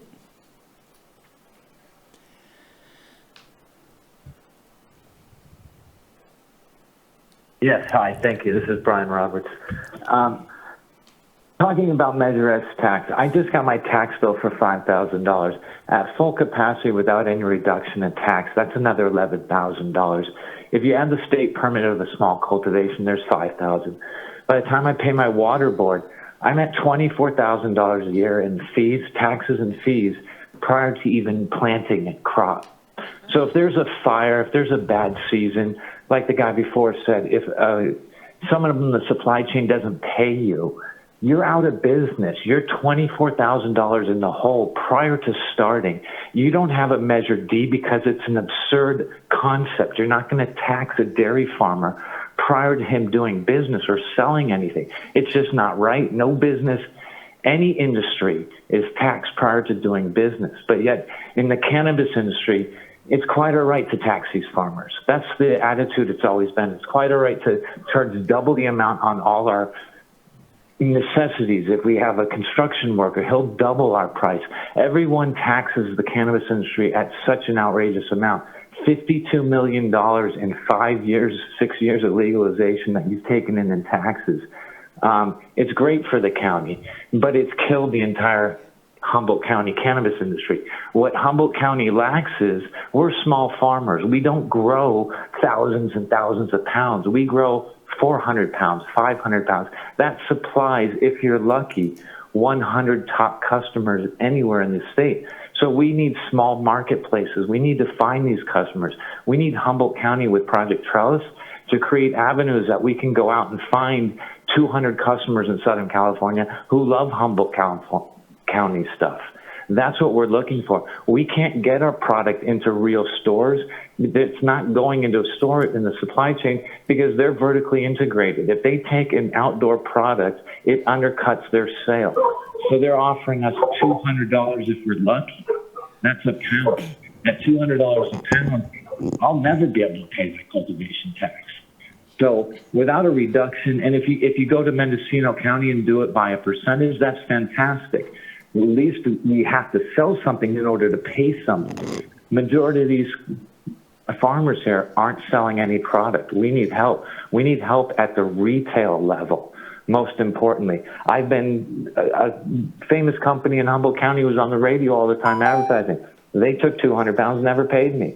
Tried to get it back. It's impossible to get your money back. It's impossible to get your product back. There is no legal way to go to some court and say, hey, I've been stiffed by this company. You have to understand what we're fighting against. And not only that, we've spent years fighting the planning department. Give us a break already. Keep this thing. I haven't been to Garberville in 6 years because if I don't go to Costco, I can't afford to eat. That's what's happened to our community. There's All right. Thank you, Brian. Sorry, just a reminder to folks, it is 3 minutes. So we now will go to 2784. Okay. Press star 6 to unmute.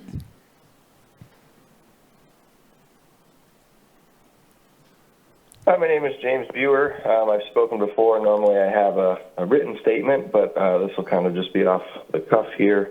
I'm an implant to Humboldt County. Humboldt County is recognized around the world for its product.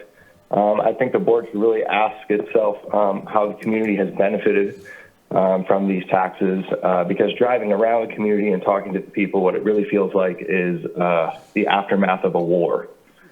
And I would think that if the county wants the the tax revenue from the industry, it would invest in the industry. It doesn't seem to be what has happened. The money's been taken, it's been used in other ways that really haven't benefited the community overall. Certainly it hasn't gone back into the industry to support something that really is what put Humboldt on the map. There were local economies here based on farmers hiring people. They can no longer do so. The fact that a farmer can sell 200 pounds and that goes to distribution and they're getting paid like $3,000 and there's no recourse for product they've lost. There's no recourse for a product that doesn't make it out of the field due to any type of natural disaster. It seems like you're just handcuffing farmers before they're even out of the gate. I think that given the amount of revenue that's been generated, given the amount of farms that have gone under and left the county, and the fact that there are the amount of people that aren't paying their taxes, it seems only logical to me to completely do away with the Measure S tax and look elsewhere for that funding. I urge you to invest in the small farms here. That is what put Humboldt on the map. You guys need to do everything you can to level the playing field until the industry has stabilized. You need to invest in more, making opportunities for more retails so these farmers can actually move their product. And it needs to be done in a way that is ethical. And there really is a path forward for all of these people. But 85%, while it was an amazing gesture, it's just a Band-Aid. And I think the industry is going to continue to crumble unless you take extreme measures moving forward and removing these taxes. Thank you. That's all I have to say. All right. Excuse me. Thank you, James. Next, we'll go to 0297. Oops, actually, we'll reset the timer, too. Okay, if you are 0297, press star 6 to unmute.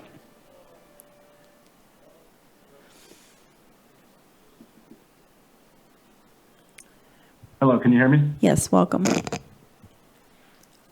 Great. Good afternoon, supervisors. My name is David Munich, Humboldt Renegade Farms. I'm calling today to ask for the 100% suspension of Measure S. The overtaxation and overregulation literally killing the small farmer in Humboldt County. I feel it's completely an unjust tax focused just on cannabis. Like everyone's mentioned, there is no other tax for an industry like this. And I would just ask that you 100% suspend Measure S. Thank you. All right, thank you, David. Next, we'll go to 5141. Just press *6 to unmute.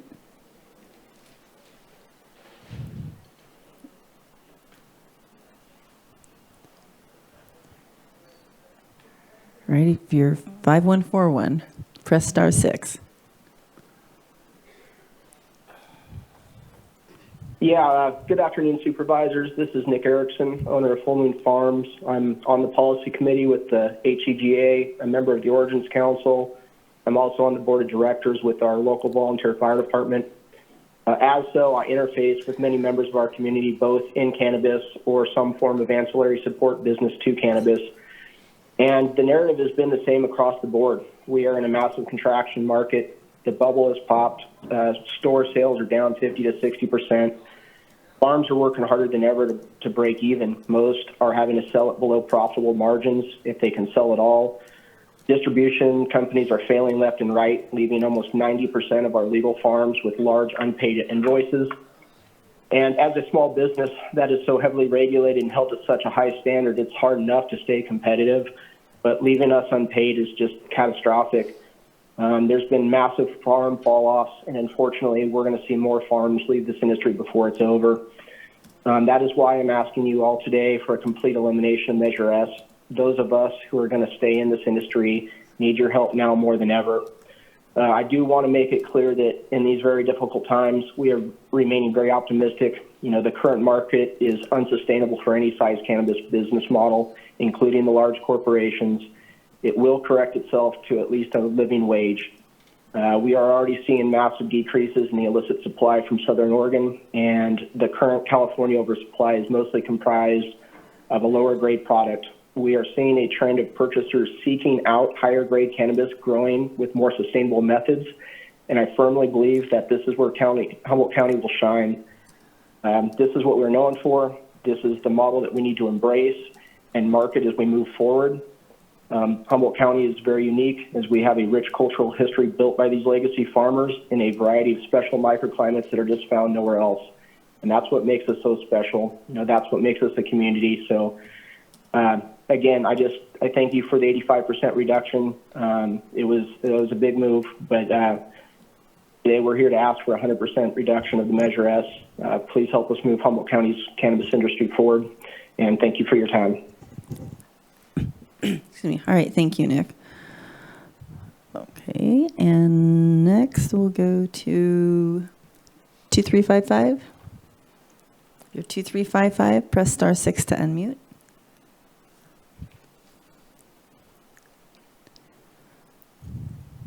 Hi, my name is Kevin Jodry. Okay, Kevin, welcome. I'd like to thank thank you. I'd like to thank you for this opportunity to speak. The industry is in such disarray that it makes it almost impossible for any normal cultivator to survive. And I work globally, so I kind of have a really good idea of what scale looks like, and we don't qualify for that phrase. We really only qualify for craft. And because of that, we're not attractive to investment. And so what you see is this radical change in distribution of who's actually operating within the industry, and how the community of cultivators here have been thinned dramatically. I've never seen so many stores and buildings empty in Southern Humboldt, and I've never seen so many people make a mass exodus. And the industry is not going to go anywhere. It's just that it's going to bypass the people who created it. And I think that that's the real crime. What makes Humboldt County unique is the place itself and then the people who settled here. Cannabis is a part of that. And I believe that if we had a more reasonable situation with taxation, it would help. And I also believe that the ability to market and drive awareness in many different directions is what's really imperative. We keep focusing on selling pot. There's plenty of pot. I think there's a couple million extra pounds in the system right now. So I don't think that that's necessarily the way out of this. And I think that the ability for us to really take a look and figure out how do we best develop the county, how do we develop the industry in a way that's cohesive and extremely well-rounded would be the best bet. We're 5 years into legal and we still have no marketing plan, which is astounding to me. Astounding. No unified marketing plan after 5 years, which says that we do not have a handle on what we're doing, which means that all of us, the leadership, the regulatory, and the participants, we all need to work together to find some common ground to move forward. And I believe that the supervisors have this interest in their hearts. And I believe that the people that are in the community have a desire to remain here as citizens. And it's a time where struggle always unites. And so to me, I think that the opportunity now is to be able to make good decisions about how we treat the cultivators so that we can retain them. And how do we also open up the possibilities for more attraction into the county using cannabis as that bait, so to speak. I think that the hotel industry, the tourism industry is all suffering as well. And I think that we would be able to have a far better result for all people in the county if we were able to utilize the trellis program, not just to help farmers in that respect, but also to drive many different forms of financial incentive into our area. And thank you for the time. All right. Thank you, Kevin. Next, we'll go to 7663. Just press *6 to unmute.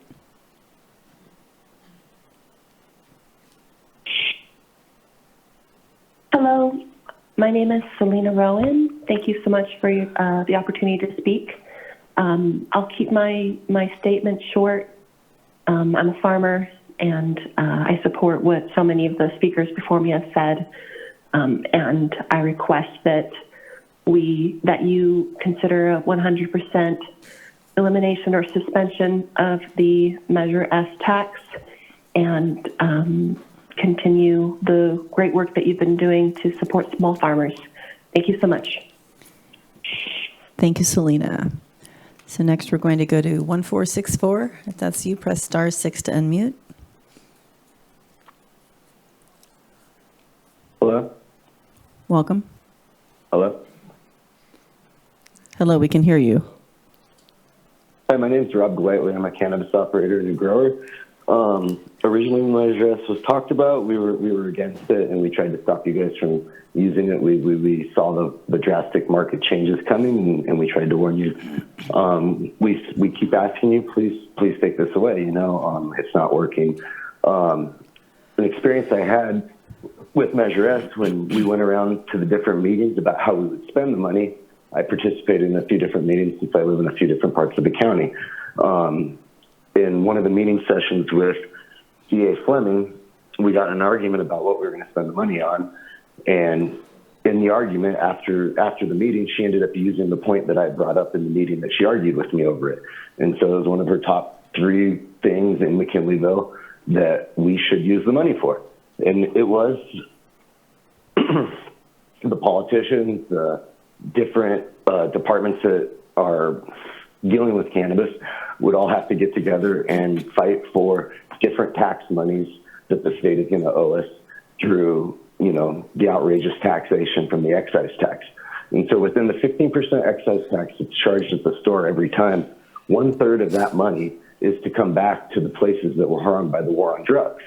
And I knew back then, that we would never see this money as much as we were owed, because there are only so many places in California that are owed as much money as we are from the war on drugs, and that's LA, Oakland, and a few other spots. And we're still not getting the amount of money that we should be from the excise tax, from the 15%, from the 1/3 that's supposed to go back to the communities from the war on drugs.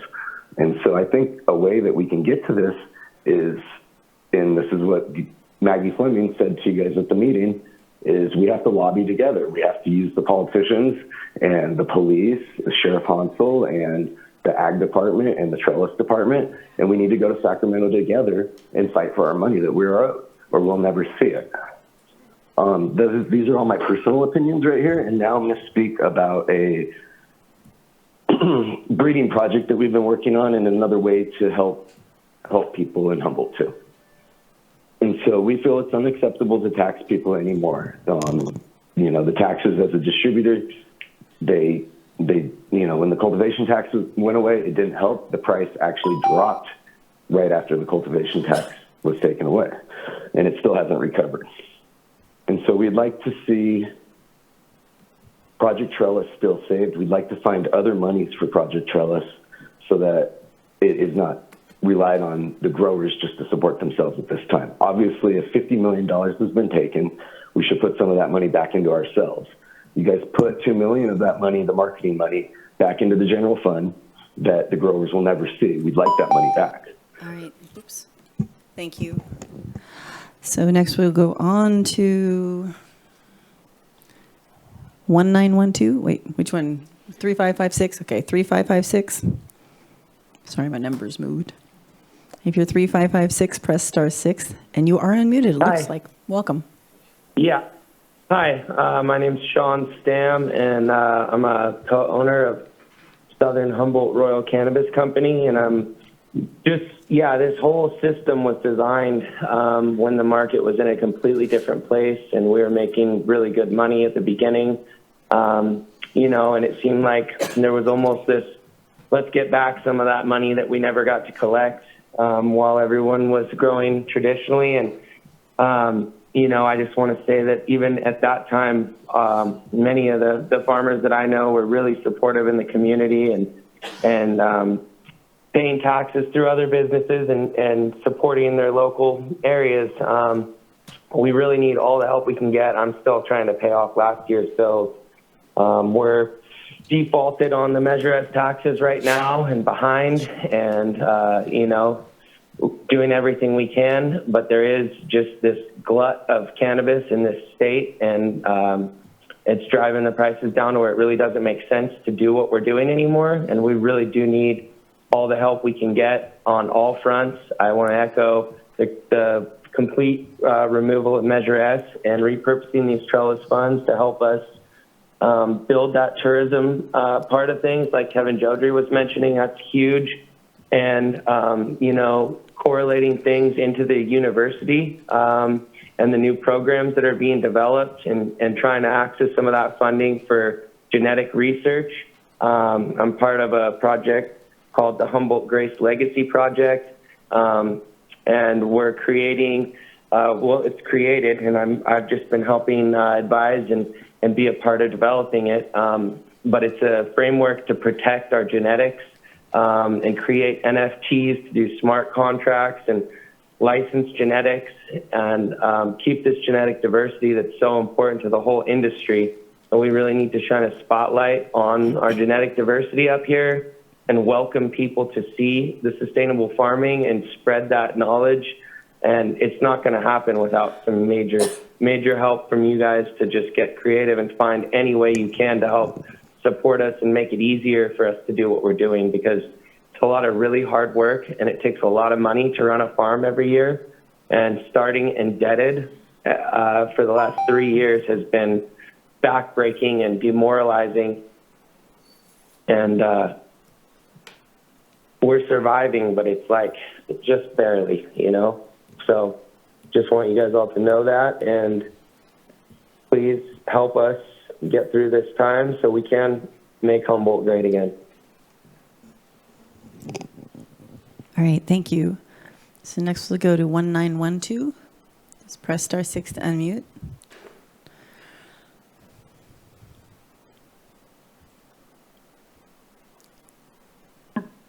Hello, this is Daniel Hendricks. I'm calling to ask for the suspension of Measure S.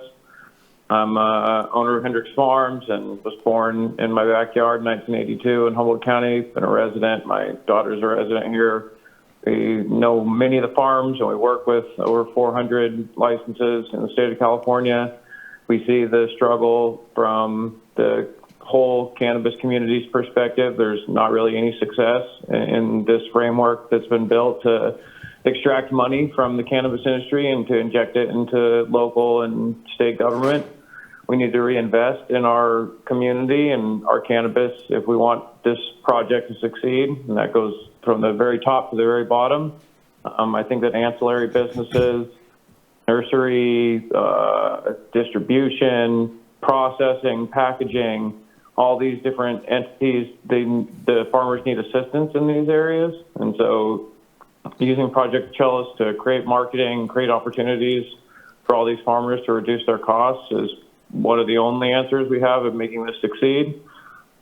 Humboldt cannabis is a global commodity, and it's going to have a certain demand, and it's going to be up to our local government to create a framework that's going to create success for people like Sean Stam, who's just on the phone before me. Every single license in this community is all suffering and facing the same struggles, and it's not going to be helped with taxation. It's going to be helped with government assistance. So we might want to look to other sources of funding, even sales tax that comes in through the community for other products, and redirecting that into our cannabis industry. So I've seen a lot of creative solutions out there, and all of them need to be applied to help aid the farmer who's producing this flower to be successful. So I implore the county to take a look at how to make that happen, and wish everybody the best success. Thank you. All right. Excuse me. Thank you. So next we're going to go to 8463. So if you're 8463, press star 6 to unmute. Hello, am I coming in clear? Yes, welcome.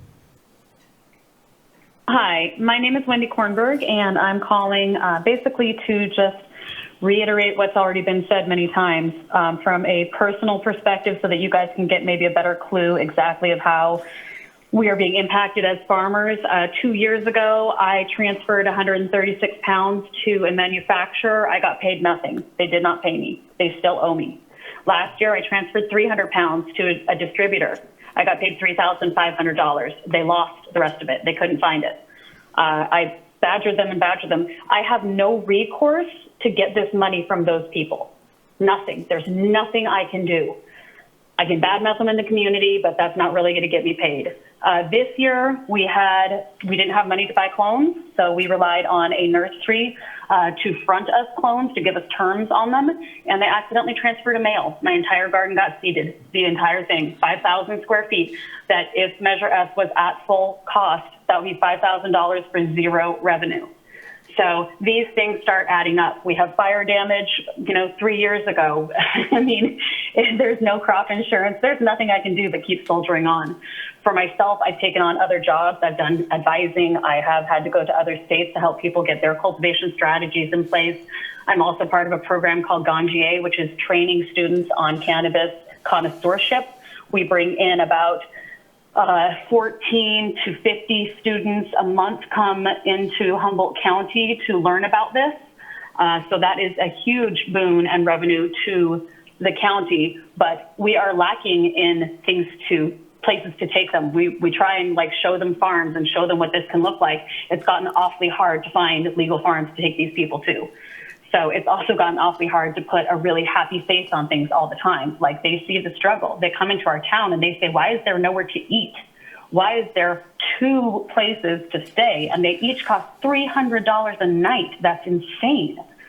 So I am, I hope that kind of shows a little bit of we've gotten creative on our side. We've learned how to, teach people how to can. We've done online courses. We've done all kinds of things to make ends meet. And yet I am still also behind on Measure S tax. I really, really am urging the county to accept the staff report, to look at the complete elimination or suspension of the Measure S tax. I would also like to request what has been requested before, which is a payment plan and removal of past due fees for Measure S taxes that have not been paid. And I do want to thank you all for Project Trellis. We are the only county I know of that has supported our farmers in this way at all. And it is massive. And I think we can do some amazing things to keep our community intact and to allow this to be something that is really the hub that it should be. As was stated by some people earlier, Humboldt County is Great, thank you. Thank you very much. Sorry about that. We now have 9072. If you're 9072, press star 6 to unmute.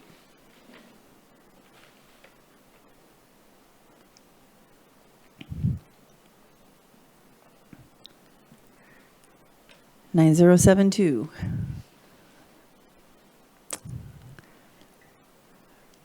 All right, we will come back to that one. Let's go to 8496. If you're 8496, press *6 to unmute. Hi, my name is Laura Lassiter, and I'm with the Southern Humboldt Business and Visitor Bureau. And I want to, I guess, reiterate everything that has been said here and I guess touch on the fact that the millions and millions of dollars that have been extracted from Southern Humboldt, how would we not want this to stop? It's not working. Our community has had tens of millions of dollars extracted from it, and we have nothing to show from it. A little bit of this here and there, but nothing of any substantial value to show from the millions that were extracted from our county. Now, for decades, Southern Humboldt County funded itself. It created its own community centers. It created its own radio stations. We did it on our own without Measure S, without Project Trellis. There's other funding resources for Project Trellis versus feeding on itself, and that's what's happening. We have nothing to show for it. And, the county needs to take a look at what its assets are and embrace that and get behind tourism and really fund tourism and build that out, build out the hospitality industry, build out the Humboldt County name. And, I have to say, I'm not even saying what I wrote down to say, but I have to say, spending yesterday in downtown Garberville with my granddaughters at the Chamber Halloween Festival, the community is still there. It's alive. The streets were packed. The streets were packed, and people were walking along the sidewalks with empty storefronts. So the community's still there. The culture's still there. The culture's still there alive, but we can't handle any more of this over taxation. So we implore you to please stop Measure S tax. Thank you. Thank you, Laura. So next we have 6344. If you're 6344, press *6 to unmute. Oops. Hi, this is Carla Knapik with Honeydew Valley Farms. I would like to start off by thanking the board for the 85% reduction in excise tax. Without that, we would not have been able to cultivate in 2022. I'm here to echo that things are worse for cultivators and the industry in general since that decision was made. So I'm here to ask for 100% reduction in excise tax. Some examples of how financial projections, or here's some examples of how finances have become worse for us personally. Last year, the lowest we were offered for flour was $263 a pound. This year, in October, the lowest we were offered was $200 a pound. Break-even point is around $375 a pound for our farm. Last year, we were operating with a crew of 19. This year, we're operating with a crew of 10. And it feels very much like the startup of our business in that we're operating with a skeleton crew. Myself and the other owner are harvesting with 2 other people while we maintain all the other tasks of the farm.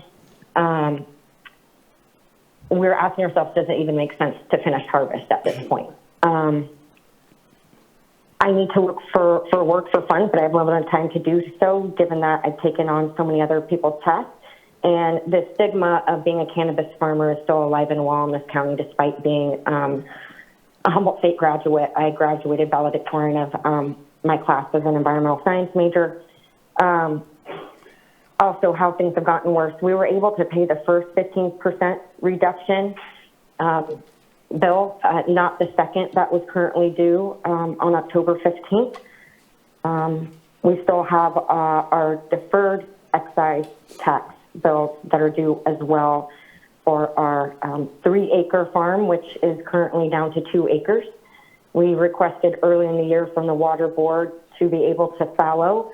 There was no pathway forward at that time, so we are left in a situation with having to reapply at the state level if we want to regain that 3-acre footprint. At this time, it's unknown if we'll cultivate for 2023. That decision is pending on several things. One of the big deciding factors would be what excise tax will look like for our farm in 2023. I want to echo the slow commerce that I see in the Fortuna and Eureka area. All right. Thank you, Carla. All right. Our next speaker is 0151.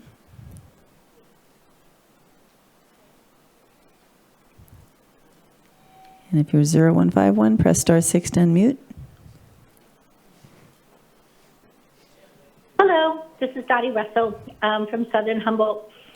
So I would hope that everybody that's listening and everybody that is part of Humboldt County as well realizes that the economy is completely tanked and it's spreading out to everybody. So I understand the cultivators are asking for the tax exemption, which makes sense to me.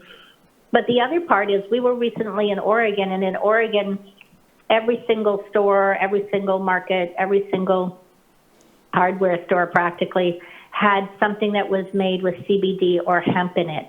And when we go around to stores here, there's not the same offering. And even years ago when we were purchasing some product for our grocery store, CBD, like pain relief stuff, was available, but it's not available here.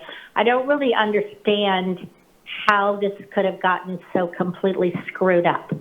So people had Rick Simpson oil that they were using, along with doctors that worked in this area, seeing good results from it, and products that were helping with pain and everything. And now you don't even see what you saw before, when before it was supposedly illegal, but it was being sold and people were coming here for it. And now Thailand's saying they're going to be the hub and the center of the Humboldt seeds because it's being smuggled over to Thailand. And how could this possibly have gone so wrong?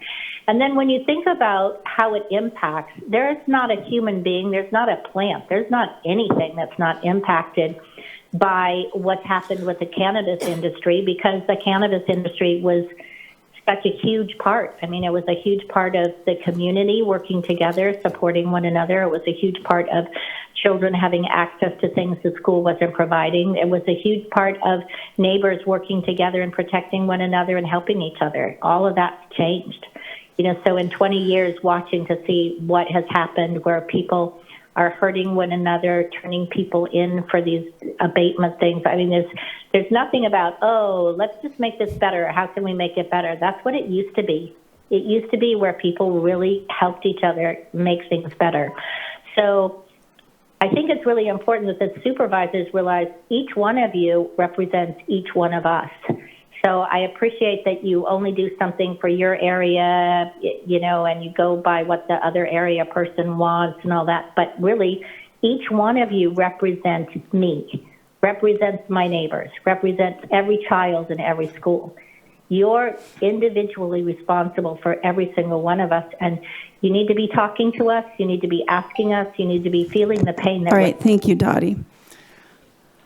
All right, so next we have 3849.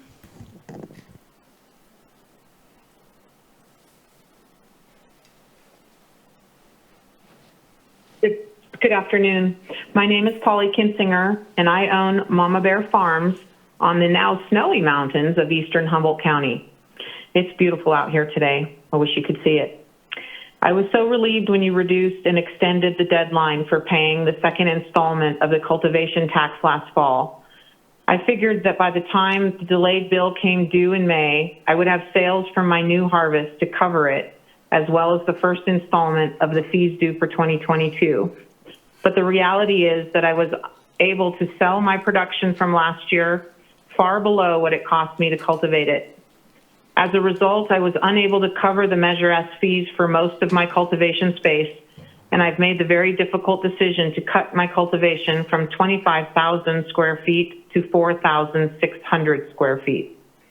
I continue to carry an approximate $35,000 bill to the county that includes Measure S fees and the fees charged by the Planning Department for licensure for the large portion of my farm that I have now terminated. And I still owe $25,000 to workers for last fall. Excuse me. I want to pay what I owe. I just don't want to have my bill continue to increase. Please hear our collective voices. We cannot afford to pay the Measure S entitlement fees for the opportunity to cultivate. Thank you for listening. All right, thank you, Paula.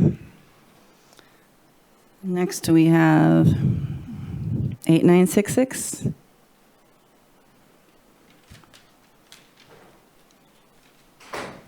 If that's you, press *6 to unmute.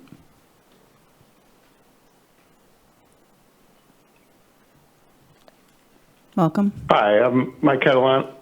Hi, I'm Mike Catalano from Medicinal Genomics. We are a biotechnology company in the cannabis space. We provide safety tests for the industry as well as genomic services and that support cultivators and growers in the business.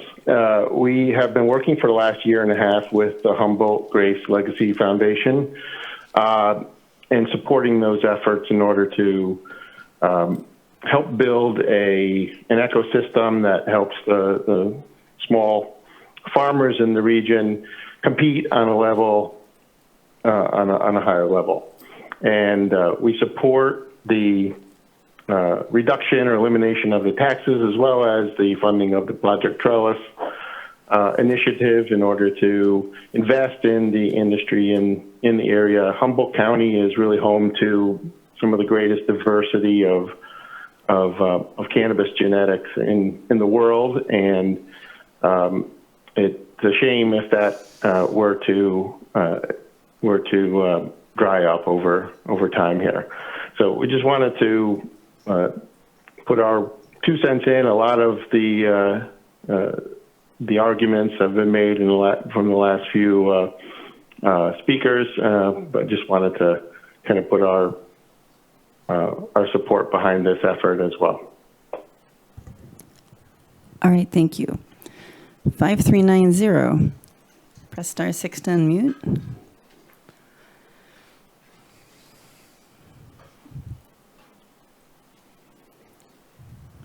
Hi, Dave Dickinson here, Woody Ridge Farm. So, I mean, there's no money left to give at this point. Humboldt County is in full-scale economic decline, and it's unclear to me, at least, whether we're ever going to recover from this. I don't believe that there are any other choices that you can make, which is either the suspension, the permanent suspension of Measure S or a limited time suspension of Measure S taxes, or the complete elimination of Measure S altogether and hope for the best. That's really where we're at. Thanks. All right, thank you, Dave. So next, I lost my little line up here. Okay, it looks like 8586. That's 8586. Press *6 to unmute.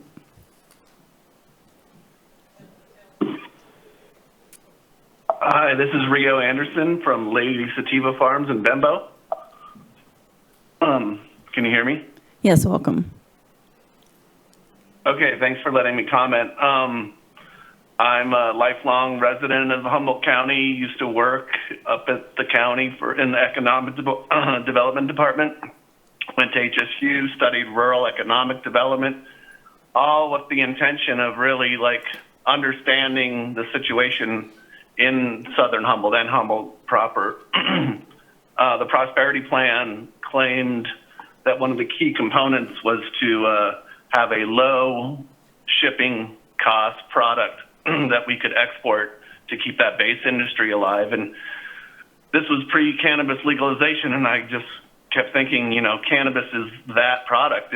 It's light, it held a high value, and since we're so far removed from other markets, it was an ideal product to keep as the base, a base industry here in Humboldt. Now that I'm a farmer in Bembo, I've tried to create a ecological value, like a value-based business, and doing things according to my values and the endemic values of southern Humboldt. And no matter how hard I work and how innovative I can get, it's the marketplace that's really shut down the possibilities for just doing something beautiful with cannabis. And I do think that this would be an initial really valuable thing to just reduce the costs, because we can't keep up with the costs. But we really also need symbiosis in all these other things in the county: tourism, marketing, hotels, people in other industries, other farmers. We feel like we're very innovation driven in the cannabis industry and in post-industrial farming. So really bringing the best of what we have to offer. I think we have a lot to offer the rest of California, but we really need reduction in immediate reduction in costs even survive. So I hope that you suspend Measure S and really reach out and work with us. I used to be a lot more civic, but I'm overwhelmed with work. So getting some time would be good. That's all. All right, thank you. Next we go to 6344.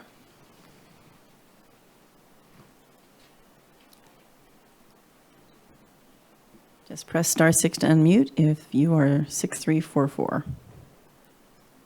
Hi, this is Carla at Honeydew Valley Farms. Thank you for the second opportunity to speak.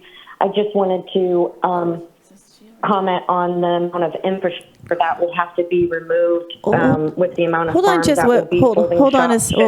Hold on a second. I had a couple looks. Don't worry, we'll come back to you if this had. But there was a thought that did you already comment?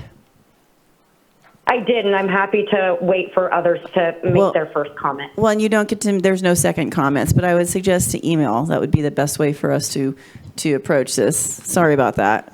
Okay. All right. Thank you. All right. So 4401. Just press *6 to unmute.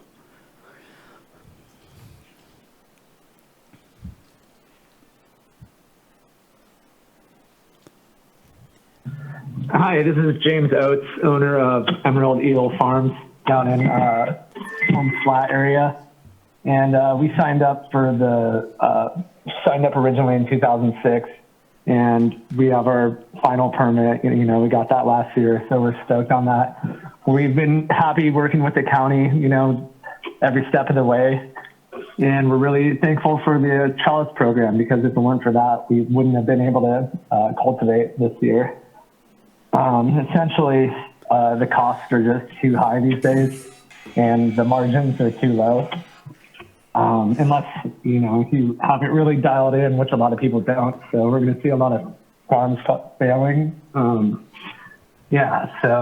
I'm just for the suspension of Measure S for the sustainability of small farmers, and just kind of like what Humboldt is about as far as cannabis. It's really going to destroy us if this tax remains. Thank you very much. Bye. All right. Thank you. Next we'll go to 4422.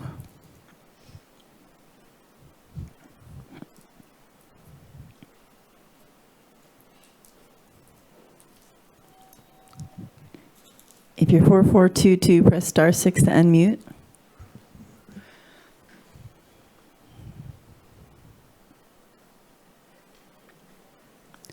Hello, can you hear me? Yes, welcome.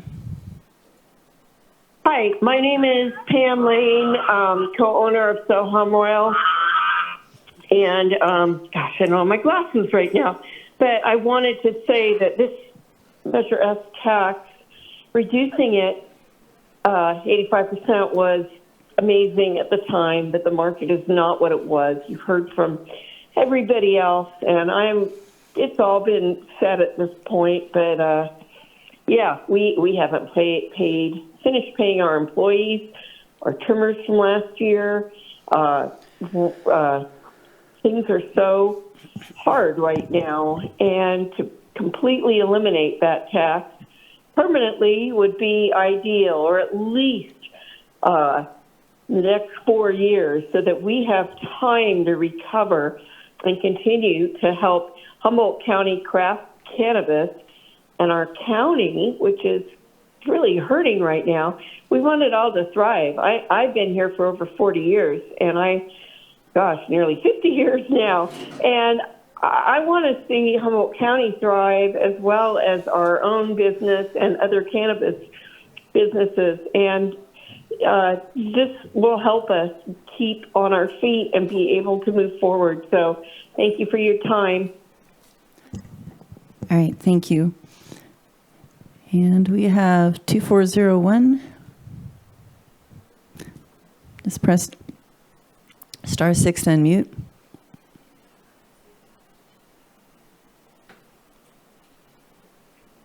Hi, thank you for the opportunity to speak. I'm a farmer in Eastern Humboldt. I have 2 children to support, and my business is on the verge of collapse. I, too, am behind on my Measure S taxes.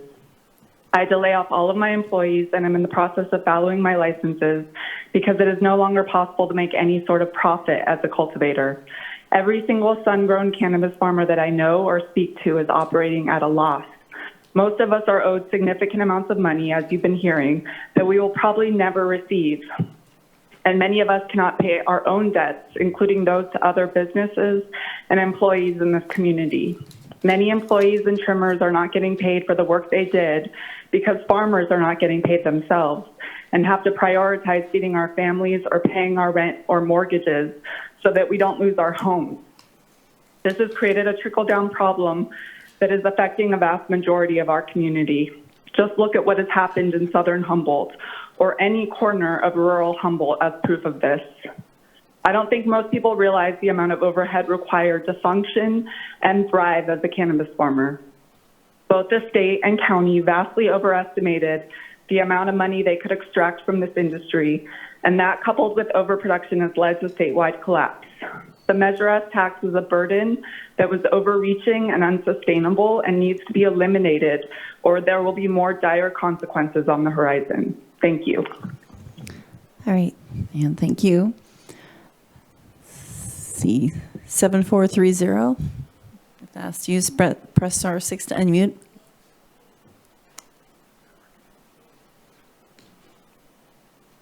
Yeah, this is Jesse Gennaro, owner of Humboldt 36 Farms. I'll keep it short and sweet. We already know why. We've heard this is the same thing we've been saying for years. We need to suspend Measure S and never talk about it again. I'm sure you guys have other things you could be doing with your time and our tax money as well. Thank you. All right, thank you. We'll do 3116.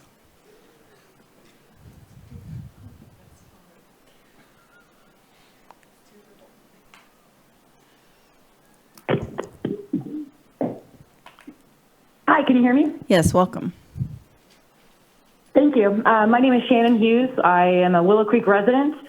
I'm also a metric consultant. I help a lot of farmers around here and all over the state with the Seed to Sale Track and Trace program.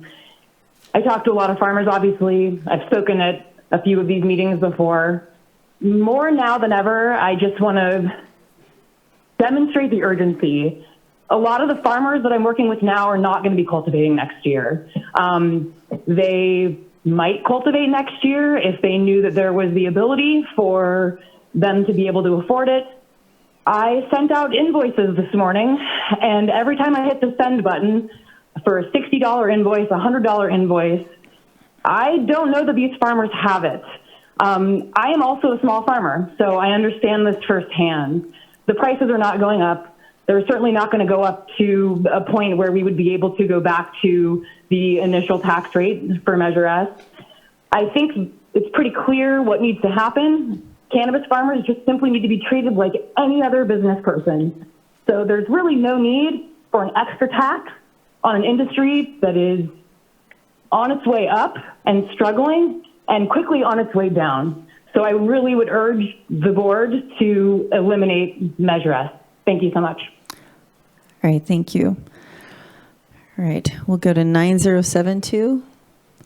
If that's you, press *6 to unmute.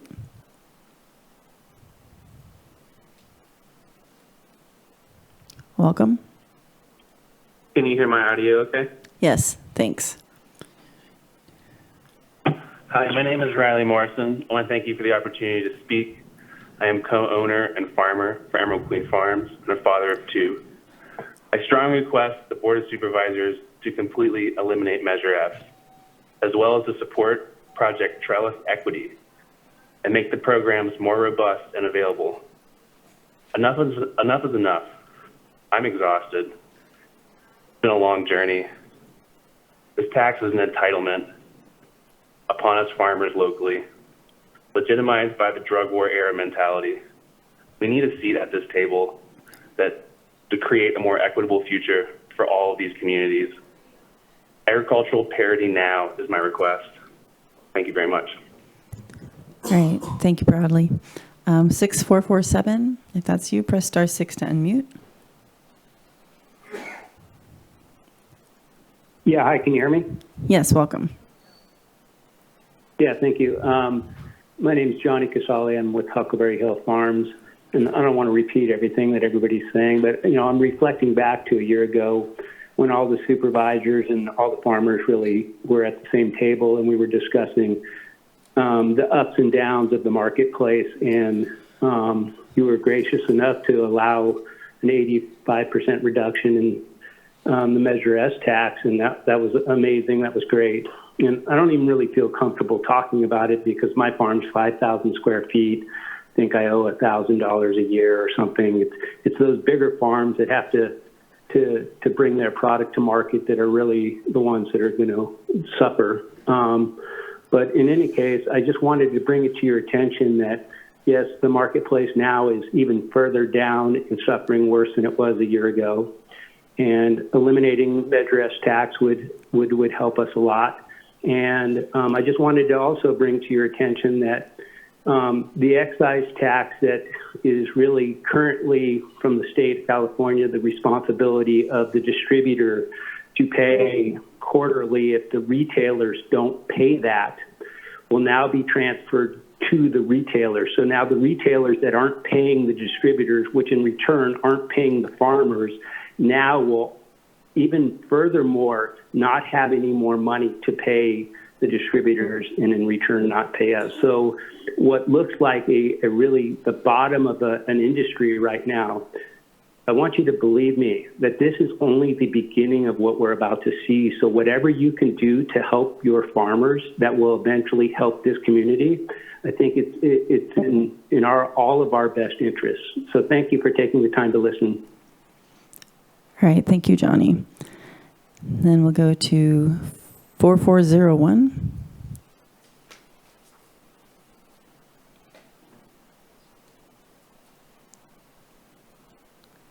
That's you, press *6 to unmute.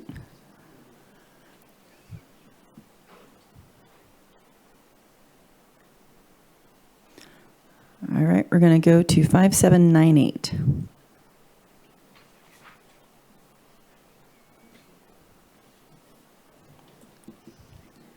Press *6 to unmute. Welcome.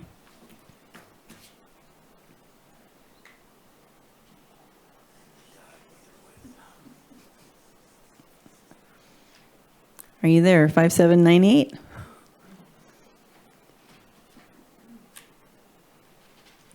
They are unmuted, correct?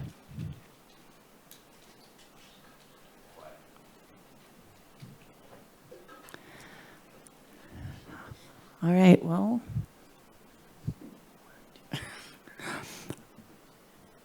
One more time, 579. How Yes, welcome.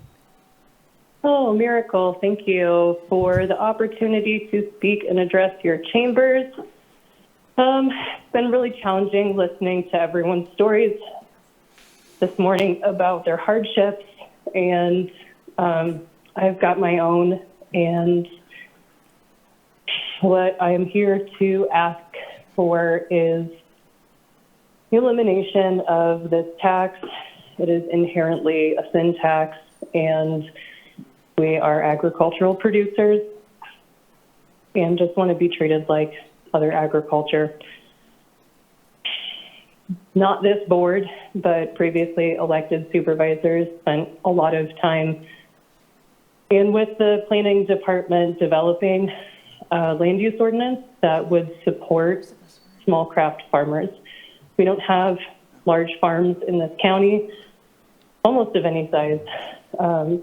We are a fraction of the agricultural impact yet on land use, but yet we do contribute so much for our community and have contributed so much financially for this county.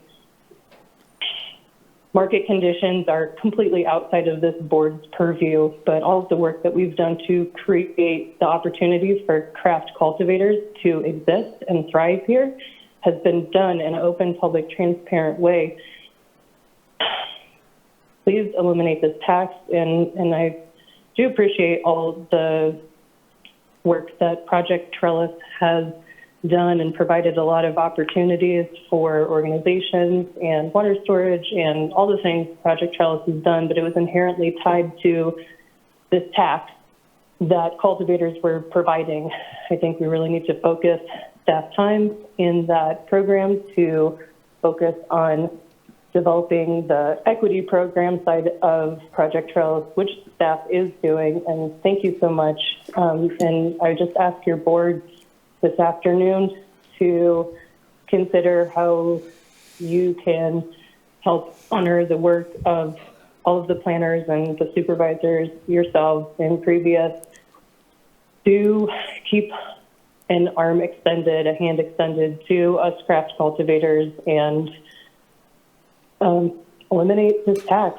Just, we don't need it, we can't pay it, and if that can be done, that's one less check to write, that's one less bill that we have to pay, that's one more opportunity for us to be able to tighten our belt, which we all are so much, and make it so we have better market conditions, which are on the horizon. I don't live here to grow cannabis. I grow cannabis so I can live here. And All right, thank you. So this is the last call for 4401. And if that is you, press *6 to unmute. Last call. I know.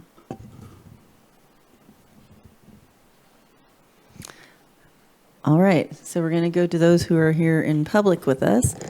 And just a little heads up, I know we have a time set for 3 o'clock, but that is a flexible, I'm hearing now correctly. Okay, so we'll continue. Welcome.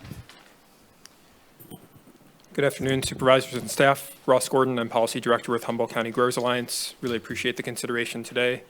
Also really want to appreciate and honor this board's leadership in making the decision to reduce Measure S taxes by 85% earlier this year. That has been a lifesaver for many farmers, as you've heard today. I also want to appreciate all the farmers who have called in today and shared their story and their truth so that can be part of this conversation.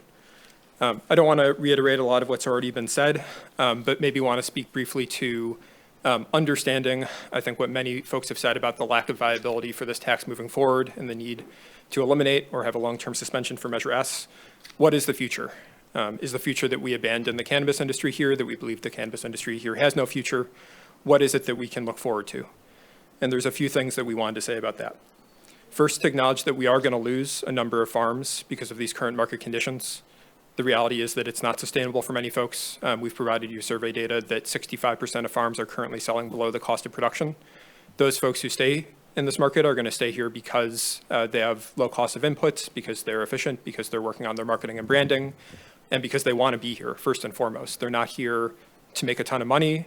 They're not here to be extractive. They're not here for a green rush. They're here because they want to be here. And there are going to be hundreds of people who remain here because they want to be here. The second thing I think the board should consider going into the future is how resilient this community is. This is not a community of victims. Folks are working on building their business, working on collective projects like appellations and cooperatives, which have the ability to fundamentally change market conditions. And collectively, through HCGA and our partners as Origins Council, we're working for policy changes like direct-to-consumer sales. Assemblymember Wood's bill, which was run this past year, Representative Huffman has now introduced direct-to-consumer sales legislation at the federal level. There's interstate commerce on the horizon. There's a number of things which are changing and will continue to change that have the potential to influence and change market conditions. And so this brings me to what your board can do to support those folks who remain going forward. First, the long-term suspension or permanent elimination of Measure S to provide a bridge for folks to get through these challenging market conditions into a better future. Second, to continue to support the equity program, which has been an absolute lifesaver, and thank you so much to both you as supervisors and staff for continuing to move this program forward. I know it's not easy, and other counties have not done the job that we have done in Humboldt in supporting that program. Third, please support fallowing at the state level.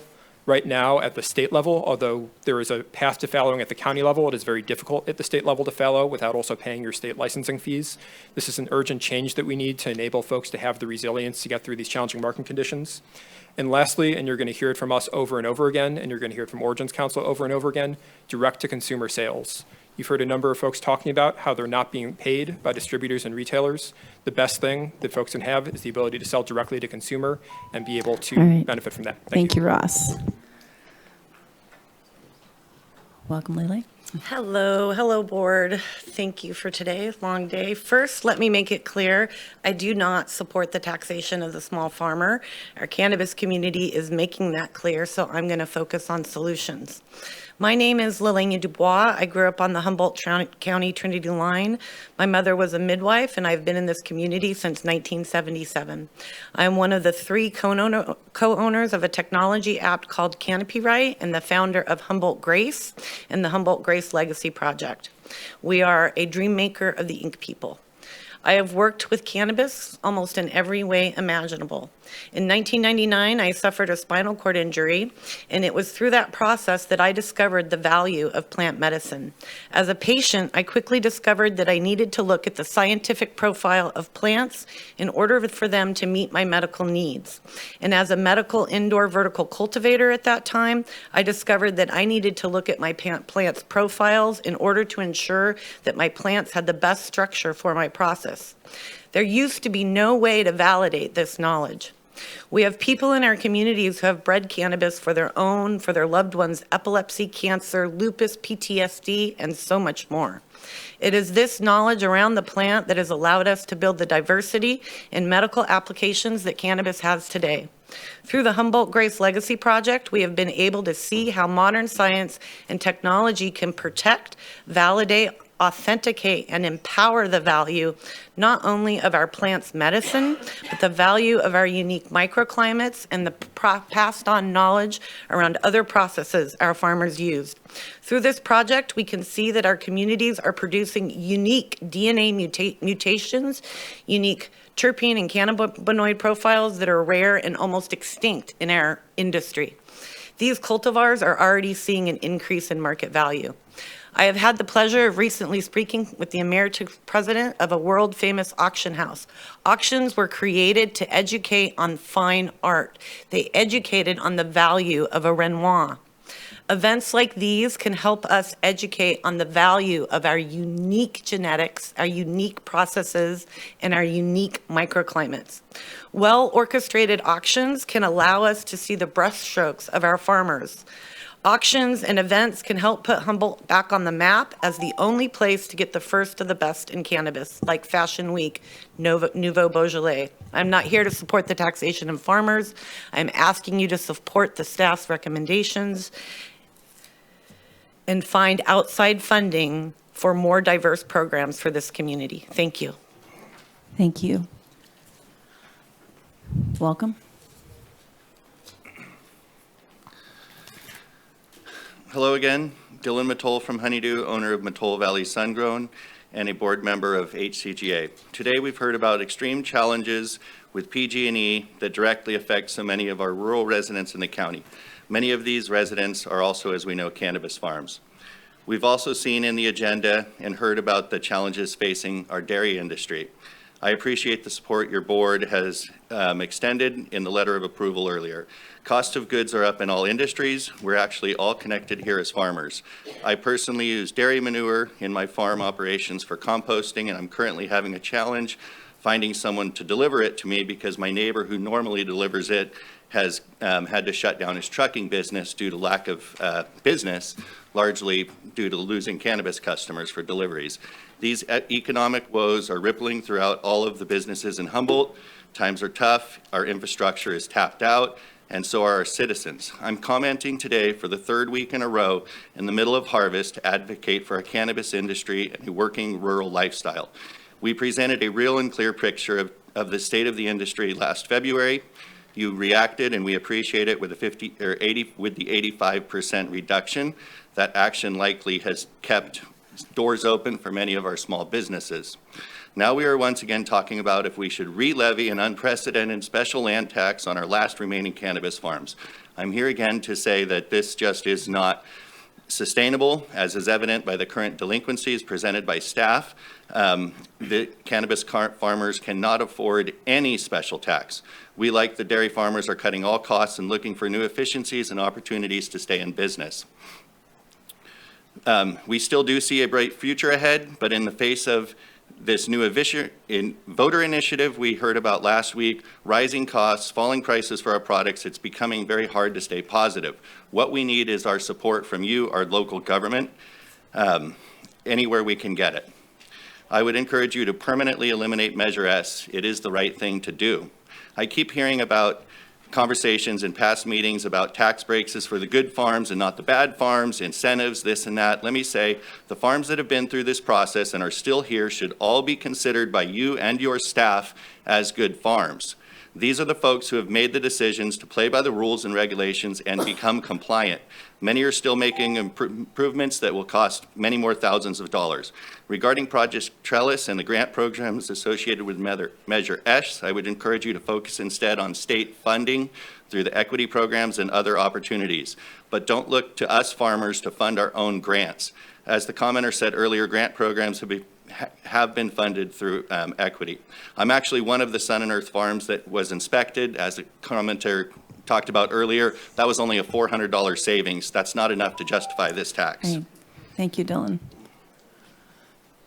Excuse me, welcome. Come on up. Hello, thank you. My name is Sarah Schutte, and I'm here today as an ancillary business who, like many, has been affected by the downturn in the cannabis industry. My agricultural testing lab and consulting firm has supported the Emerald Triangle cannabis farmers for the past decade as a de facto ag extension office. Without thriving farmers, I don't have a thriving business either, and will need to take my business outside of the area. The state of California is aware that there are many problems with the current system, which is why the CDFA and the DCC are both requesting proposals for over $20 million in state grant funding for the cannabis research on such topics as the health of the cannabis industry, California's legacy genetics, monopolies and unfair competition, among others. My concern is that this funding might come too late to be of much help to our legacy cultivators, and we need to triage the situation today. I believe that Project Trellis is the best way to facilitate this for our community. Even with the relief of Measure S taxes, we have lost many farms and ancillary businesses to the downturn in the cannabis market. The other problem I see is access to markets that would help farms generate revenue. We have some really great alternative opportunities and creative ways to bring in cannabis revenue, and I ask you to help clear the path for cultivators to get their products, brands, and genetics to market. I ask the Board of Supervisors to direct the staff to seek other sources of primary funding and permanently suspend Measure S, removing this burden from the cultivators by expanding Project Trellis to include programs that support a healthy cannabis economy. We can't compete solely on wholesale flowers due to the flooded market, our local environmental issues, rural access, and farm size limitations. And we need to collectively brand our world-renowned Humboldt County name as craft and boutique cannabis products and as the origin for some of the best genetics in the world. If we don't get ahead of federal legalization, our legacy could be lost in the flurry. We also need ag co-ops and farmer protections. There's a big disparity between the price to the farmer and the price to the consumer. The cultivator receives less than 10% of the total retail price, which means that 90% is sucked up in the rest of the supply chain. Not to mention crop losses incurred from various threats to the cannabis crop. And if we want to stand on our own and not become another government subsidized commodity crop, then we need to use the technology and resources at our disposal to fix our supply chain by creating more direct access to market. And we need sustainable business development support to help healthy businesses, in addition to protecting and monetizing our valuable intellectual property. I know we're all working really hard to create a healthy, legal, regulated industry that continues to support our community. So removing this tax and associated penalties is critical to helping our industry get on its feet. Thank you. All right, thank you. Excuse me. Welcome. Good afternoon. Melanie Johnson, Alpenglow Farms, 21-year Humboldt County resident. I'm a 19-year Humboldt County landowner. I remember when the cannabis community threat came in the form of convoys and helicopters, and some community members would leave in fear. But me and my family, we would stay. And if we weren't home, we would rush back and we would tell our daughters to go play outside. Why? We wanted to be seen because we live here. We work here. We volunteer in the community, we spend our money locally, we pay our taxes, we go to school here, and we raise our children. I love this community, and I am this community. And now our new community cannabis threats come in the form of cannabis compliance, regulation, and taxes. And because of these threats, many community members have left, and not by choice. But me and my family, we're still here. And though we no longer are standing in the front yard with our daughters, we are now in the county courthouse, holding our ground, our right to be here, our right to live here, and to make a living here. As your constituent, you have heard me express my concerns and needs within the arena of cannabis and its future here in Humboldt County. And I am again expressing to you my cannabis community's need, and that's the full suspension of Measure S for good. Please support the family farms that are still standing and showing up. Thank you. Thank you, Melanie. Welcome, Adeline. Good afternoon, Supervisors. Natalie DeLapp, Executive Director, Humboldt County Growers Alliance. As the presentation showed, we have an exceptionally high delinquency rate. You have 43%, and those are outstanding debts. If we continue to mount continued taxation on these operators, what we are doing is further saddling them with, how are they actually going to go out of business if they need to with all of these debts? How are they going to pay for cleanup and remediation and ongoing compliance costs that are part of exiting? For our farmers that are staying here, the people who really want to be here, the resilient ones that are just absolutely committed to this place, we need to permanently eliminate the Measure S cultivation tax. I'm sure you guys don't want to keep sitting in these chambers year after year hearing from us, so we could just be done with it today or after the next resolution. That would be kind of fun and nice. I do want to speak a little bit to the incentives conversation that sometimes we hear that, Measure S, good actors, or we should create incentives.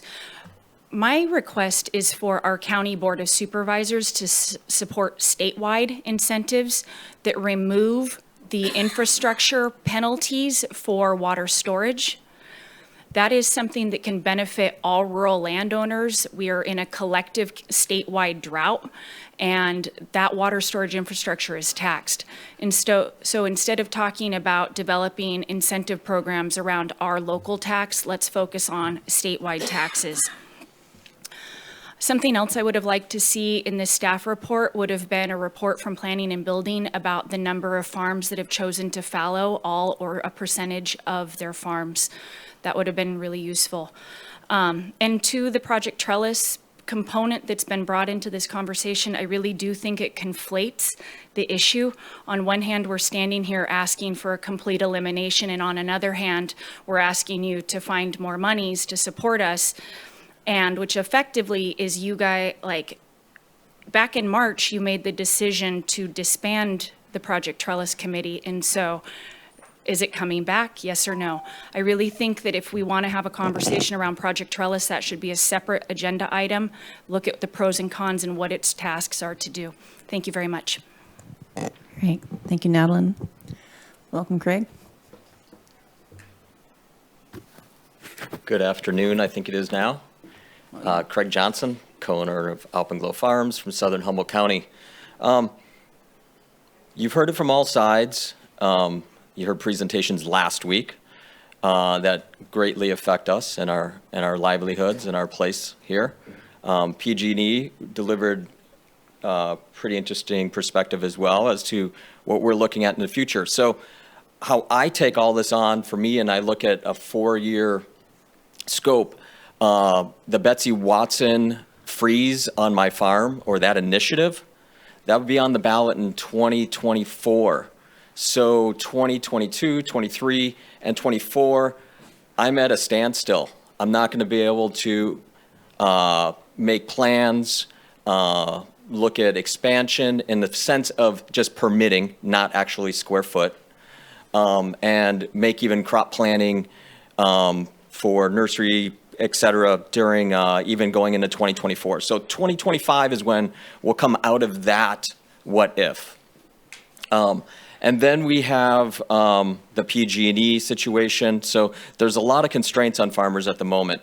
And I want to speak to Supervisor Madrone. I know he's always looking for incentives.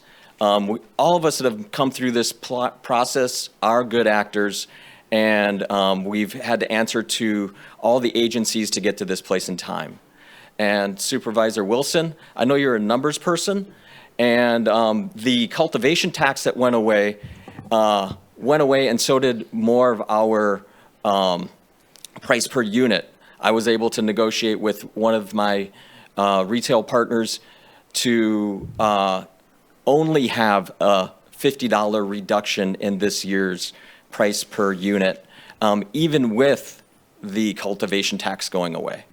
So that was a benefit, but I still am losing because of the economic turndown.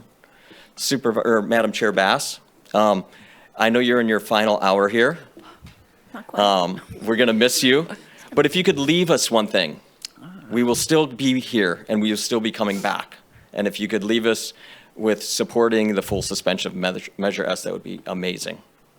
And Supervisor Bohn, I feel we have your support. You're an ag man, and like Dylan spoke, I too work with the same trucker that brings us the manure. I like to think that we're biology farmers. We grow microbiology in our farm, and the cannabis is a gift of that. Even one of the inputs we bring in, and probably the largest input we bring in 2 squeeze of hay. That's about 120 bales. That has gone up $4. So we too are ag people. Craig, I'm Thank you. so sorry. It's okay. Thank you. Anyone else wish to comment? All right, well, we are back to the board. Anyone want to take a stab? Yeah. I mean, thank you for all the public comment. I mean, that's pretty awesome. Yes, Supervisor Bohn. Well, I guess I was the one that wanted the full suspension last year. And I don't have a problem asking for it again this year. And I realize it costs us money. But I also realize the basis of the tax was, and don't take this wrong, you guys were a biggest part of it, as we were, because you were excited about being legal and you're willing to accept anything. And we went big, and that's not and it wouldn't have been a problem if we didn't have 100,000 pounds coming in from Oregon across the border. We didn't have 1,200 illegal dispensaries in LA today that nothing's being done about. If we didn't have some of that overload coming down and the black market, we wouldn't be in that situation. And I appreciate everybody that has taken a stance. We are the preeminent place for cannabis. And it's upgraded to just having the best pot around, back in 2012 to now we're elite and everything else. But we are, because there are so many people in the market. I was kidding. Eddie Crandall's a supervisor down in Lake County, and they just approved a 100-acre field. And I said, when you go anywhere, even Amsterdam, nobody walks in and asks, do you have any of that Lake County stuff? So, I mean, we do have, and we have lived by that name. Are we getting to where everybody wants it to be? I don't know if we're getting there, but the guys that are hanging on so far, you guys are the good operators. You have done. Where you can dig ponds, you've dug ponds. Where you're doing rain catchment, you're doing rain catchment. I've been fortunate to have been to quite a few of your farms. I know how hard you work. I don't know what a 2-year suspension looks like. I don't know if we can get rid of it permanently. Or a 4-year suspension. I mean, till we get out of this, and then we look at, I can't suspend it all the way right now, or I don't feel right, because it may come back. We don't know that. But, and I'd like to bank that it's coming back, and then we relook at the tax, because as you've said, you guys want to be part of this. But if we follow what the state's done, the state did stop their cultivation tax, and now they're going to tax it. I think distributorship, there's a whole different formula, so it's not on your back. And we've taken a lot of people that are caretakers of the land and have done a very good job of it, have done it their whole lives, and have taken it one step farther. And it's kind of funny is 6 years ago when it was becoming legalized, I had so many people saying, it doesn't affect me. Those same people are going today, says, I didn't realize it affected me so much. The trickle down is immense, much like the timber industry. So the trickle downs are, so could we do a 4-year suspension and then come back and look at this? I don't know what we can do about the past taxes, because taxes have been paid. I don't know how any of that works, and I don't know. We'll have to have your fees, everything else as you do everything else. But and it's again, there's this looming, and Craig, thanks for bringing it up. This ordinance is coming out, so the expansion anyway is kind of looking, nobody's going to do anything for a while. So I don't know how we get there. I don't know how we do that. I think we've gotten a good chunk of your hide the last 6 years, and I think we need to realize that. Because we've got a lot more of it than any other county in the state. So as we move forward, I don't know if this is feasible. I don't know. I would toss that out there until we see a recovery date. And they are dropping like flies. I can tell you, I get a lot of phone calls. I see a lot of people, having to give up their properties that they've had for years, or selling what they have at a much reduced rate to get out from underneath it. So I don't know if this other 15% will help, but I don't know if we're going to get much of that 15% anyway. So I don't know what the loss is going to be if we don't take a vote of confidence in this segment of our economy. And it's not because it's cannabis or anything else. This is a segment of our economy, and we're helping out a segment of our economy, and that's kind of the way I look at it. All right, I am going to ask Supervisor Madrone not to pick on you or anything, but since you're not here, I just want to make sure you have an opportunity to make comment.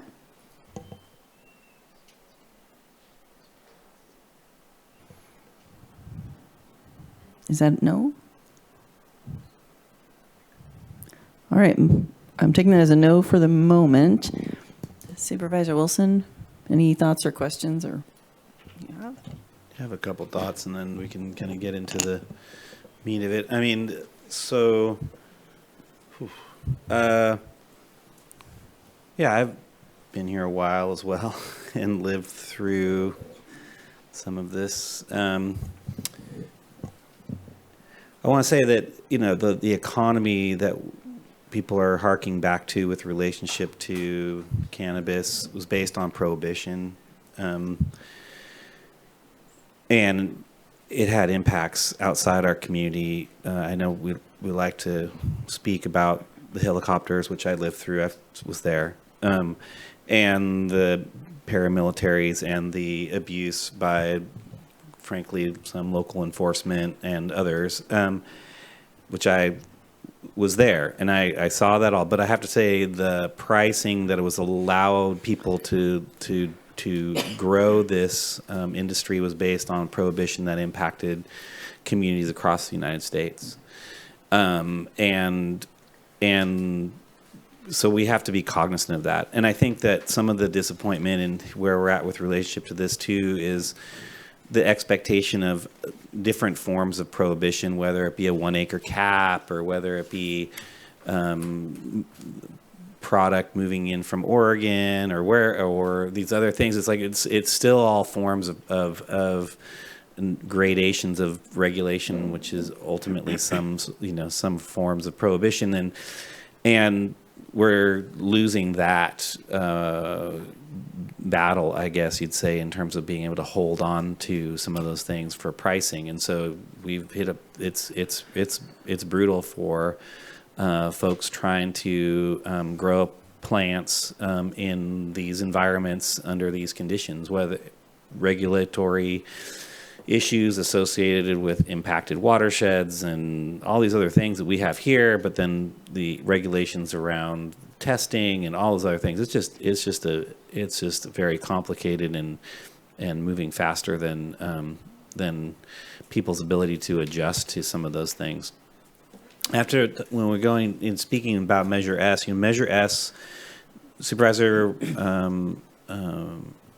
Bohn is correct in that there was some some enthusiasm and adoption with relationship to the growing community associated with Measure S, but ultimately it was the rest of the community that elected to do it. It was an initiative process, or not initiative, but it was put on the ballot anyway.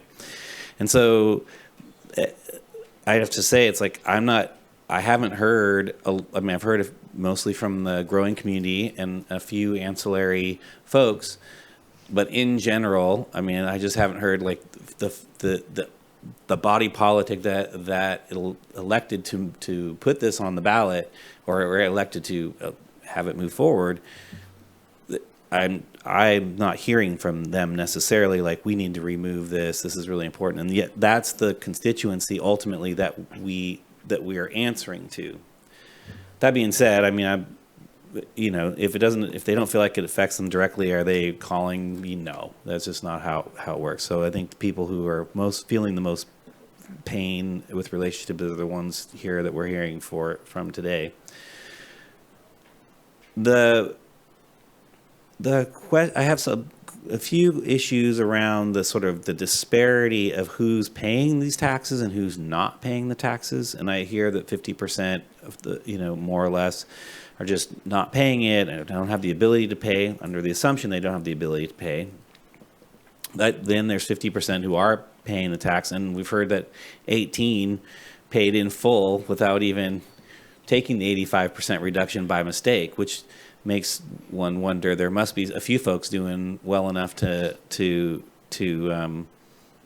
pay taxes, and so there's disparity, I think, within the industry about who the costs. Some people have their land and paid off, and some people don't, and some people have, there's a lot of disparity in what the costs of doing business are. Some people are in locations that don't have long distances of bad roads. Some people have great roads. Some people have, whatever it is. It's like there's just so much disparity in that I think that's something that really fleshed out. And also, I'm not clear as to whether we're talking tier 1, tier 2, or tier 3. We sort of just dropped that the last time with relationship to, well, it just seems simpler just to do everybody under one umbrella. But I'm wondering, what are the default rates with relationship to tier 1, tier 2, and tier 3? Like, are we having no defaults on tier 3, but all defaults on tier 1? And I was just I'm wondering about that, because we've talked about the relative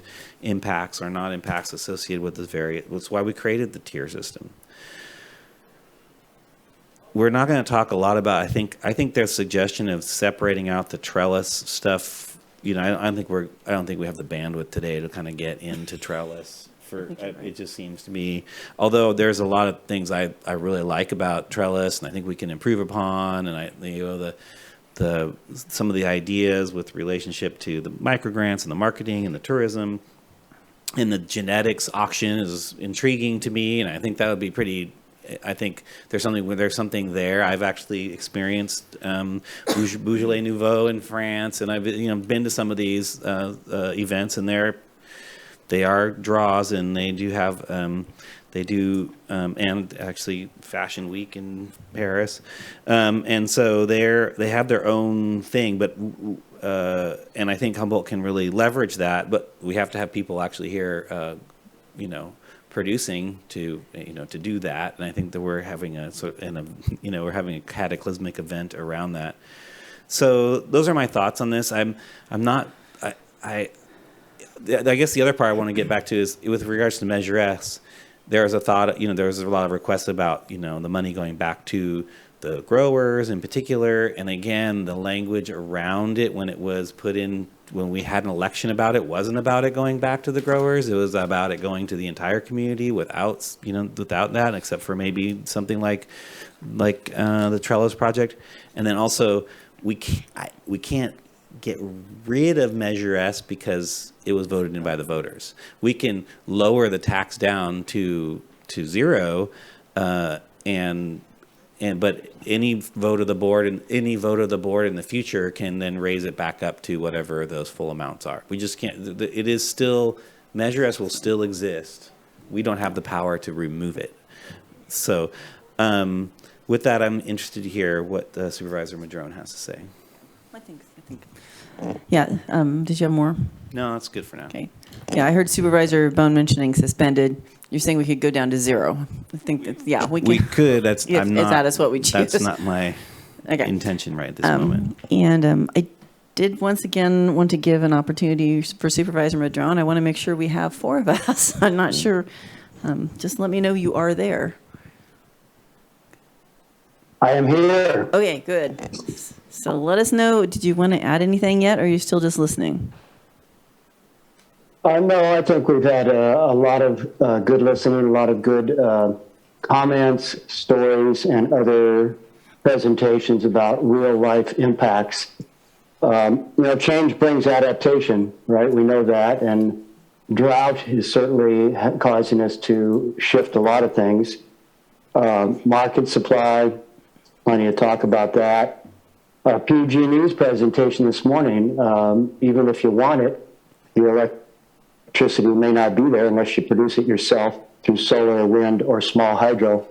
So there's a lot of change happening. And, the old adage, you can't squeeze blood from a turnip. Well, we'll just say you can't squeeze blood from a bud. Let that be a quote for the day. So I've thought a lot about all of this, and I'll just cut right to the chase. I would support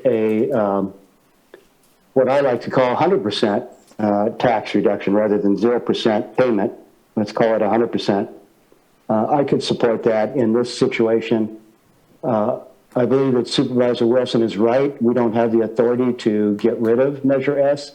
That would have to be something, I believe, put on the ballot, and the voters would have to make that decision. But I could support 100% tax reduction at this time. I know it's a hassle to come back every year. We could consider doing it for 2 years. As much as I'd love to see the industry come back like tomorrow, and I'm sure all the rest of you would, I doubt that's going to shift very much until there's federal legalization. And even then, there are lots of questions out there about what will that mean, what will change, what won't change, et cetera. I do think the late fees are problematic. They just keep compounding. And as some said, these unpaid taxes and late fees may very well be on farms that are no longer in operation whatsoever and didn't even ask for fallowing. They're just out of the business. And all of these changes are creating its own fallowing, so to speak, in regards to the farmers. And that's a sad thing. But this happens in all industries over time, where changes do separate folks out. And I very much appreciate those dedicated Humboldt County locals who are in it for the long haul. They've invested everything they've got. They're trying to make this work, and I hope we can turn that corner and bring back a day when it can still provide families with an income on their farms, doing regenerative farming, in the sun. If you can't PG&E, in the old days, it was all just done in the sun, right, folks? Remember? And a lot of you do that now. I know you do. As well as being grown in the ground with regenerative practices for the soil, rather than buying and dumping soil away every year, which is kind of a crazy thing that happens out there. Not by the regenerative folks, so that's for certain. And the storage and forbearance, if you can't get a hold of a geologist and get a water report, hydrologic connectivity issue dealt with, then water storage and forbearance is the pathway forward with that. I also like Trellis. I think it's been a great program. I hope we have more of it and can have another discussion another day about how to actually revitalize that and help it move into marketing appellations. It was mentioned genetics are huge, and they are. It all began here in many ways in Humboldt. We all know that. We have tremendous genetic strengths, and I like seeing some of the appellations, the Origins Council, and other efforts that are being made to try and protect those incredible genetics here from Humboldt County. It does seem like it would be useful to have a payment plan method if we could figure that out. As was mentioned by several farmers, they often find themselves where they could make a partial payment, but because it won't be accepted, they move on to dealing with everything. So let's get that set up so we can allow people to get caught up in current. I do think the state has a big role in all of this.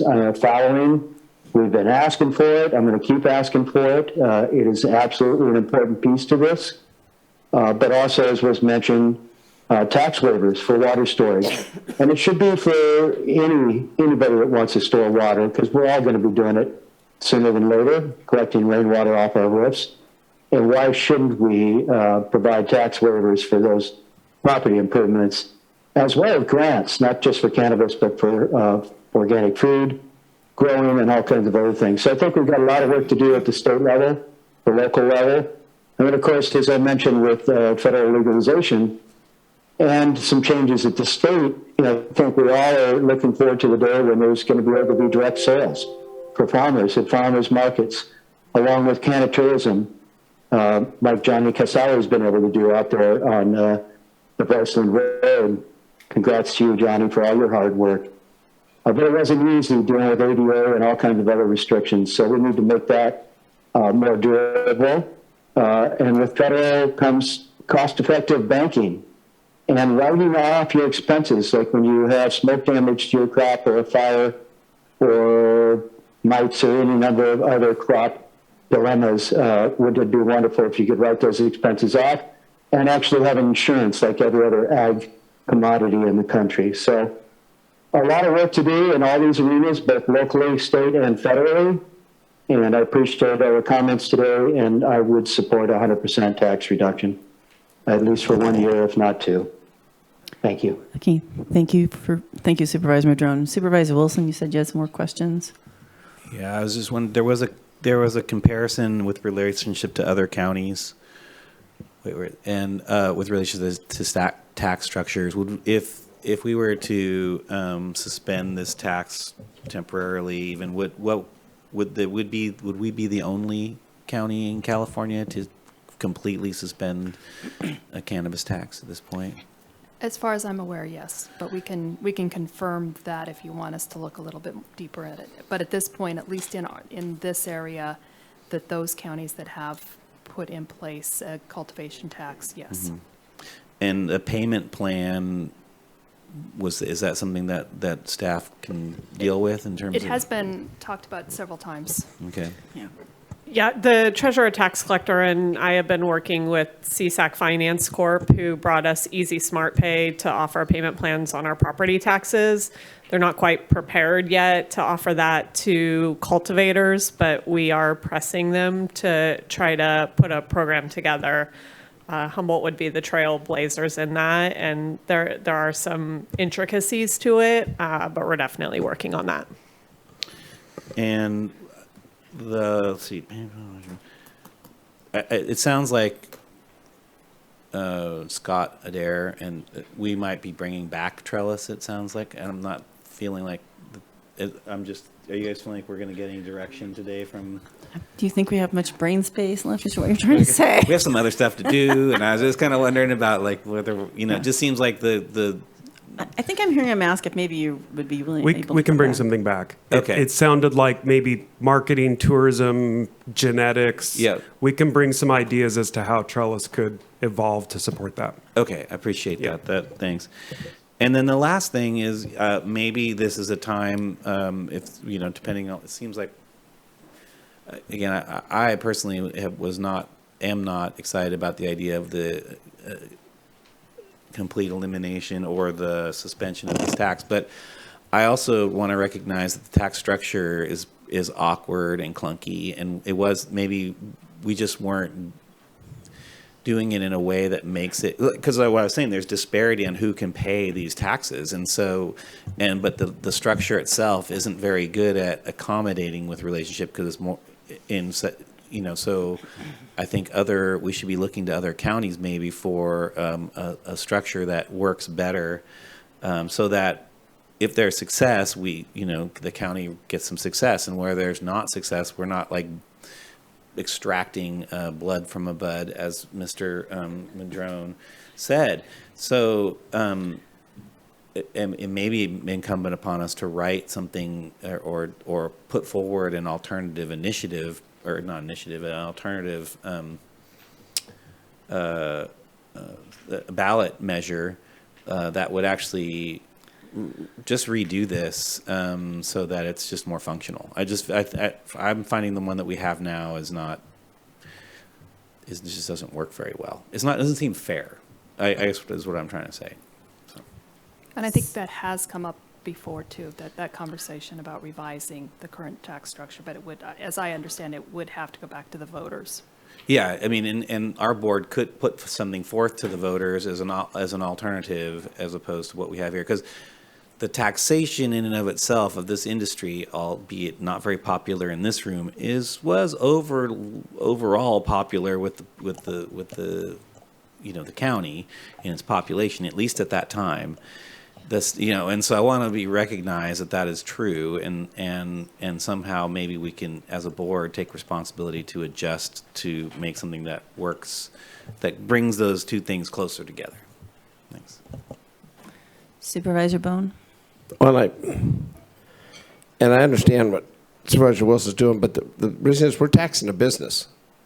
And some of those businesses are taking place on leased land. Some people are working on lands that they bought at an inflated price. Some are working on land they've owed that's paid for. And so now we go back farther. This is why some small grocery stores stay open and some don't, because they just can't compete anymore because they can't afford the price of doing business. Now, the price of doing business here and here are the same. It's just how well they manage it. And I don't know how we take a tax and adjust the tax and say, well, you're not doing as good as this guy's doing, so we're going to reduce the tax more. I'm not understanding what the levels, if we don't do it the same across the board. And can I answer that? I'm not trying to adjudicate that today, and I'm not saying one tax structure is perfect. I'm just saying we can do better. That's all. I'm not saying it's perfect either, but it's a tax structure. So the minute you say tax and perfect are two words that never go together anyway. So, and as we move forward, it comes to mind that, are we the only ones in the state that are going to dismiss the tax altogether? Well, some people aren't charging a tax, But are we the only ones?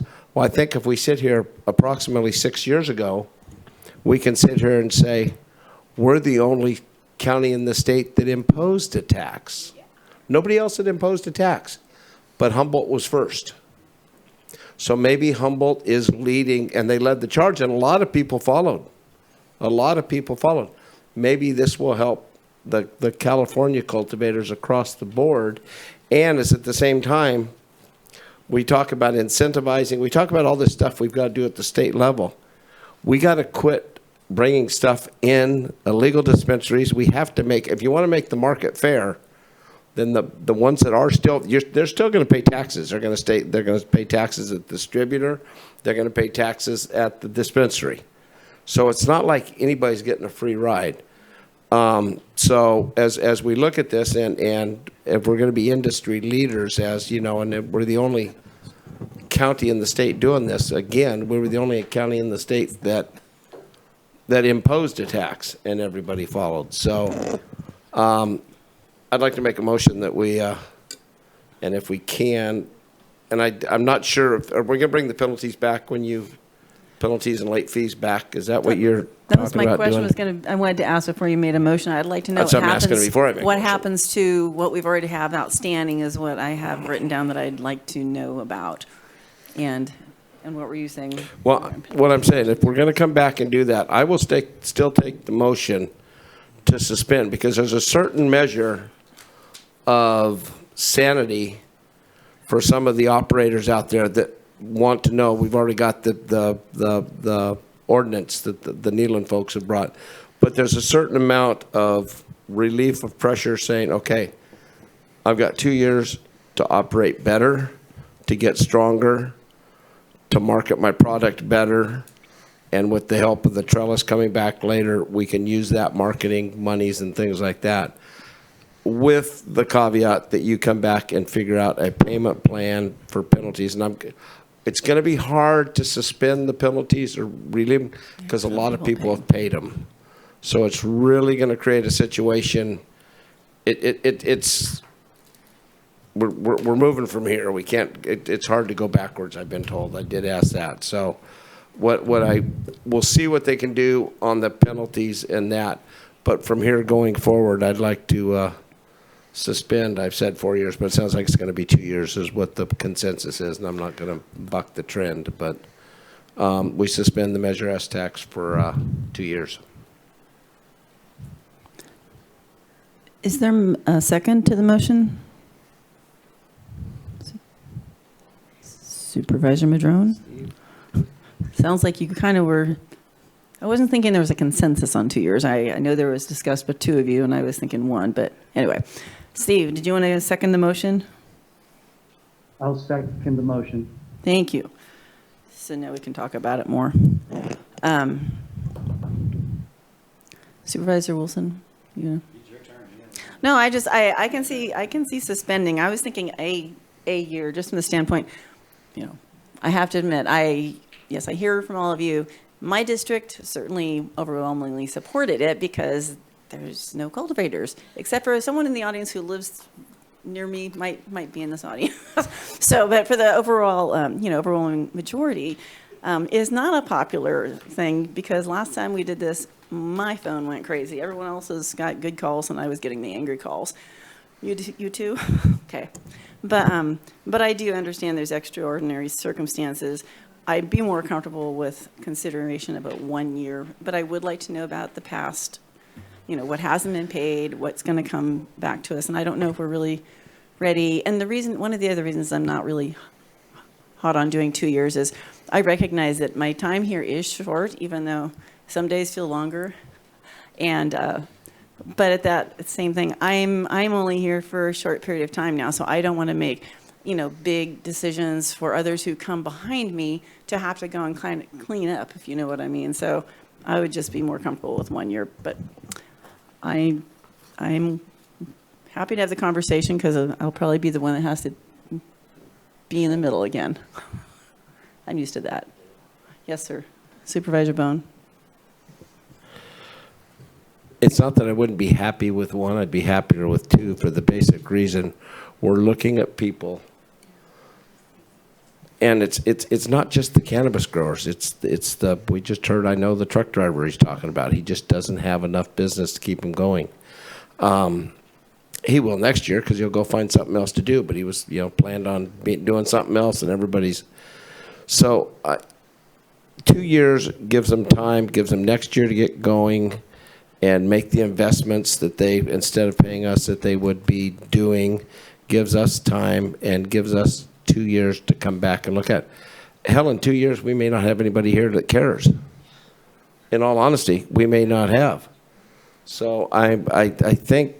I'm not trying to give the money away. I'm not trying to give money away. I don't like taxes, but I know that's what we live and die on here. I was excited to give the biggest raises we've ever given in the history of Humboldt County over the last 3 months. So with that being said, the reason I want to go 2 years is they have the cloud of the ordinance that's coming over them. And I think this gives them time to. Regroup, look where they're going, have an idea where the market's going, work with Trellis. You can't turn a ship this big around in a year. It's not going to change in a year. You need 2 years to make something happen, because I can tell you what, I can remember what we were doing last year up here at this time, and half of it probably isn't implemented if you want to go through the record. So I'm just saying, I think 2 years is a number that they can work with, we can work with, the CAO's office can work with, very reluctantly because I keep getting dirty looks. But I think we can make this work for all parties involved. And 57% of the people I think in Humboldt County voted for it's more like 63% voted for the tax. I remember 2016. Everybody wanted to tax the hell out of the growers. They were tired of the grow dozers. They were tired of all the crap. They were tired of all that and everything else. The herd's been thinned. We've got some good quality people out there farming. And I think as we go forward, I think it's important we show them support. I think it's the right thing to do. And I can tell you, we just did a thing with the dairy farmers. I got my rear end handed to me by the dairy farmers. When are you going to give me some money back? But we don't charge them a separate agricultural tax that we don't charge anybody else. And we're not taking any of the land tax, any of the other taxes and giving back to them. We're taking a tax that we imposed, we created, and we charged them. So that's why I think it'll take 2 years to get this worked out. And in 2 years, this may have been a horrible experiment. I hope for their sake it's not. I hope for our county's sake and the businesses it affects, it's not. Supervisor Wilson? Again, as someone who's not necessarily supportive of this, I do think if the board goes forward with a suspension, as Supervisor Bohn has suggested, I do think 2 years is a reasonable amount of time, mainly because it's just disruptive to come back and do this every year like this, and it's disruptive to the flow of the way things are, and it's just. I also have the question of reducing this tax anymore, other than going down to zero, means that I want to make sure we at least have a cost savings in administering. So if we don't have anything to collect, then the only administration we're going to have is on payment plans, it seems like, in terms on our side, unless we have other. Will we have other overhead associated with this? We still do have multiple tax years outstanding. So we still have past due amounts that go all the way back. Obviously, they've been getting bigger as you go. So there's still some administration there. And then, of course, late fees and penalties. And ideally, I think folks would start, whether it's through the payment program that we possibly bring back, or just trying to pay down these amounts. If they're really truly staying in business, they're going to want to, and they're going to need to pay down the past due amounts. Right. And so there'll be some administration there, but it'll be much smaller. We won't be sending out the tax bills twice a year to every single person, and then the follow-up to those. And then to the motion maker, there's a few. It seems like there's a few just cleanup directions to staff as part that you could make as part of the motion, which is to bring back the trellis discussion for a later date. I thought if it wasn't included, it had to come back. Because I just said it too. I didn't bring it up, so with the trellis is still hanging out there. I can add that, can the trellis come, but I thought the way I left it off of there, trellis is coming back, and it was asked of Scott, can you bring trellis back? And he nodded, so I just, That's true, but it would be clean if you put it as part of the motion. and trellis to come back. Thank you. Seconder is fine with that. Supervisor Madrone?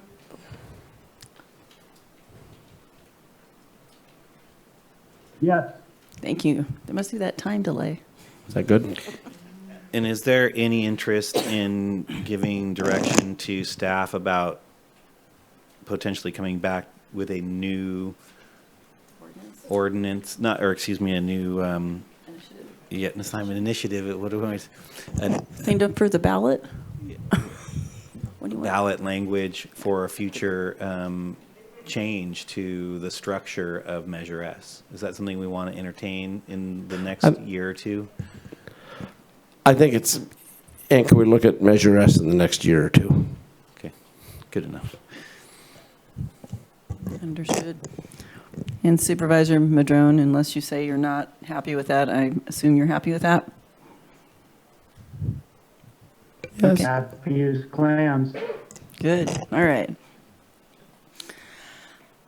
So anything else, or are we ready to go? I see, Alicia, you have your hand on the, did you want to say something? I was going to propose a motion.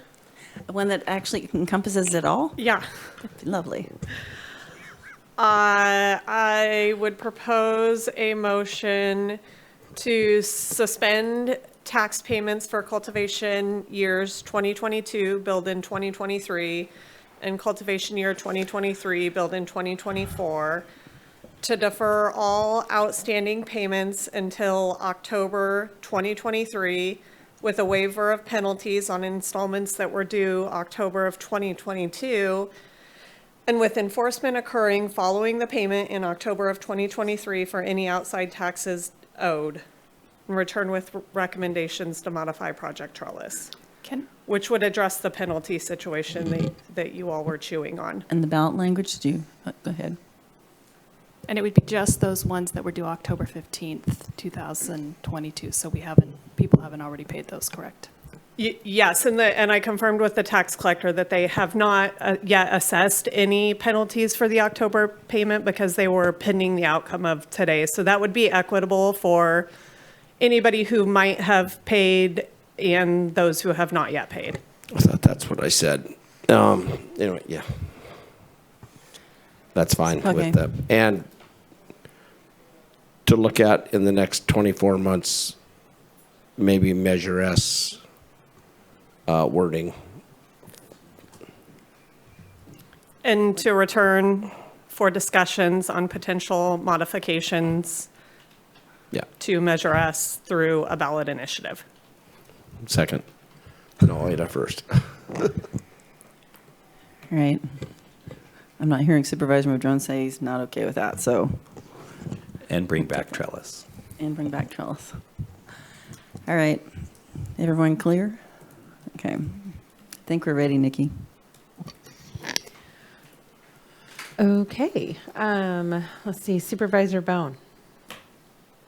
No, yes. Supervisor Wilson? No. Supervisor Bass? Yes. Supervisor Madrone? Yes. Thank you. Motion passes 3-1.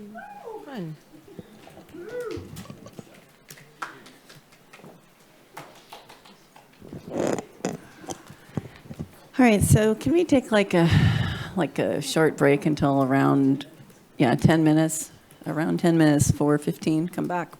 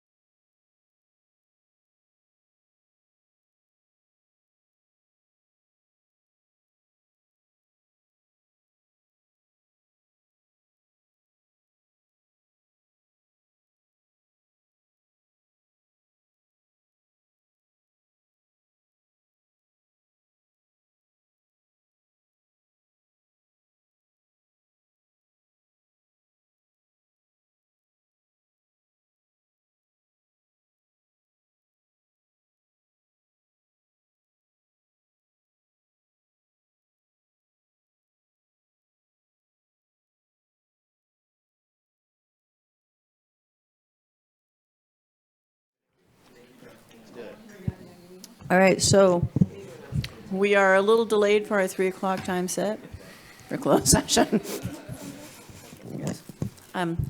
Interim County Counsel Miles, can you brief us on closed session? Thank you, Chair Bass. It is the intention of the board to meet in closed session pursuant to California Government Code Sections 54954.5 and 54957 in order to consider the public employee performance evaluation for the position of the Agricultural Commissioner. It is also the intention of the board to meet in closed session pursuant to California Government Code Section 54957.6 in order to review the county's position and instruct its designated labor negotiators. Finally, it is the intention of the board to meet in closed session pursuant to California Government Code Section 54956.9D1 in order to discuss existing litigation in the case of Friends of the Eel River versus County of Humboldt et al., Humboldt County Superior Court Case Number CV 2201593. All right, and thank you. Just a reminder, if you're listening and you want to comment, press star 9 to raise your hand. Is there anyone here who's with us today that wishes to comment on any of the closed session items? All right, not. We'll go to those on the phone, and there are no hands up, correct? Yeah, no, you guys can, just don't go away. All right, so with that, we'll go into closed session.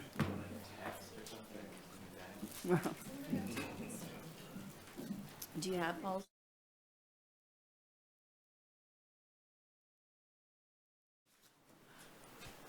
Thank you for that.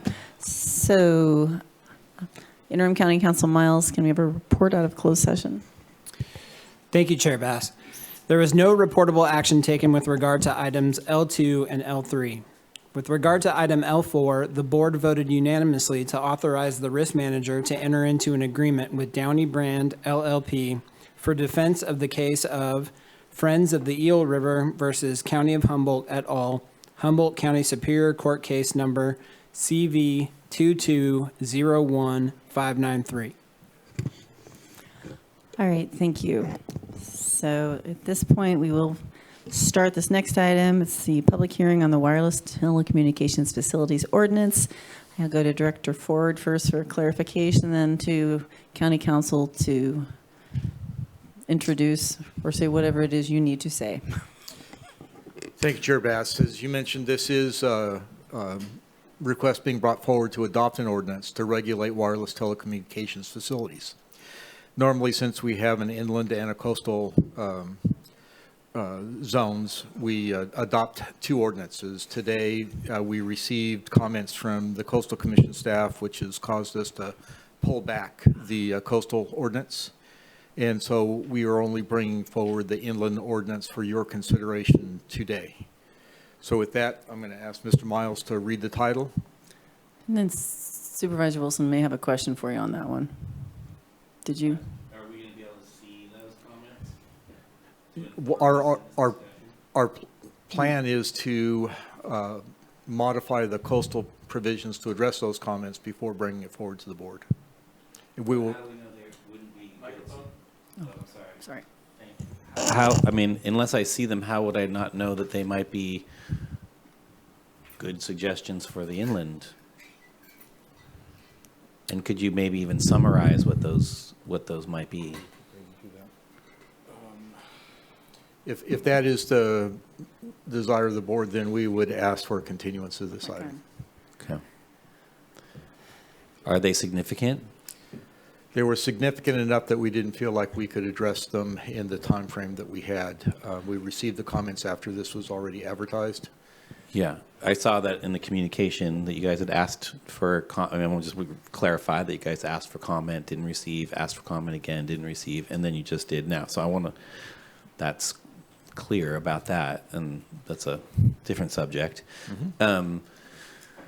Okay. I mean, I feel like I could give a rough.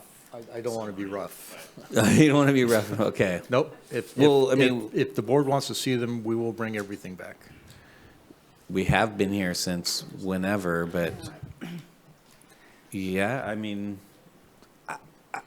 I don't know. I mean, I want to know what those comments are personally. If they're significant enough that we're bringing back an ordinance for one section, then My speculation is going to be they largely have to do with coastal resource issues. Okay. A lot of the comments, and they do this frequently, is they want us to restate regulations that already exist in the LCP within each of the ordinances. So they get repeated over and over and over and over again within the coastal ordinance. Okay. And so those would not be applicable in the inland zone. But I don't want to say that's all of them. But I know that that's a good portion of them. Okay. Well, as you know, and I've mentioned to you, like, and are we at the place where we can have this conversation? Or but you haven't even read any of this in yet. We haven't read it in. We really haven't started the hearing yet. Right. Well, except I do feel we have people here that I would like to give the opportunity to comment. So is there a way to, yes? That's just me. I have a concern. Okay. Well. Can I ask a clarifying question? Yes. So Mike, Supervisor Wilson, your concern is that, and Director Ford, correct me if I'm wrong here, but so the coastal portion of this is not coming today because there's comments that you need to address. Is that true or not? That is correct. And Supervisor Wilson, you're afraid that those comments will affect the inland portion of this ordinance? My concern is that there are substantive comments that may impact. I have my own comments with relationship to the inland portion of this related to visual impacts, which I am going to talk about. But I don't know if, I'm just saying, like, if I have a staff that has reviewed this through another agency that has comments that may be substantive to that discussion, I'm not sure that I don't feel fully informed. That's all. So could I ask another clarifying question? You don't know what the comments are, or have you reviewed the comments and you're confident that they don't affect the inland ordinance?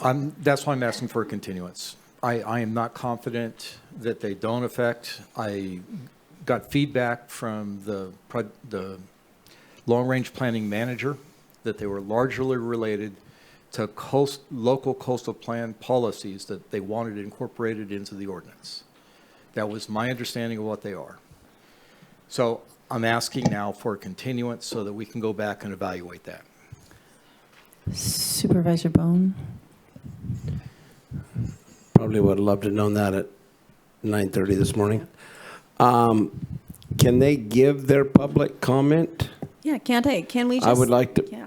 I would like to hear their public comment, and then if they're able to come back again, I would like their public comment, and then if they don't want to give today and they want to come back again when the item's heard, that's fine too. But I want them to, but you're not going to get two bites of the apple. Oh, well, or Alicia, I mean, it's you, Hayes. You have a public hearing notice, so you are obligated to open the public hearing, accept public comment, and then continue from there to a date certain or uncertain at Director Ford's discretion. Can I ask a question though? Sure, Supervisor. Well, if they, Bushnell. I'm wondering if they make public comment today and the information is different when it comes back, are they allowed to make public comment again? Yeah, it'd be considered substantial. Yeah. Okay, well. So with that being yeah, the let's- case, I would recommend that you go to County Council Miles, allow him to read the ordinance into the record. We will go through, give a presentation, accept public comment, and then ask for a continuance. All right, thank you. And I apologize to anyone. This was newer information to us too, but that's how government, it's kind of messy sometimes. Well, it happens. It's yours. Yeah, will you introduce this, please, or whatever? Yes, Chair Bass.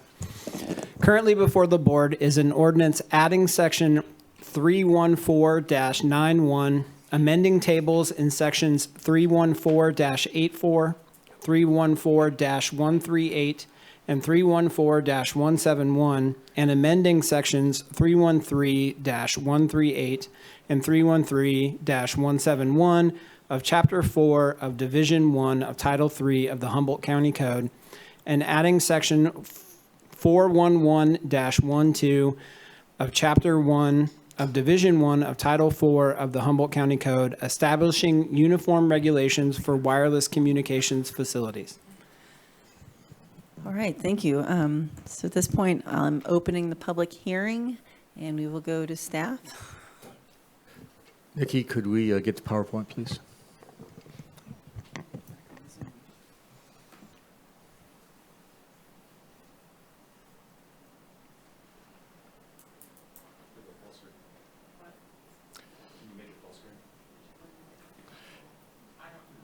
That's not our PowerPoint.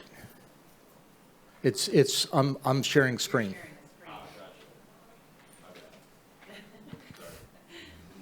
Great, thank you. Good evening.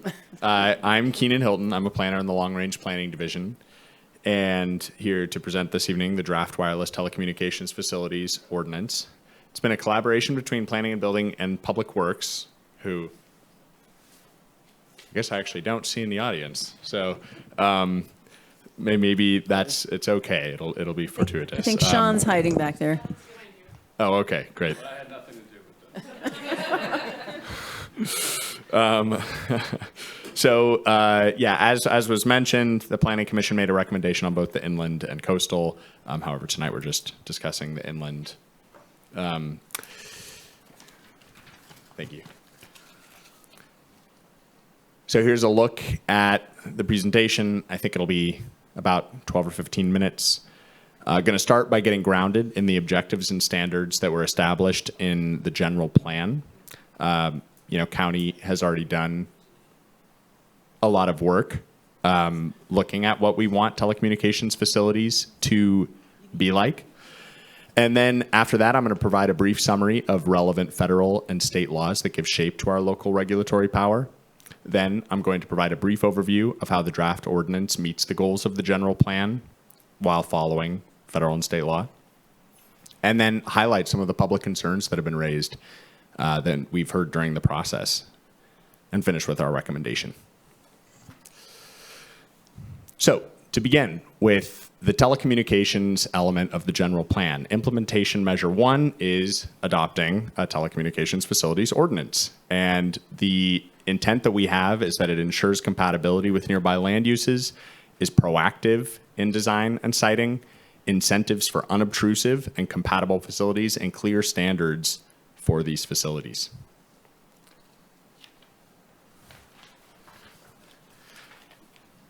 Briefly going over the 4 goals that were stated in the telecommunications ordinance. 4 out of 4 really have to do with expansion and provision of reliable communication and broadband services throughout the county, allowing a greater number of county residents, businesses, emergency responders, healthcare providers, and visitors to communicate and access information with ease. I'll call special attention to the 4th goal, which calls for orderly planning and appropriate development of communication facilities within the county to achieve reliable access while protecting public health, safety, minimizing blight, and preserving the county's rural character. So then the question, how do we achieve these goals? The general plan also spoke to this. These were the siting standards that were arrived at in the general plan. Tiered permitting, performance standards, site collocation, public health and safety, location and siting, design and screening, removal of unused facilities, independent review, and waiver or modification of standards. This articulates how the wireless telecommunications facilities would allow us to meet the goals. Now, zooming out, the context in which we're operating. The federal government passed in 1996 the Telecommunications Act, which does give broad authority over siting of towers to local jurisdictions. However, there were 5 limitations that the federal government put on local jurisdictions' ability to regulate. The first is that we cannot discriminate among providers or prohibit wireless service. So this means that no local jurisdiction or state is allowed to say yes to Verizon and no to AT&T on the basis of it being Verizon and AT&T. And also, the prohibition or effective prohibition is if there's an area where it's established that service is needed, we can look among alternatives, but cannot deny service to an area. The second one, the shot clock. The federal government has defined what a reasonable period is to take action on different types of applications. Depending on the type of facility, it ranges between 60 and 150 days. 3, denials must be supported by substantial evidence. I feel like that speaks for itself. 4, and this is a one that I think bothers some people, but it is part of the Telecommunications Act of 96. It says that local governments may not regulate on the basis of radio frequency, that local governments and state governments are not empowered to look at the potential health and environmental effects of RF when considering the siting for cell towers. And 5, court action can be taken against a local authority if they violate the limitations. So there are 2 pieces of the ordinance in particular that I want to highlight. One is our approach to tiered permitting system, and the second is this technology of small cell wireless facilities. In addition to regulating the cell towers that we're familiar with, like the larger towers on the right, the 5th generation cellular network, which is also known as 5G, promises high bandwidth and low latency, so very fast broadband. And it is the primary technology, the primary technology of 5G is the small cell wireless facility. And so there's a very specific definition of a small cell wireless facility, and the very shortened version of it is that it has to be within 3 cubic feet, and all of the operating equipment that goes along with it has to be within 28 cubic feet, I believe. And then there's a height limit of 50 feet or 10% on top of a structure. And if it is not that, then we break the rules, or we break the categorization up into small cell and then non-small cell. So non-small cell is technically anything that is not within those, but most of them are going to be taller towers.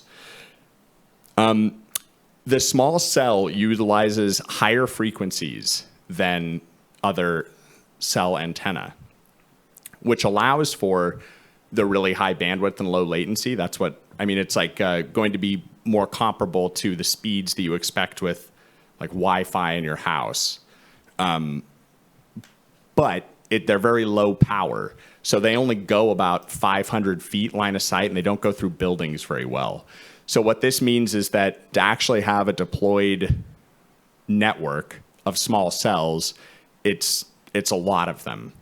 And the way that the FCC saw to make sure that they'd be able to be deployed was putting them in the right of way, which is why Public Works was also an important contributor and wrote part of the ordinance. Hold on just a second, and I do see we do have Public Works here, but I have a question for Access Humboldt. Are we going to be switched from one channel to the other? I want to know ahead of time, so if we disappear, we can tell people to look at the other channel, like last week, what happened.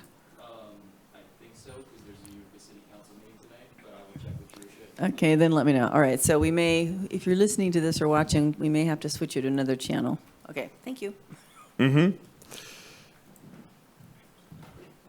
So, but yes, so there are some rules that speak specifically to small cell wireless facilities, and they have their own shot clocks from the FCC. And really, a lot of the discussion around 5G is about that type of technology. So if we could go to the next one. Now to turn attention to how we structured the tiers of permits. This is really central to the draft ordinance, and the goals of Tier 1 were to create a more streamlined process for those projects that meet the general plan goals, require short clocks by the FCC, and that meet the Planning Commission goals that came out of those meetings.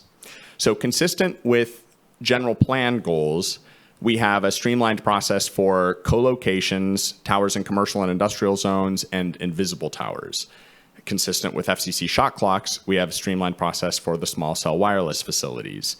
And then meeting Planning Commission goals for serving rural areas, they're streamlining for facilities and sites with pre-existing telecommunications developments in resource lands. We do have 2 different types of Tier 1, and the distinction between the two is that a zoning clearance certificate is we're essentially receiving a planning referral for a building permit and an encroachment permit from Public Works. And there are criteria, objective criteria, that people will have to meet in order to get the sign off from planning.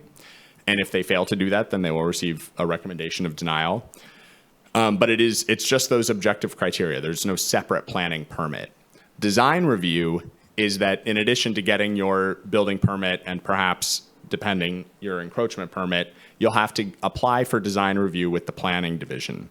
And that allows for a level of discretion, and also these will then be noticed and appealable, but still a shortened process than what we would expect for a special permit or a conditional use permit. Tier 2 is our catch-all. So if you are neither a type of project that has been identified as a priority for streamlining, nor is it a project that we have identified as really calling for additional public review and needing to go before the Planning Commission, this is the pathway that project would take. And then tier 3, the conditional use permit required. This is for non-small cells, so that's large towers in residential zone districts, all facilities in AE and TPZ except the ones that have been specifically called out in tier 1. And then new non-small, so that's again the big towers that exceed maximum height and big towers that are high visibility structures.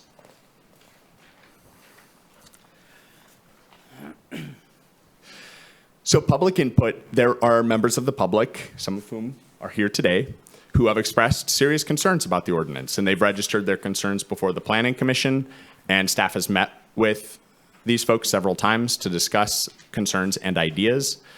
I'm not going to speak for them, but I'll give a few moments to points that they raised and why staff has taken the path that we have and the recommendations that we have. So first is, they were gracious enough to set up a meeting with this attorney based out of New York, Campanelli, who has written a lot of ordinances and has been involved in a lot of litigation around cell towers. And it was really quite an interesting meeting. I wasn't present, but I was able to watch the recording of it. And he's practiced in the area, and he clearly knows a lot about this area of law. We attached a sample ordinance that he's written, but ultimately staff did not change course and adopt his approach because really we don't think it fits with our general plan. That one of his websites is anticelltowerlawyer.com. It's really oriented towards trying to stop development of cell towers. And the second piece that we discussed, and this was something that the Planning Commission took interest in, was sensitive receptors and setbacks.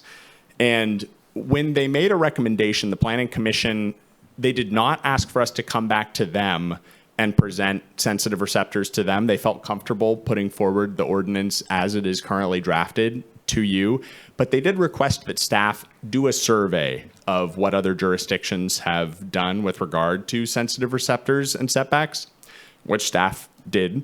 And what we found was a pretty wide variety of approaches where different jurisdictions establish different types of facilities as sensitive receptors, and they establish different setback distances ranging from 200 feet to 1,500 feet. And the basis for establishing them was either unclear in the official record, or, I saw one that was alluded to reducing clutter near schools.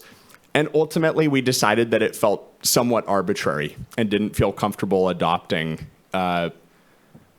sensitive receptors as part of our recommendation this evening. Because again, reminding us of the fourth limitation on local government's ability to regulate, it is that we're not allowed to regulate on the basis of environmental and health effects. So that led us to bringing forward what we believe is an ordinance that both enacts the general plan and complies with state and federal law. And this is our recommendation this evening, with the actions having to do with the coastal ordinance crossed out. I suppose actually our recommendation has been amended to a continuance, but this is the recommendation that would have been. And with that, I would be happy to answer any questions that you may have. All right. Are there any questions for this time around? Because we'll get to see this again, I suspect. Yes, sir. We're switching to channel 8 at 5:45. Okay. Whoa, a few minutes. Thank you very much, Eric. For those of you watching, we will be switching to channel 8 at 5:45. So if we're gone, we're not really gone. Director Ford, did you have anything you wanted to add? I don't think there's anything I really want to add. I think Keena did a good job of summarizing that. We are basically bringing forward the Planning Commission recommendation. The Planning Commission did make one change to the ordinance. They were concerned about being able to have cell towers in serving rural areas, and there was a provision added to allow cell towers in rural areas in AE and TPZ zone land within existing enclosures. But that would result in 2 towers. Other than that, we are bringing forward the Planning Commission recommendation. Okay, thank you. Anything else? Any questions? No, anyway. I guess I'll ask a question, but although, I mean, that is all going to get brought back, I suppose it sounds like. So, when you talk about that, that's the section, hold on a second here. Is that the section, blah, blah, blah, blah, blah, blah, 3? 9. Yeah, in the ordinance. Yes, in the ordinance. New or modified within the developed area of an existing permitted telecommunication. Yes. So, I mean, from my perspective, I don't think that was a good decision with relationship to the. I don't think it brings any value to the community. I mean, there's nothing that actually. Removal of that section doesn't actually slow down necessarily the development of new cell towers. It just makes sure that if a new cell tower is built next to an existing one, that the new cell tower would then be done in a way that doesn't look as bad as the existing one. Correct? Presumably, that's correct, yeah. But yeah. Normally the objective is to co-locate. Right. And so I need to explain something, that there's this obscure state law. We have no idea why the state did this. But for cell or wireless telecommunication sites that were approved without a conditional use permit, they require the jurisdiction to require a use permit to co-locate on that tower. Right. And normally what you want to do is say, if you go on the tower, we'll do that ministerially. Yeah. But the state's tied our hands and said you can't do that.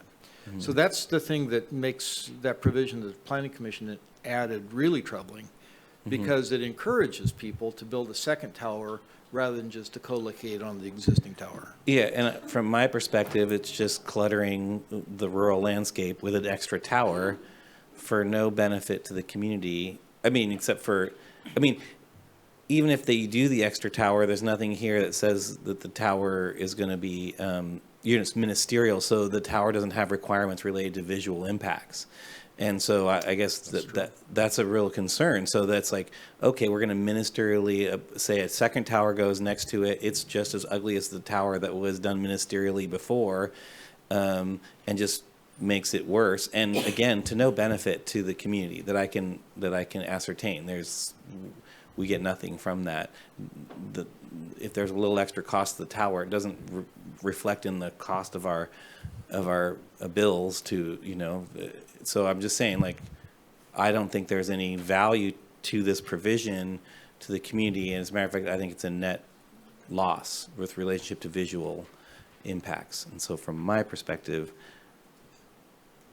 I think it should be removed, but we can move on. And then the other, Well, if I could, just in response to that, Yeah. would say that the ordinance functions fine without that provision. yeah, That was an addition that was made in the heat of a hearing that probably was not completely thought through. okay. And then I'm going to have one. Sure. So, Director Ford, what do you What, do you know what the intent was from the Planning Commission to add that section? To not require a discretionary permit for towers placed in TPZ and AE land. And their mindset, correct me if I'm wrong, was that they wanted to bring access to rural, non-access areas that don't have access currently. Correct.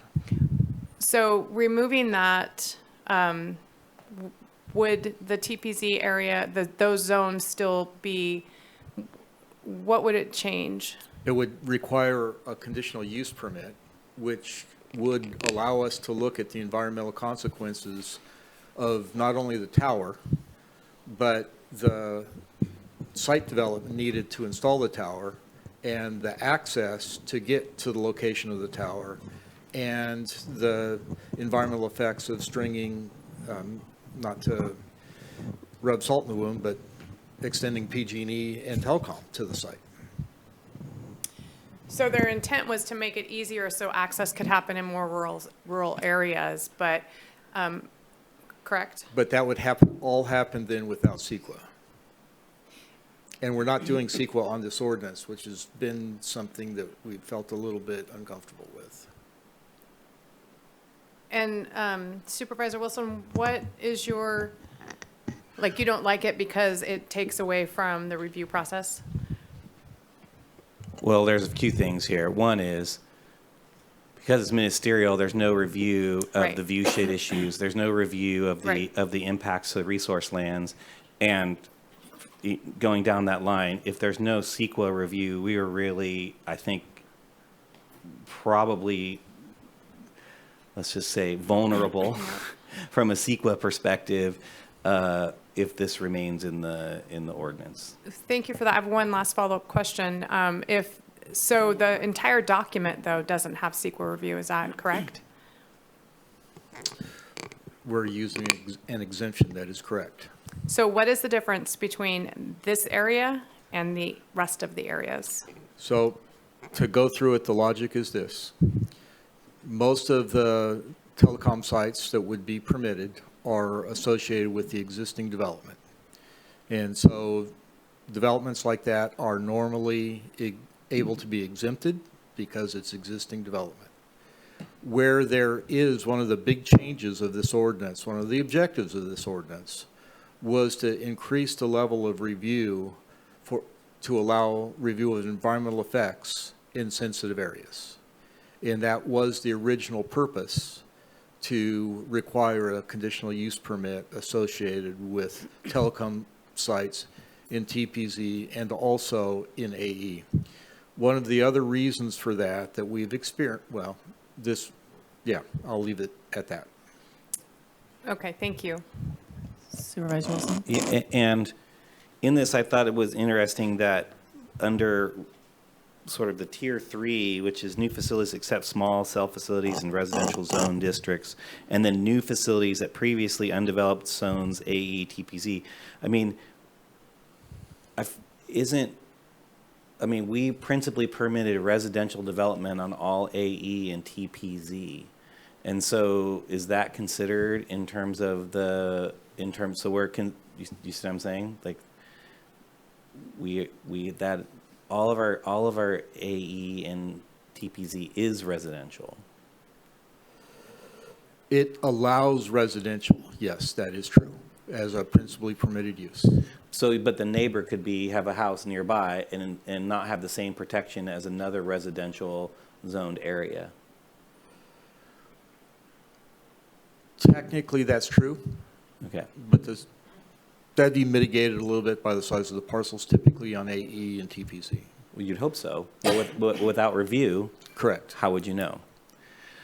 So, okay, thank you. And then the next section that I'm having a little bit of, or have some concern about, is the design standards.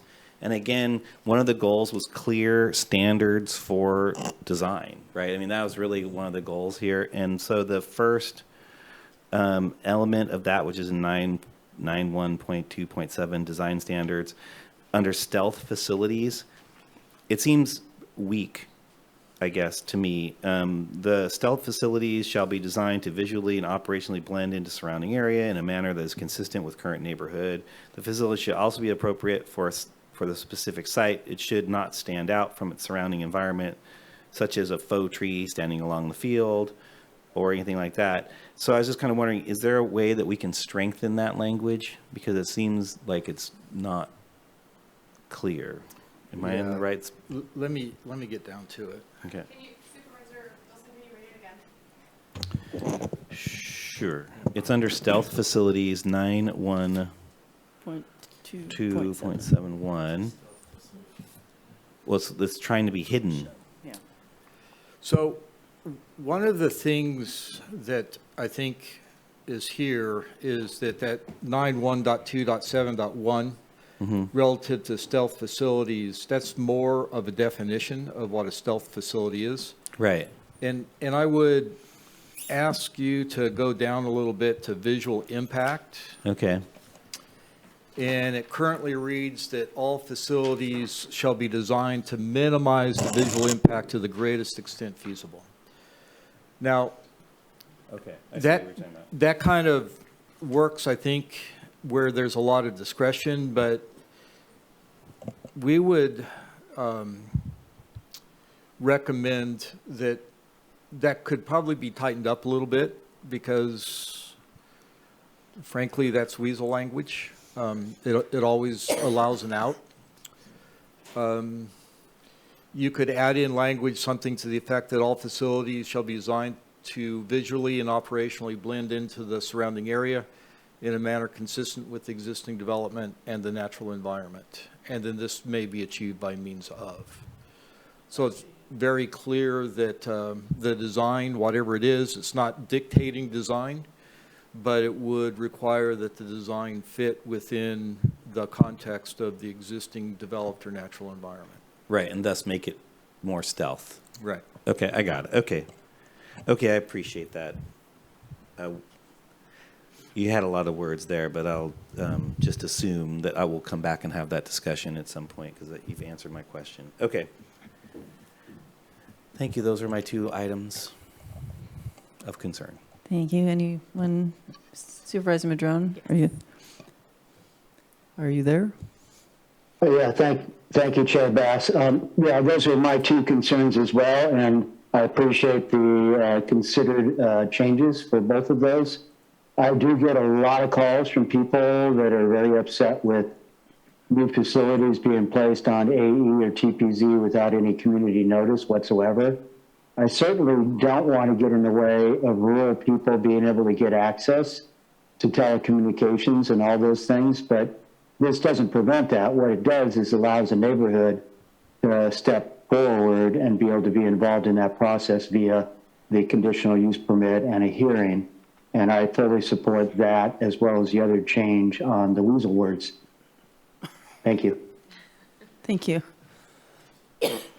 Any other questions right now? Anything else staff wanted to add? Anything Public Works wants to add? Supervisor Bushnell? I have a question around the language that around the AE and TPZ. So is that something you're going to bring back both what is in the ordinance now and then possibly new language? Because we are continuing this, right? And I'm not sure the board fully is weighing in on that. Yeah, I think I asked for a continuance based upon what I was perceiving. And it would be the intent to whatever is said here today to bring language back to address the comments, and we would show that in red line strikeout changes. So I think what I'm hearing her say is we're hearing these and maybe there's more. Well, we heard more, two members of this board. We haven't heard from the entirety of this board on that item. Correct. You haven't given us direction yet. We're just talking about it right now. Okay. So when the ordinance comes back, I'm asking, are you going to redline? Go ahead. It depends on the direction you give today. Okay. All right. What if we just continue it with no general direction today? You know, I mean, there's that as well. We can Maybe bring back options. alternatives Okay. that were discussed. Okay. So that's where I was going. Thanyou. Thank you. Anyone else? Anyone else from staff anymore? Okay, perhaps I should open the public hearing portion of this for the very patient people who are here. And you still unfortunately get the same 3 minutes each, but you're welcome to come up, and we will, if you're listening or watching us and you wish to make a comment on this, we'll call in first and then press *9 so we know you are there, but we will go to those who are here in person with us, since I know you're here and you've been patient. Hello. Welcome. My name is Katie Von Kelso, and I live in Eureka. And I have been working with the staff, Mr. Hilton and Mr. Richardson, on this ordinance. I've researched sensitive receptors and found setbacks from 300 to 1,500 feet for a whole variety of things, from trails to schools. And I agree that it does seem rather arbitrary. I also do not want to incur the litigious wrath of the FCC. However, radiation from cell towers causes undeniable harm, with 5G and small cells being exponentially more harmful than anything we have ever seen. The New Hampshire report, which is the only governmental report on the issue, states this clearly and recommends over 1,600-foot setbacks for residences and for pregnant women and children. This, too, is being litigated. In Ripon, California, Sprint had to take down a cell tower from a school after students and teachers got cancer. The California Fire Brigade has successfully lobbied for regulations after an entire force got neurological damage from a 4G tower. Eastern Connecticut banned the rollout of 5G until further research and testing can be done to determine that it is safe. The FCC just lost its court case against the Children's Health Defense and the Environmental Health Trust because they have not done one study on health since 1996.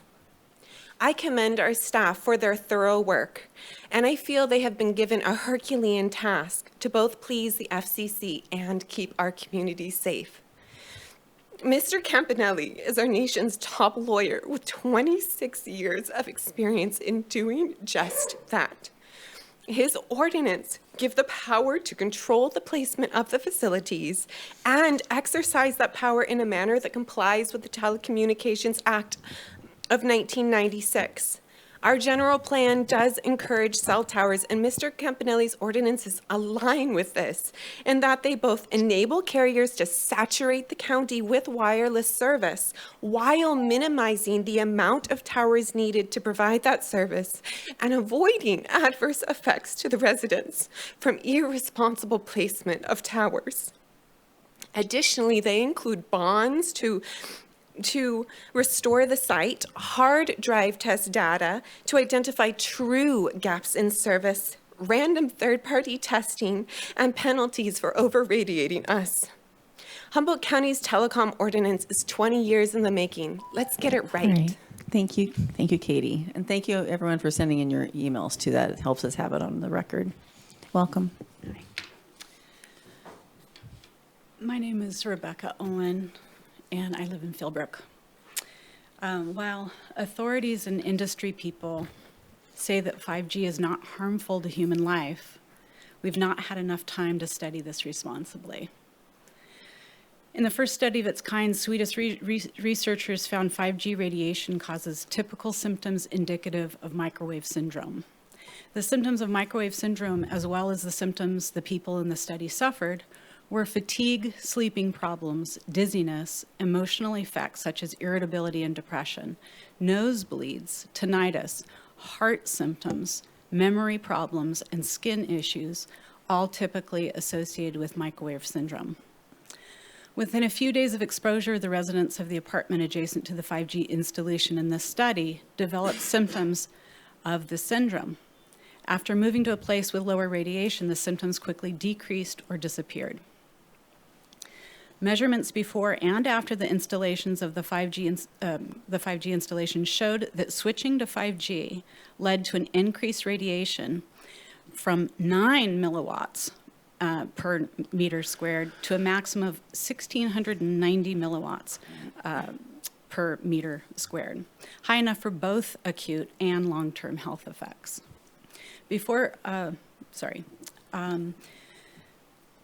We have the opportunity to protect our citizens in Humboldt County with this board's discernment.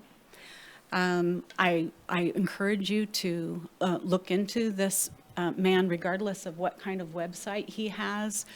He is the lead in knowing how to balance between human health and the FCC rules. So I urge you to look into a conversation. We must protect the physiologically vulnerable, the youth, the elders, and the financially challenged and underrepresented. Thank you for your time. Thank you, Rebecca. And come on up. Welcome, Paul. Hi, Paul Patino, Arcata. In looking through this stuff for the past few months and reading through the ordinance and trying to understand what it's all about, what we can or can't do, and of course, I was on Arcata City Council when we chose to just let it go because of the direction that our attorney gave us saying you can't regulate it. So we didn't even look at it.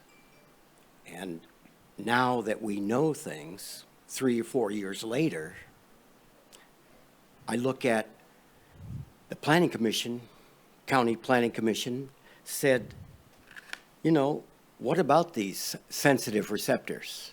Identify them, or do a study, or come back with something. They didn't say come back. They said look at it, whatever that means. And the distances. What are the distances? Some communities do 200 feet, some do 1,500 feet, but they certainly do some feet.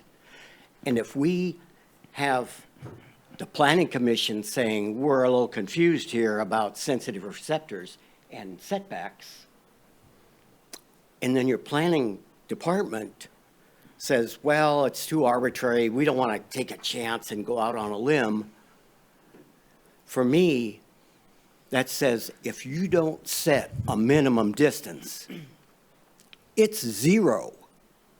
If I read it and it doesn't say there's a minimum distance, that's 0. So I can have a telephone pole outside of my bedroom window with a small cell box,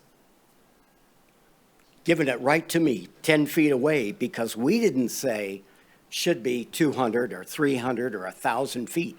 I mean, it's the job of the planning department and the planning commission to make these informed decisions, not for the community to inform them, but them to get those informed decisions and say, here's a range. Looks like you can do 200, you could go to 1,500. Let's take something reasonable. And who are sensitive receptors? Go down the street, ask the average citizen in Humboldt County, what do you think a sensitive receptor is to microwave? Schools, hospitals, daycare, nursing homes. It's pretty obvious. Everybody knows that. And why that isn't in here, I don't understand. So I really support the work people have been doing, but they need to grab a hold of it, be a little courageous, and step in and set some limits. Thank you. Okay, thank you, Paul.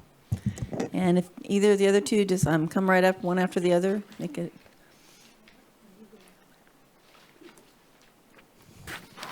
Good evening, Board. My name is Lori Birdsall. I live in Arcata. And I know I speak on behalf of many parents, many parents, their children, teachers, and professionals who do not want to have the liberty, that don't have the liberty to take off the day to wade through this meeting, but that are concerned for their health, for their children's health regarding 5G.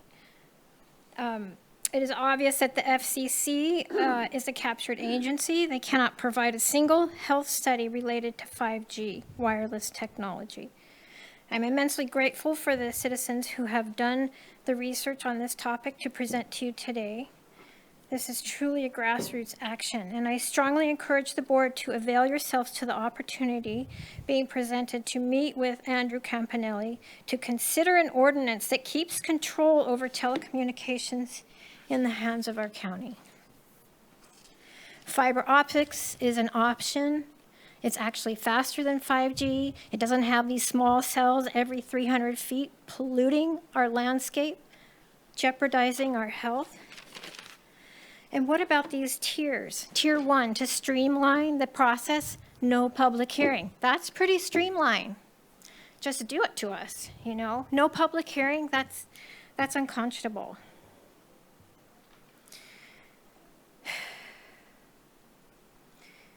So I'm not sure what AE, they spoke of AE as far as one of the zones. Could somebody tell me, please? Actually, after you're done speaking, we can't do the back and forth while you're up there. Thanks. Well, the fact that this ordinance presented does not include any CEQA is also unconscionable to me. What about our environment, our precious environment? We're all here because we love this area and we want to protect it and not demise. But primarily, my concern is for the health concerns for our community. And it's not just me, it's all of us. It's you and you. So thank you. Okay, thank you, Laura.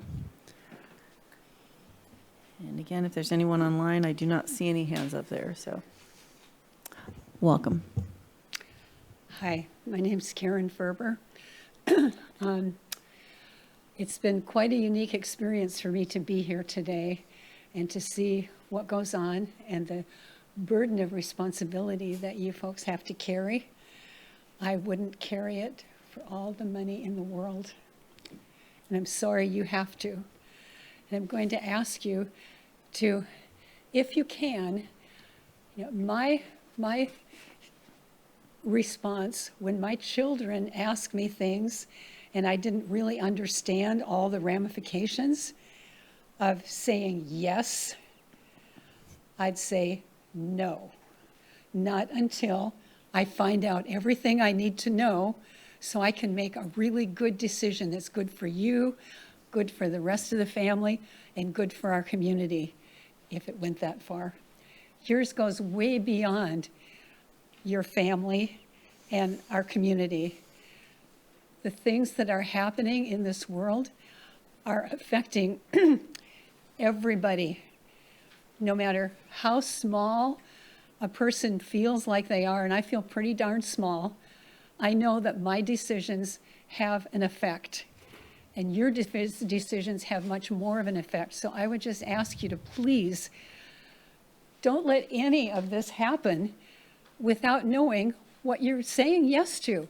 Just being here for that PG&E thing, it was mind-blowing how that all went. I don't understand it, but I know there was a lot going on that they're saying, we couldn't help it. This is just the way it all worked out. Or, no, they had a business. They should know what they're doing. They should be able to communicate it to you. You should know what's happening. And if you don't know, then say no. Because otherwise, we're going to be in that same position that we were with PG&E today over the cell tower thing. I would like you to check into Mr. Campanelli, who has had a lot of experience and who knows how to write ordinances that work for communities. He'll look at everything in our community and make it specific for us. Please consider that. Thank you.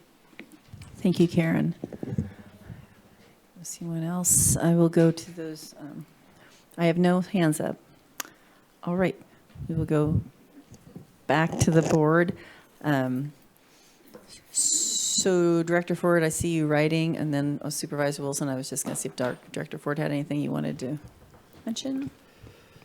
I do not have anything more to add other than to apologize for perhaps recommending a continuance prematurely, but since that's done, that's done. Okay. I do understand that there probably is different opinions represented on the board in terms of how to proceed with this. Supervisor Wilson. When you When you say prematurely, I mean, if you've changed your mind on a recommendation with relationship to continuance, based on what you maybe have looked at and what you've received as information, I'm happy to hear what that is. No, I haven't received any additional information. Okay. I just think there was a little bit of angst from certain board members relative to the continuance. Okay, I'm just saying, like, Yeah, I do feel strongly from an informed position. I do like Ms. Ferber's comment about understanding. Okay. And so that's where I tend to fall. It's, if I can't answer a question, I'm not going to sit and try to explain something that I don't fundamentally know thoroughly. Can I follow up with a question with relationship to the 5G discussion or the discussion from the? Sure. So, I mean, I'm looking at this telecommunications ordinance. It's not necessarily specific. That is true. From a transmission technology perspective. That's absolutely true. Okay. But the thing that it does do is it does create provisions for the small wireless facility, which is really where 5G is. And the thing that I don't know, well, I remember a long, long time ago when at the time a representative of a cell phone company got up and said, you know, one day these things, and at the time it was probably about this big, but he said these things you're going to be able to walk in your house and talk on it and walk outside because the wavelengths will be such that we can reuse channels over and over again and everything will be seamless. And 5G is an evolution in that. And I understand there are people who have concerns about the shorter wavelength. Completely understand that. But that is what allows the channel reuse. And that's why they have to be closer together.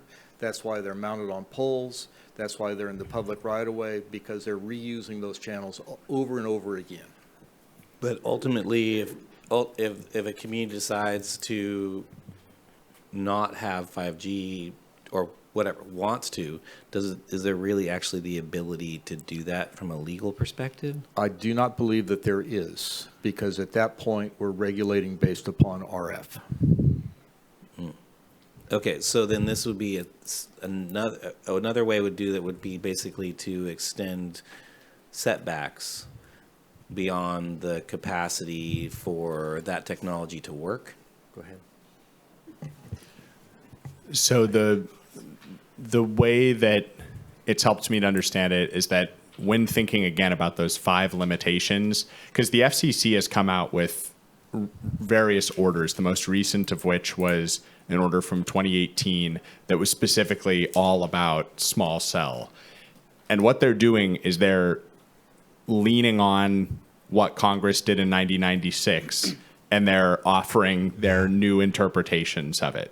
And so with regard to the question of coverage, which you'll recall that it said that local jurisdictions may not say that a certain area will not be covered.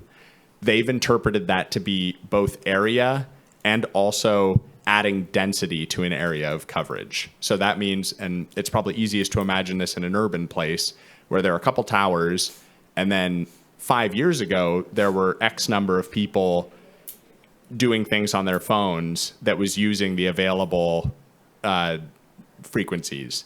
Now, there's like 3 times as many people doing 3 times as much in the same area. So they've hit the upper limit of what they can provide for that area. So what they've interpreted is that us doing a prohibition or an effective prohibition is also us not allowing for increased density of towers in that area to be able to meet the demand. And so in that case, 5G, adding these small cells, is the primary technology. I mean, it's the small cell antenna is the primary technology being used to add density to the cell network. What Keenan's saying that needs to be understood behind this is there's a certain number of channels in calls that could be handled by a channel. And so by breaking things down, limiting the area which the signal goes allows you to reuse those channels and increases the capacity of the system.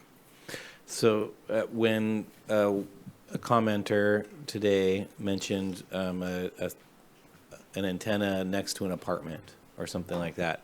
How does this address that issue? Well, so you mean in terms of setbacks? Yeah. I was just kind of wondering, like, yeah, is it mute on the issue of the potential? I mean, an interpretation of a potential of impact or not with relationship to distance to residences? Or we have something in here about residential, right? It's got to be set back at least 50 feet, or Okay. the height of the tower, whichever is greater.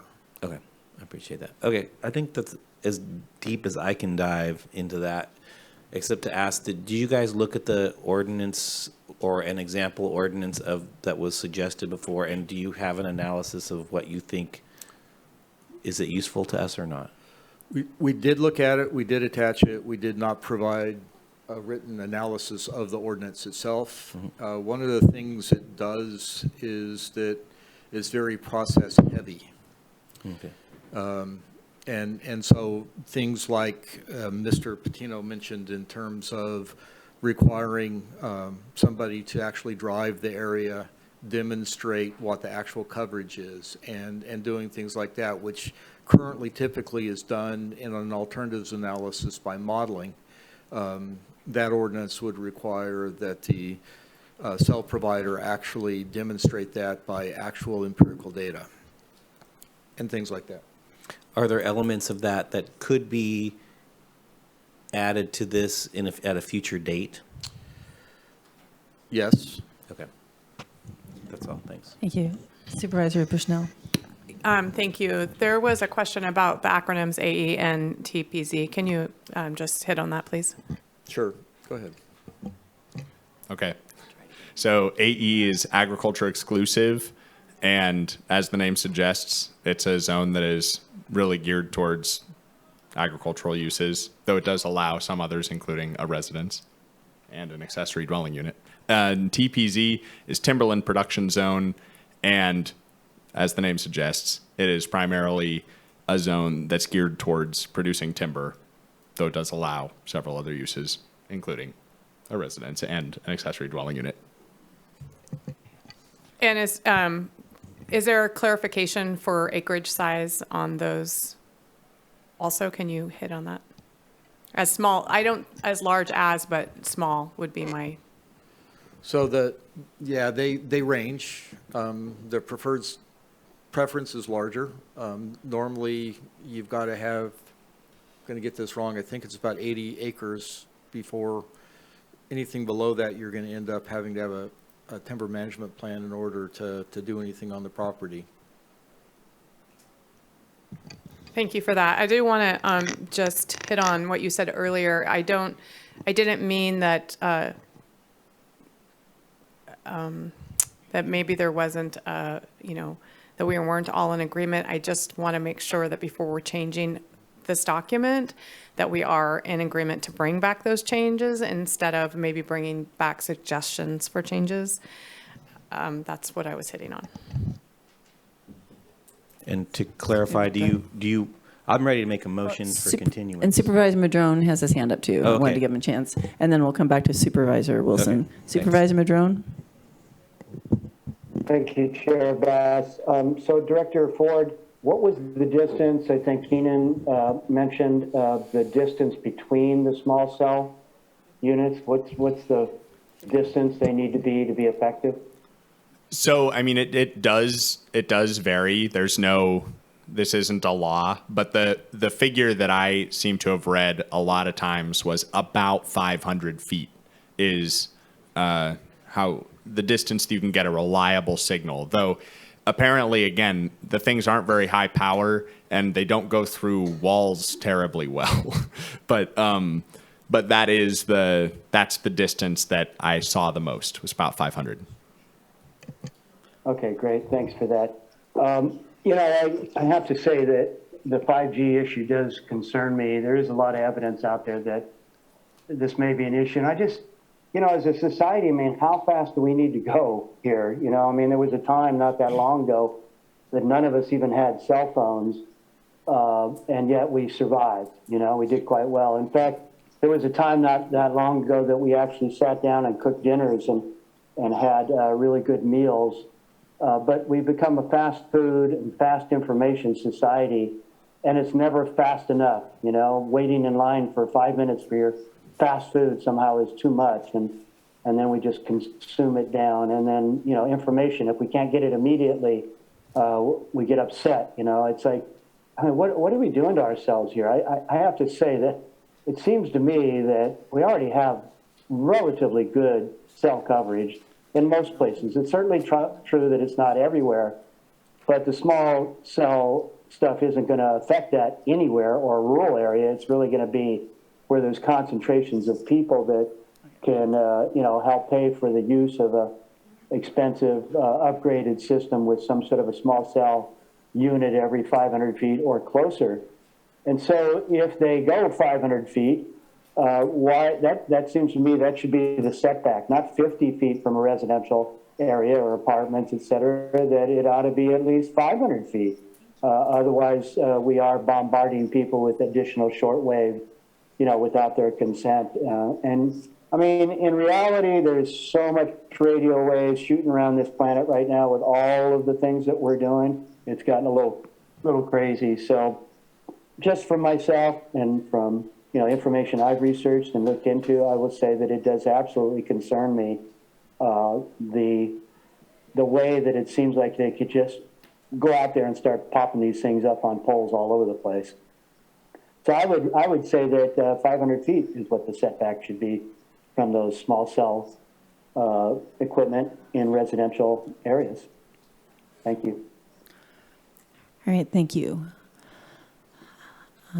Supervisor Wilson? On that question, I mean, is that just 500 feet from what? I mean, we can't call it a sensitive receptor for, I'm not really clear what the. I was interpreting it 500 feet from a residence. From a residence. Okay. And that would preclude small cells from being in residential areas. Basically. Yeah. Of the county. Right. Not of the urban areas. Yeah, this obviously doesn't apply within cities, within incorporated cities. It would, like Myrtletown, some of the areas right around Eureka, perhaps Fortuna, and the areas immediately around there, perhaps Arcata, areas immediately around there. But like Mr. Hilton said, 500 feet, that's between towers. Right. So that's not just 500 feet from where the cellular user is. That's 500 feet between facilities, so they're no more than 250 feet. I think it might be between them and the user. Okay. So 500 feet But from the again, user. it depends. It's not like a rule. Okay. If I may make a motion to continue this item to basically review the changes that have been recommended by the Coastal Commission staff and to see if there's, I'm gonna try to make this as simple as possible for you. Okay, I'm gonna be real try. To consider recommended changes from the Coastal Commission, to consider changes to section 91.2.7.1 and, oh my God, 91.2.4.1.3 that were discussed. It's like a test. Well, it's all right. Those just those two things. And then the other thing was, and then a potential change in setback. And I don't know what that is. I mean, is that simple enough for us? Is that just the one setback number that we could have a discussion about, and that would be simplify this? We will bring back some options on that. Okay, great. That's my motion. And before we get a second on that, when you talk about consider changes, it means not coming back with it written in that this is what we decided to do. It's like, hey, here are the options. So, Just clearly identified. okay. Is there a second?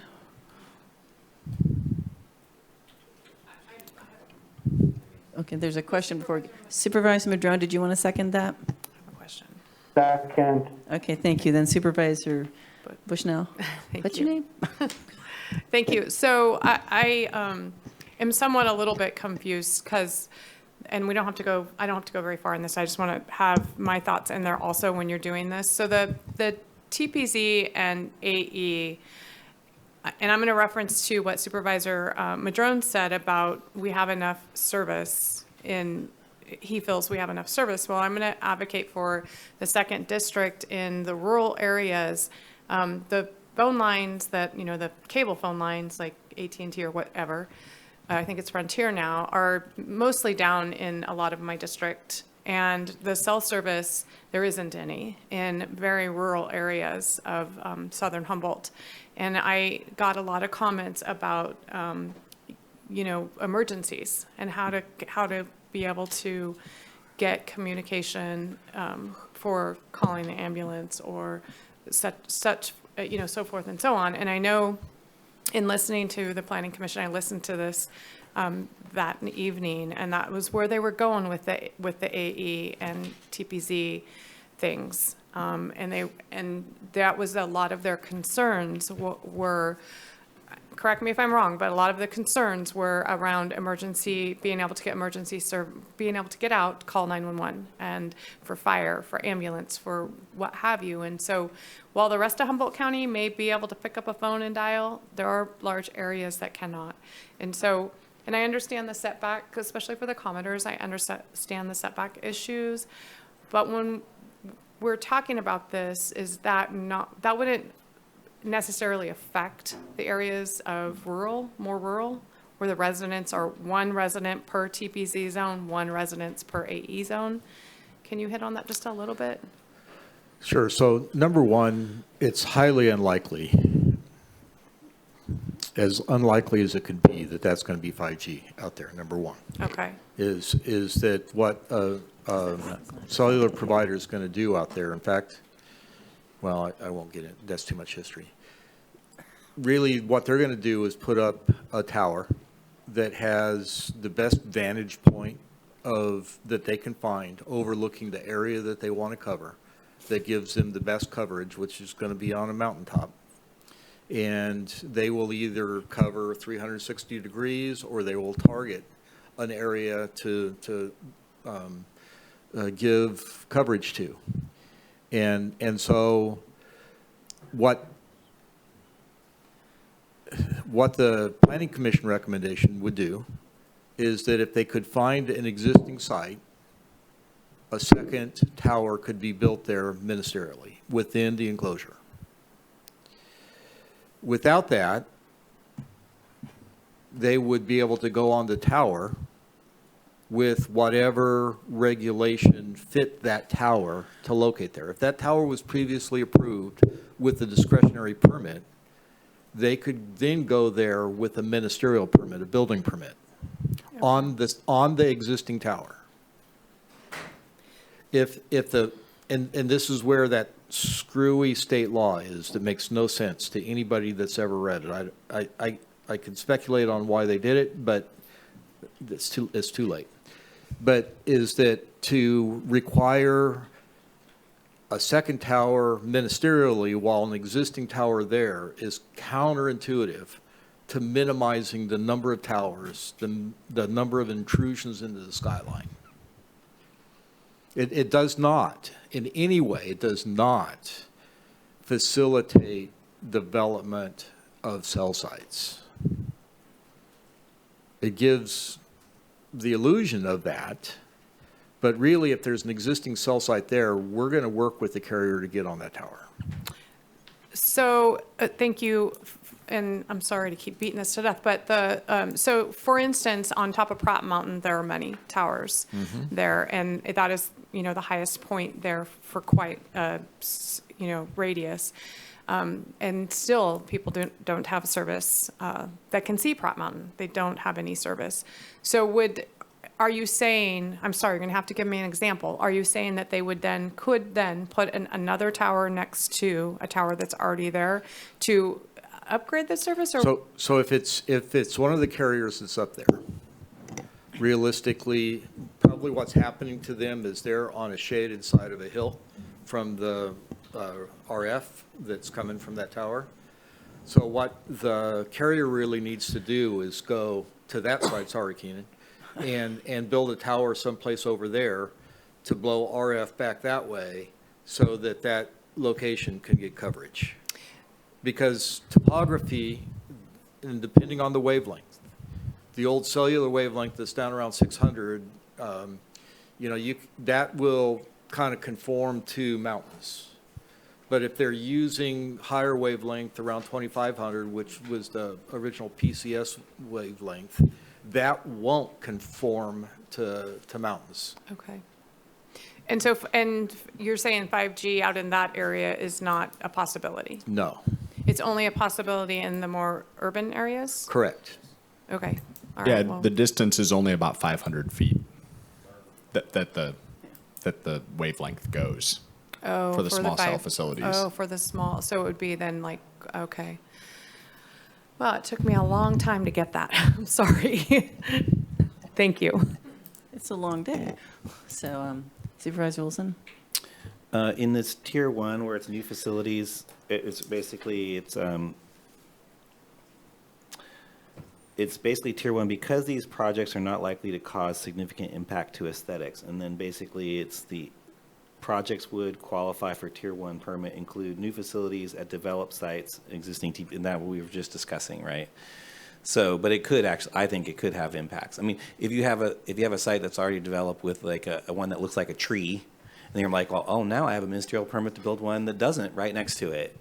So I'm just saying it does have an impact and that's why I think we need to like hone in on this. I think it's important. The next one, though, I think is concerning, which is the most facilities in commercial and industrial zone districts. And I will say that it's interesting because, I mean, these facilities are quite tall, so it's like we can see over industrial zones and not even notice that they're there in our landscape quite often. And then now we'll basically identify those or predispose those to these towers, or that's my question, I guess. Yeah, well, I think one of the safeguards there is that they're allowed in tier 1 if they conform to the height limitations in the zone. Okay, I'm done then. My motion stands and I'm happy to move forward. Virginia, Yes, ma'am. Can I ask one clip more? I'm sorry. So what was, if it's not going to make a difference in the AE and TPZ areas, really for, if you have one tower and it's, say you're on 2,000 acres on a TPZ area and you have a new tower put in, that 500 feet where that pingy thing is going to go is not going to, what's the point? I'm sorry, I don't get it. Well, that's where we're getting confused of two different discussions. Okay. Okay, because 5G is the latest evolution Right. of wavelength. I get that. Okay, so we're not going to see 5G in AE. Okay. Not going to happen. Okay. We're probably not going to see 5G in the county, Okay. realistically.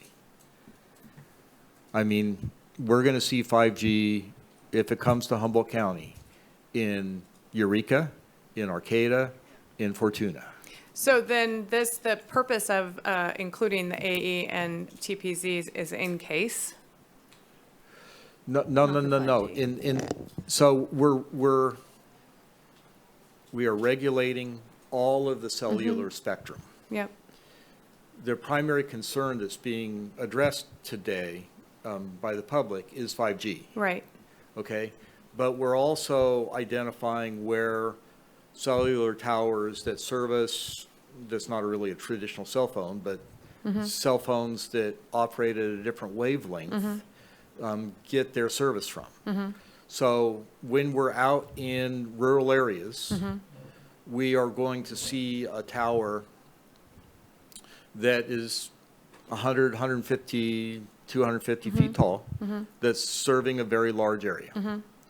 And then when we get closer and closer into go ahead and leave that up. When we get, yeah, Nikki, could we screen share? Yeah.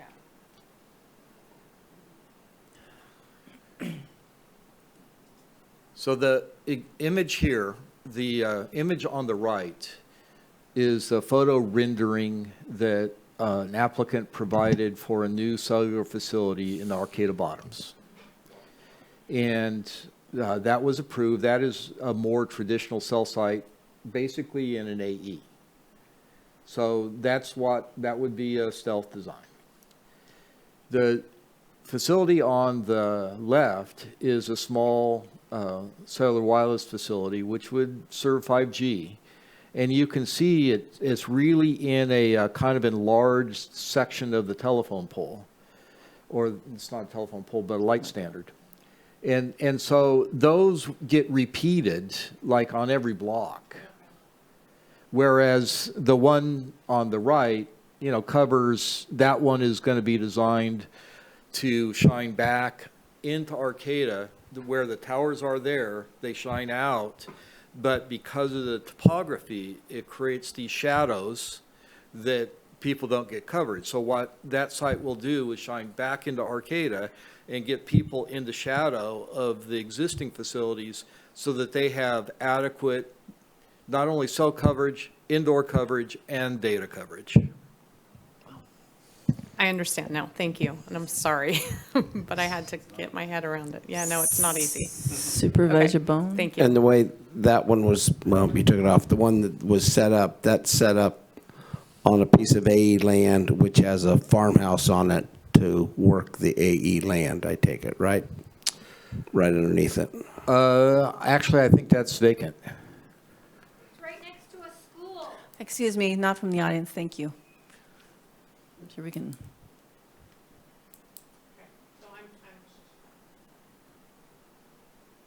Do we need that anymore? I mean, do we? I can't, okay, thank you. Supervisor Madrone, I cannot see, oh, I see you in the little corner there. Thank you, Chair. I just want to be really clear. I do recognize in the rural parts of our county, of which I have many in the 5th District that I help represent, don't have really good cell coverage. If you're down in the valleys, it sucks. If you're up on a ridge, you can get it. And so I totally recognize that.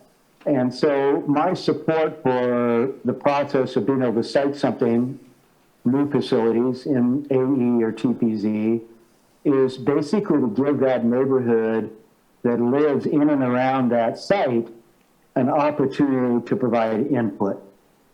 Right now, the way it is, there is no opportunity because it's ministerial, it can happen, and you can literally be within a couple hundred feet of the tower and it goes in without you even knowing anything's happening. And there was a great example of a real bad situation that happened out in Fieldbrook with a horrible road that had a tremendous amount of erosion into Lindsay Creek, a Coho stream. And there were a lot of problems, and people just a couple hundred feet away had no idea it was going to happen because it was on TPZ and it was ministerially approved. It doesn't mean these things won't happen, but what that would do is give that neighborhood the ability to weigh in on the issue. And I have to tell you, in most of these situations, I have found the community to be split. About half the people are excited to get better cell service. The other half are fine with what they have, and they don't want more radio waves in their rural areas. So it's not stopping anything. It just gives that neighborhood a say in what ends up happening in their neighborhood, and I think they deserve that. At the very least, they deserve that opportunity to be able to provide input. So I hope that clarifies where I'm coming from on the rural areas that certainly don't have complete coverage. So I have a question for Director Ford. I mean, Supervisor Madrone, are you still not, are you done? Or were you? Okay. Some of this is because of the shot clock, correct? You know, so I'm wondering if there's any attempts, and this, we don't have to answer this today, at the, federal level to, do something to me, because it seems like it makes sense to go out to people and give them an opportunity for input. But if you go beyond the shot clock, and then there's another issue with it. So it don't have to answer today. It just seems like it puts local government in a disadvantage. Well, I can give a quick answer today, given the late hour. Sure you want to? Probably not, but the wireless telecom lobby is very strong.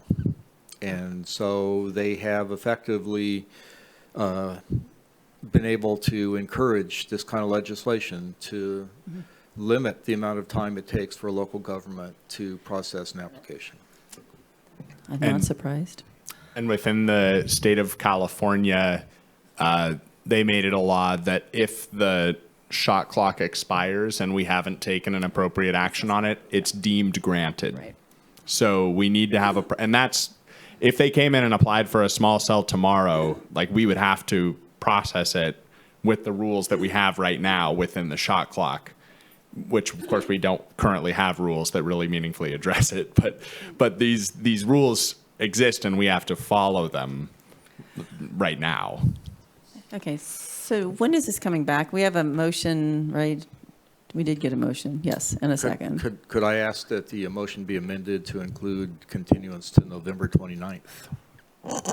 I can, happy to make that change to the motion. Seconder, you all right with that change? Supervisor Madrone? Yes. Okay, thank you. Okay. Is that all right with the county council too? Okay, good. You got that look all the time. I just never. He's tired.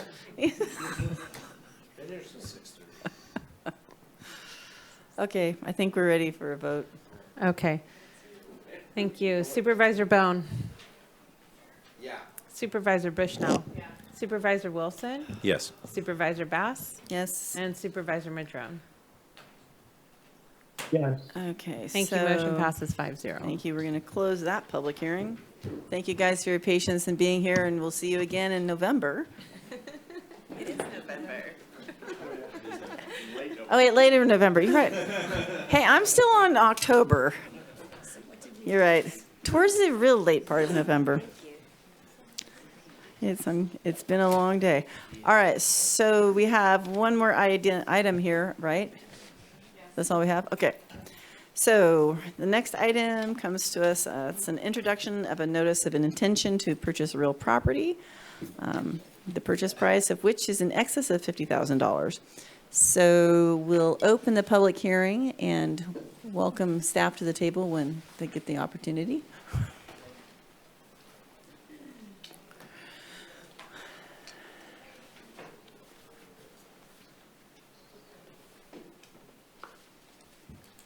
Thanks for joining us. Thank you for having me. Good evening. Good evening. I have a presentation. Sent that to Nikki. It should just be a brief 2 hours or so. Okay.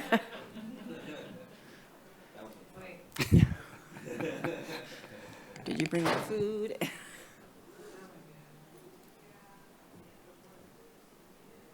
Hang on. I know I have yours. I can wing it too if you can't find it because I think it's pretty straightforward.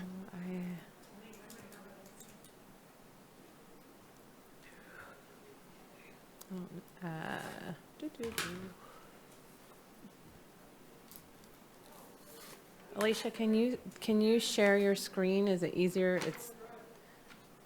I have it, but to bring it over.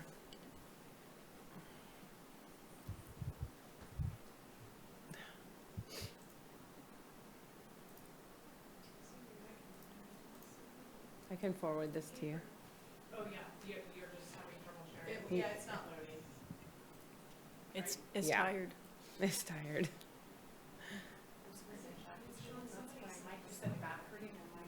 Yeah, I think it was me. It's probably me.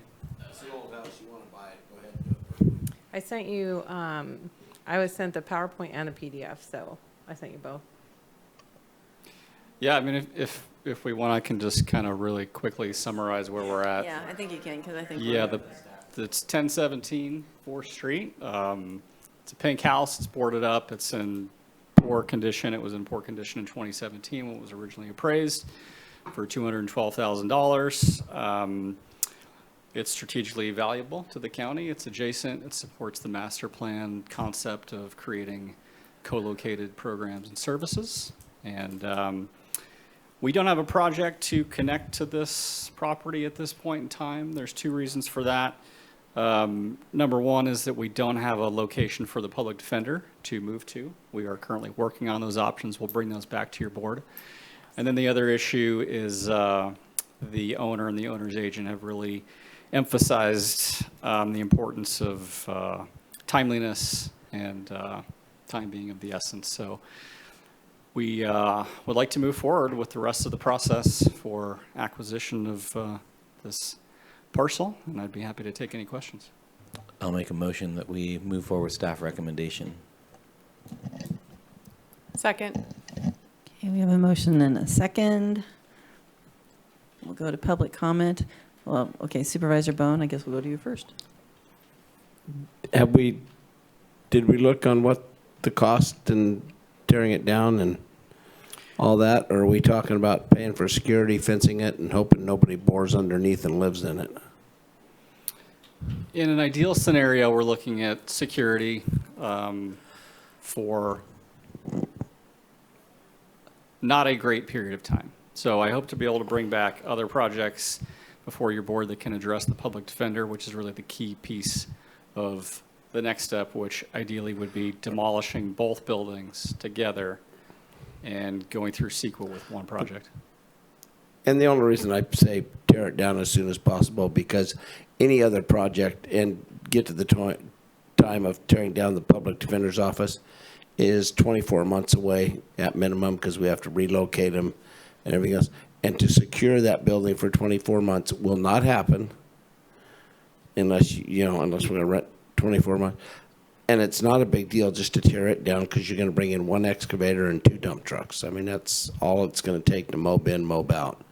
And I think it's a lot better if we clear off that. For one thing, I'm worried about the fire hazard, because people will get into it. They've gotten into every other building, and I don't think you're going to be able to keep them out of yours.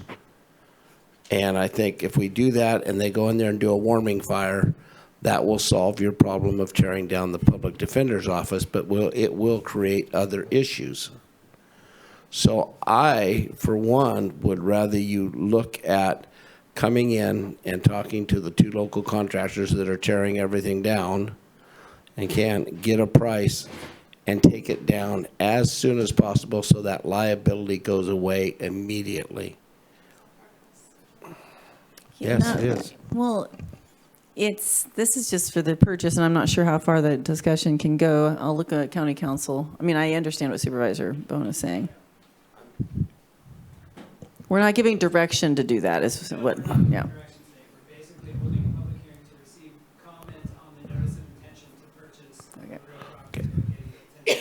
And the intention to purchase this property is always said, we're going to wait and figure out what we're going to do with the public defender's office.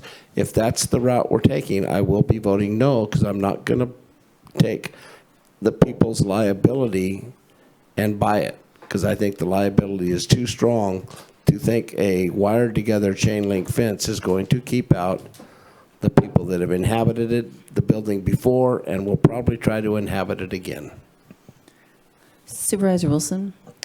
I'm ready, unless is there public comment on this? At this point, no one's on the phone and no one's here. Okay, so I do acknowledge we did receive a public comment with relationship to sort of the situation that happened before, where there was the people that lived there, and there was the issue of whether there was going to be a parking lot there, which really was just an interim thing with relationship to development, but it did set forth some CEQA issues. That being said, this is not those things, and to speak to Supervisor Bohn's suggestion on maybe how one might move forward, that's his suggestion. I think we should keep this in the confines of what's before us to keep us both legally and equally aligned. And from that perspective, I'm still recommending a yes vote. I like sequely. Yes, Supervisor Bushnell. Thank you. So if we, the board votes yes to purchase this structure today, does it come back to us to then decide what we do with the structure? Yes, so the next step would be engaging with the city of Eureka to get their general plan conformance letter, and also working on the CEQA determination for this. I will state with the comments that have been received, if we just demolish the building, we probably would have to go through CEQA. If we choose to just acquire the property without a project, we'd probably be exempt. So that is Supervisor Bohn keeps saying no, so are you do CEQA now? Help us. I have, but I think you can also go to the fire department and ask them, since we're tearing this down anyway, do you have, the fire department will deem it a fire hazard. It will take the whole block out.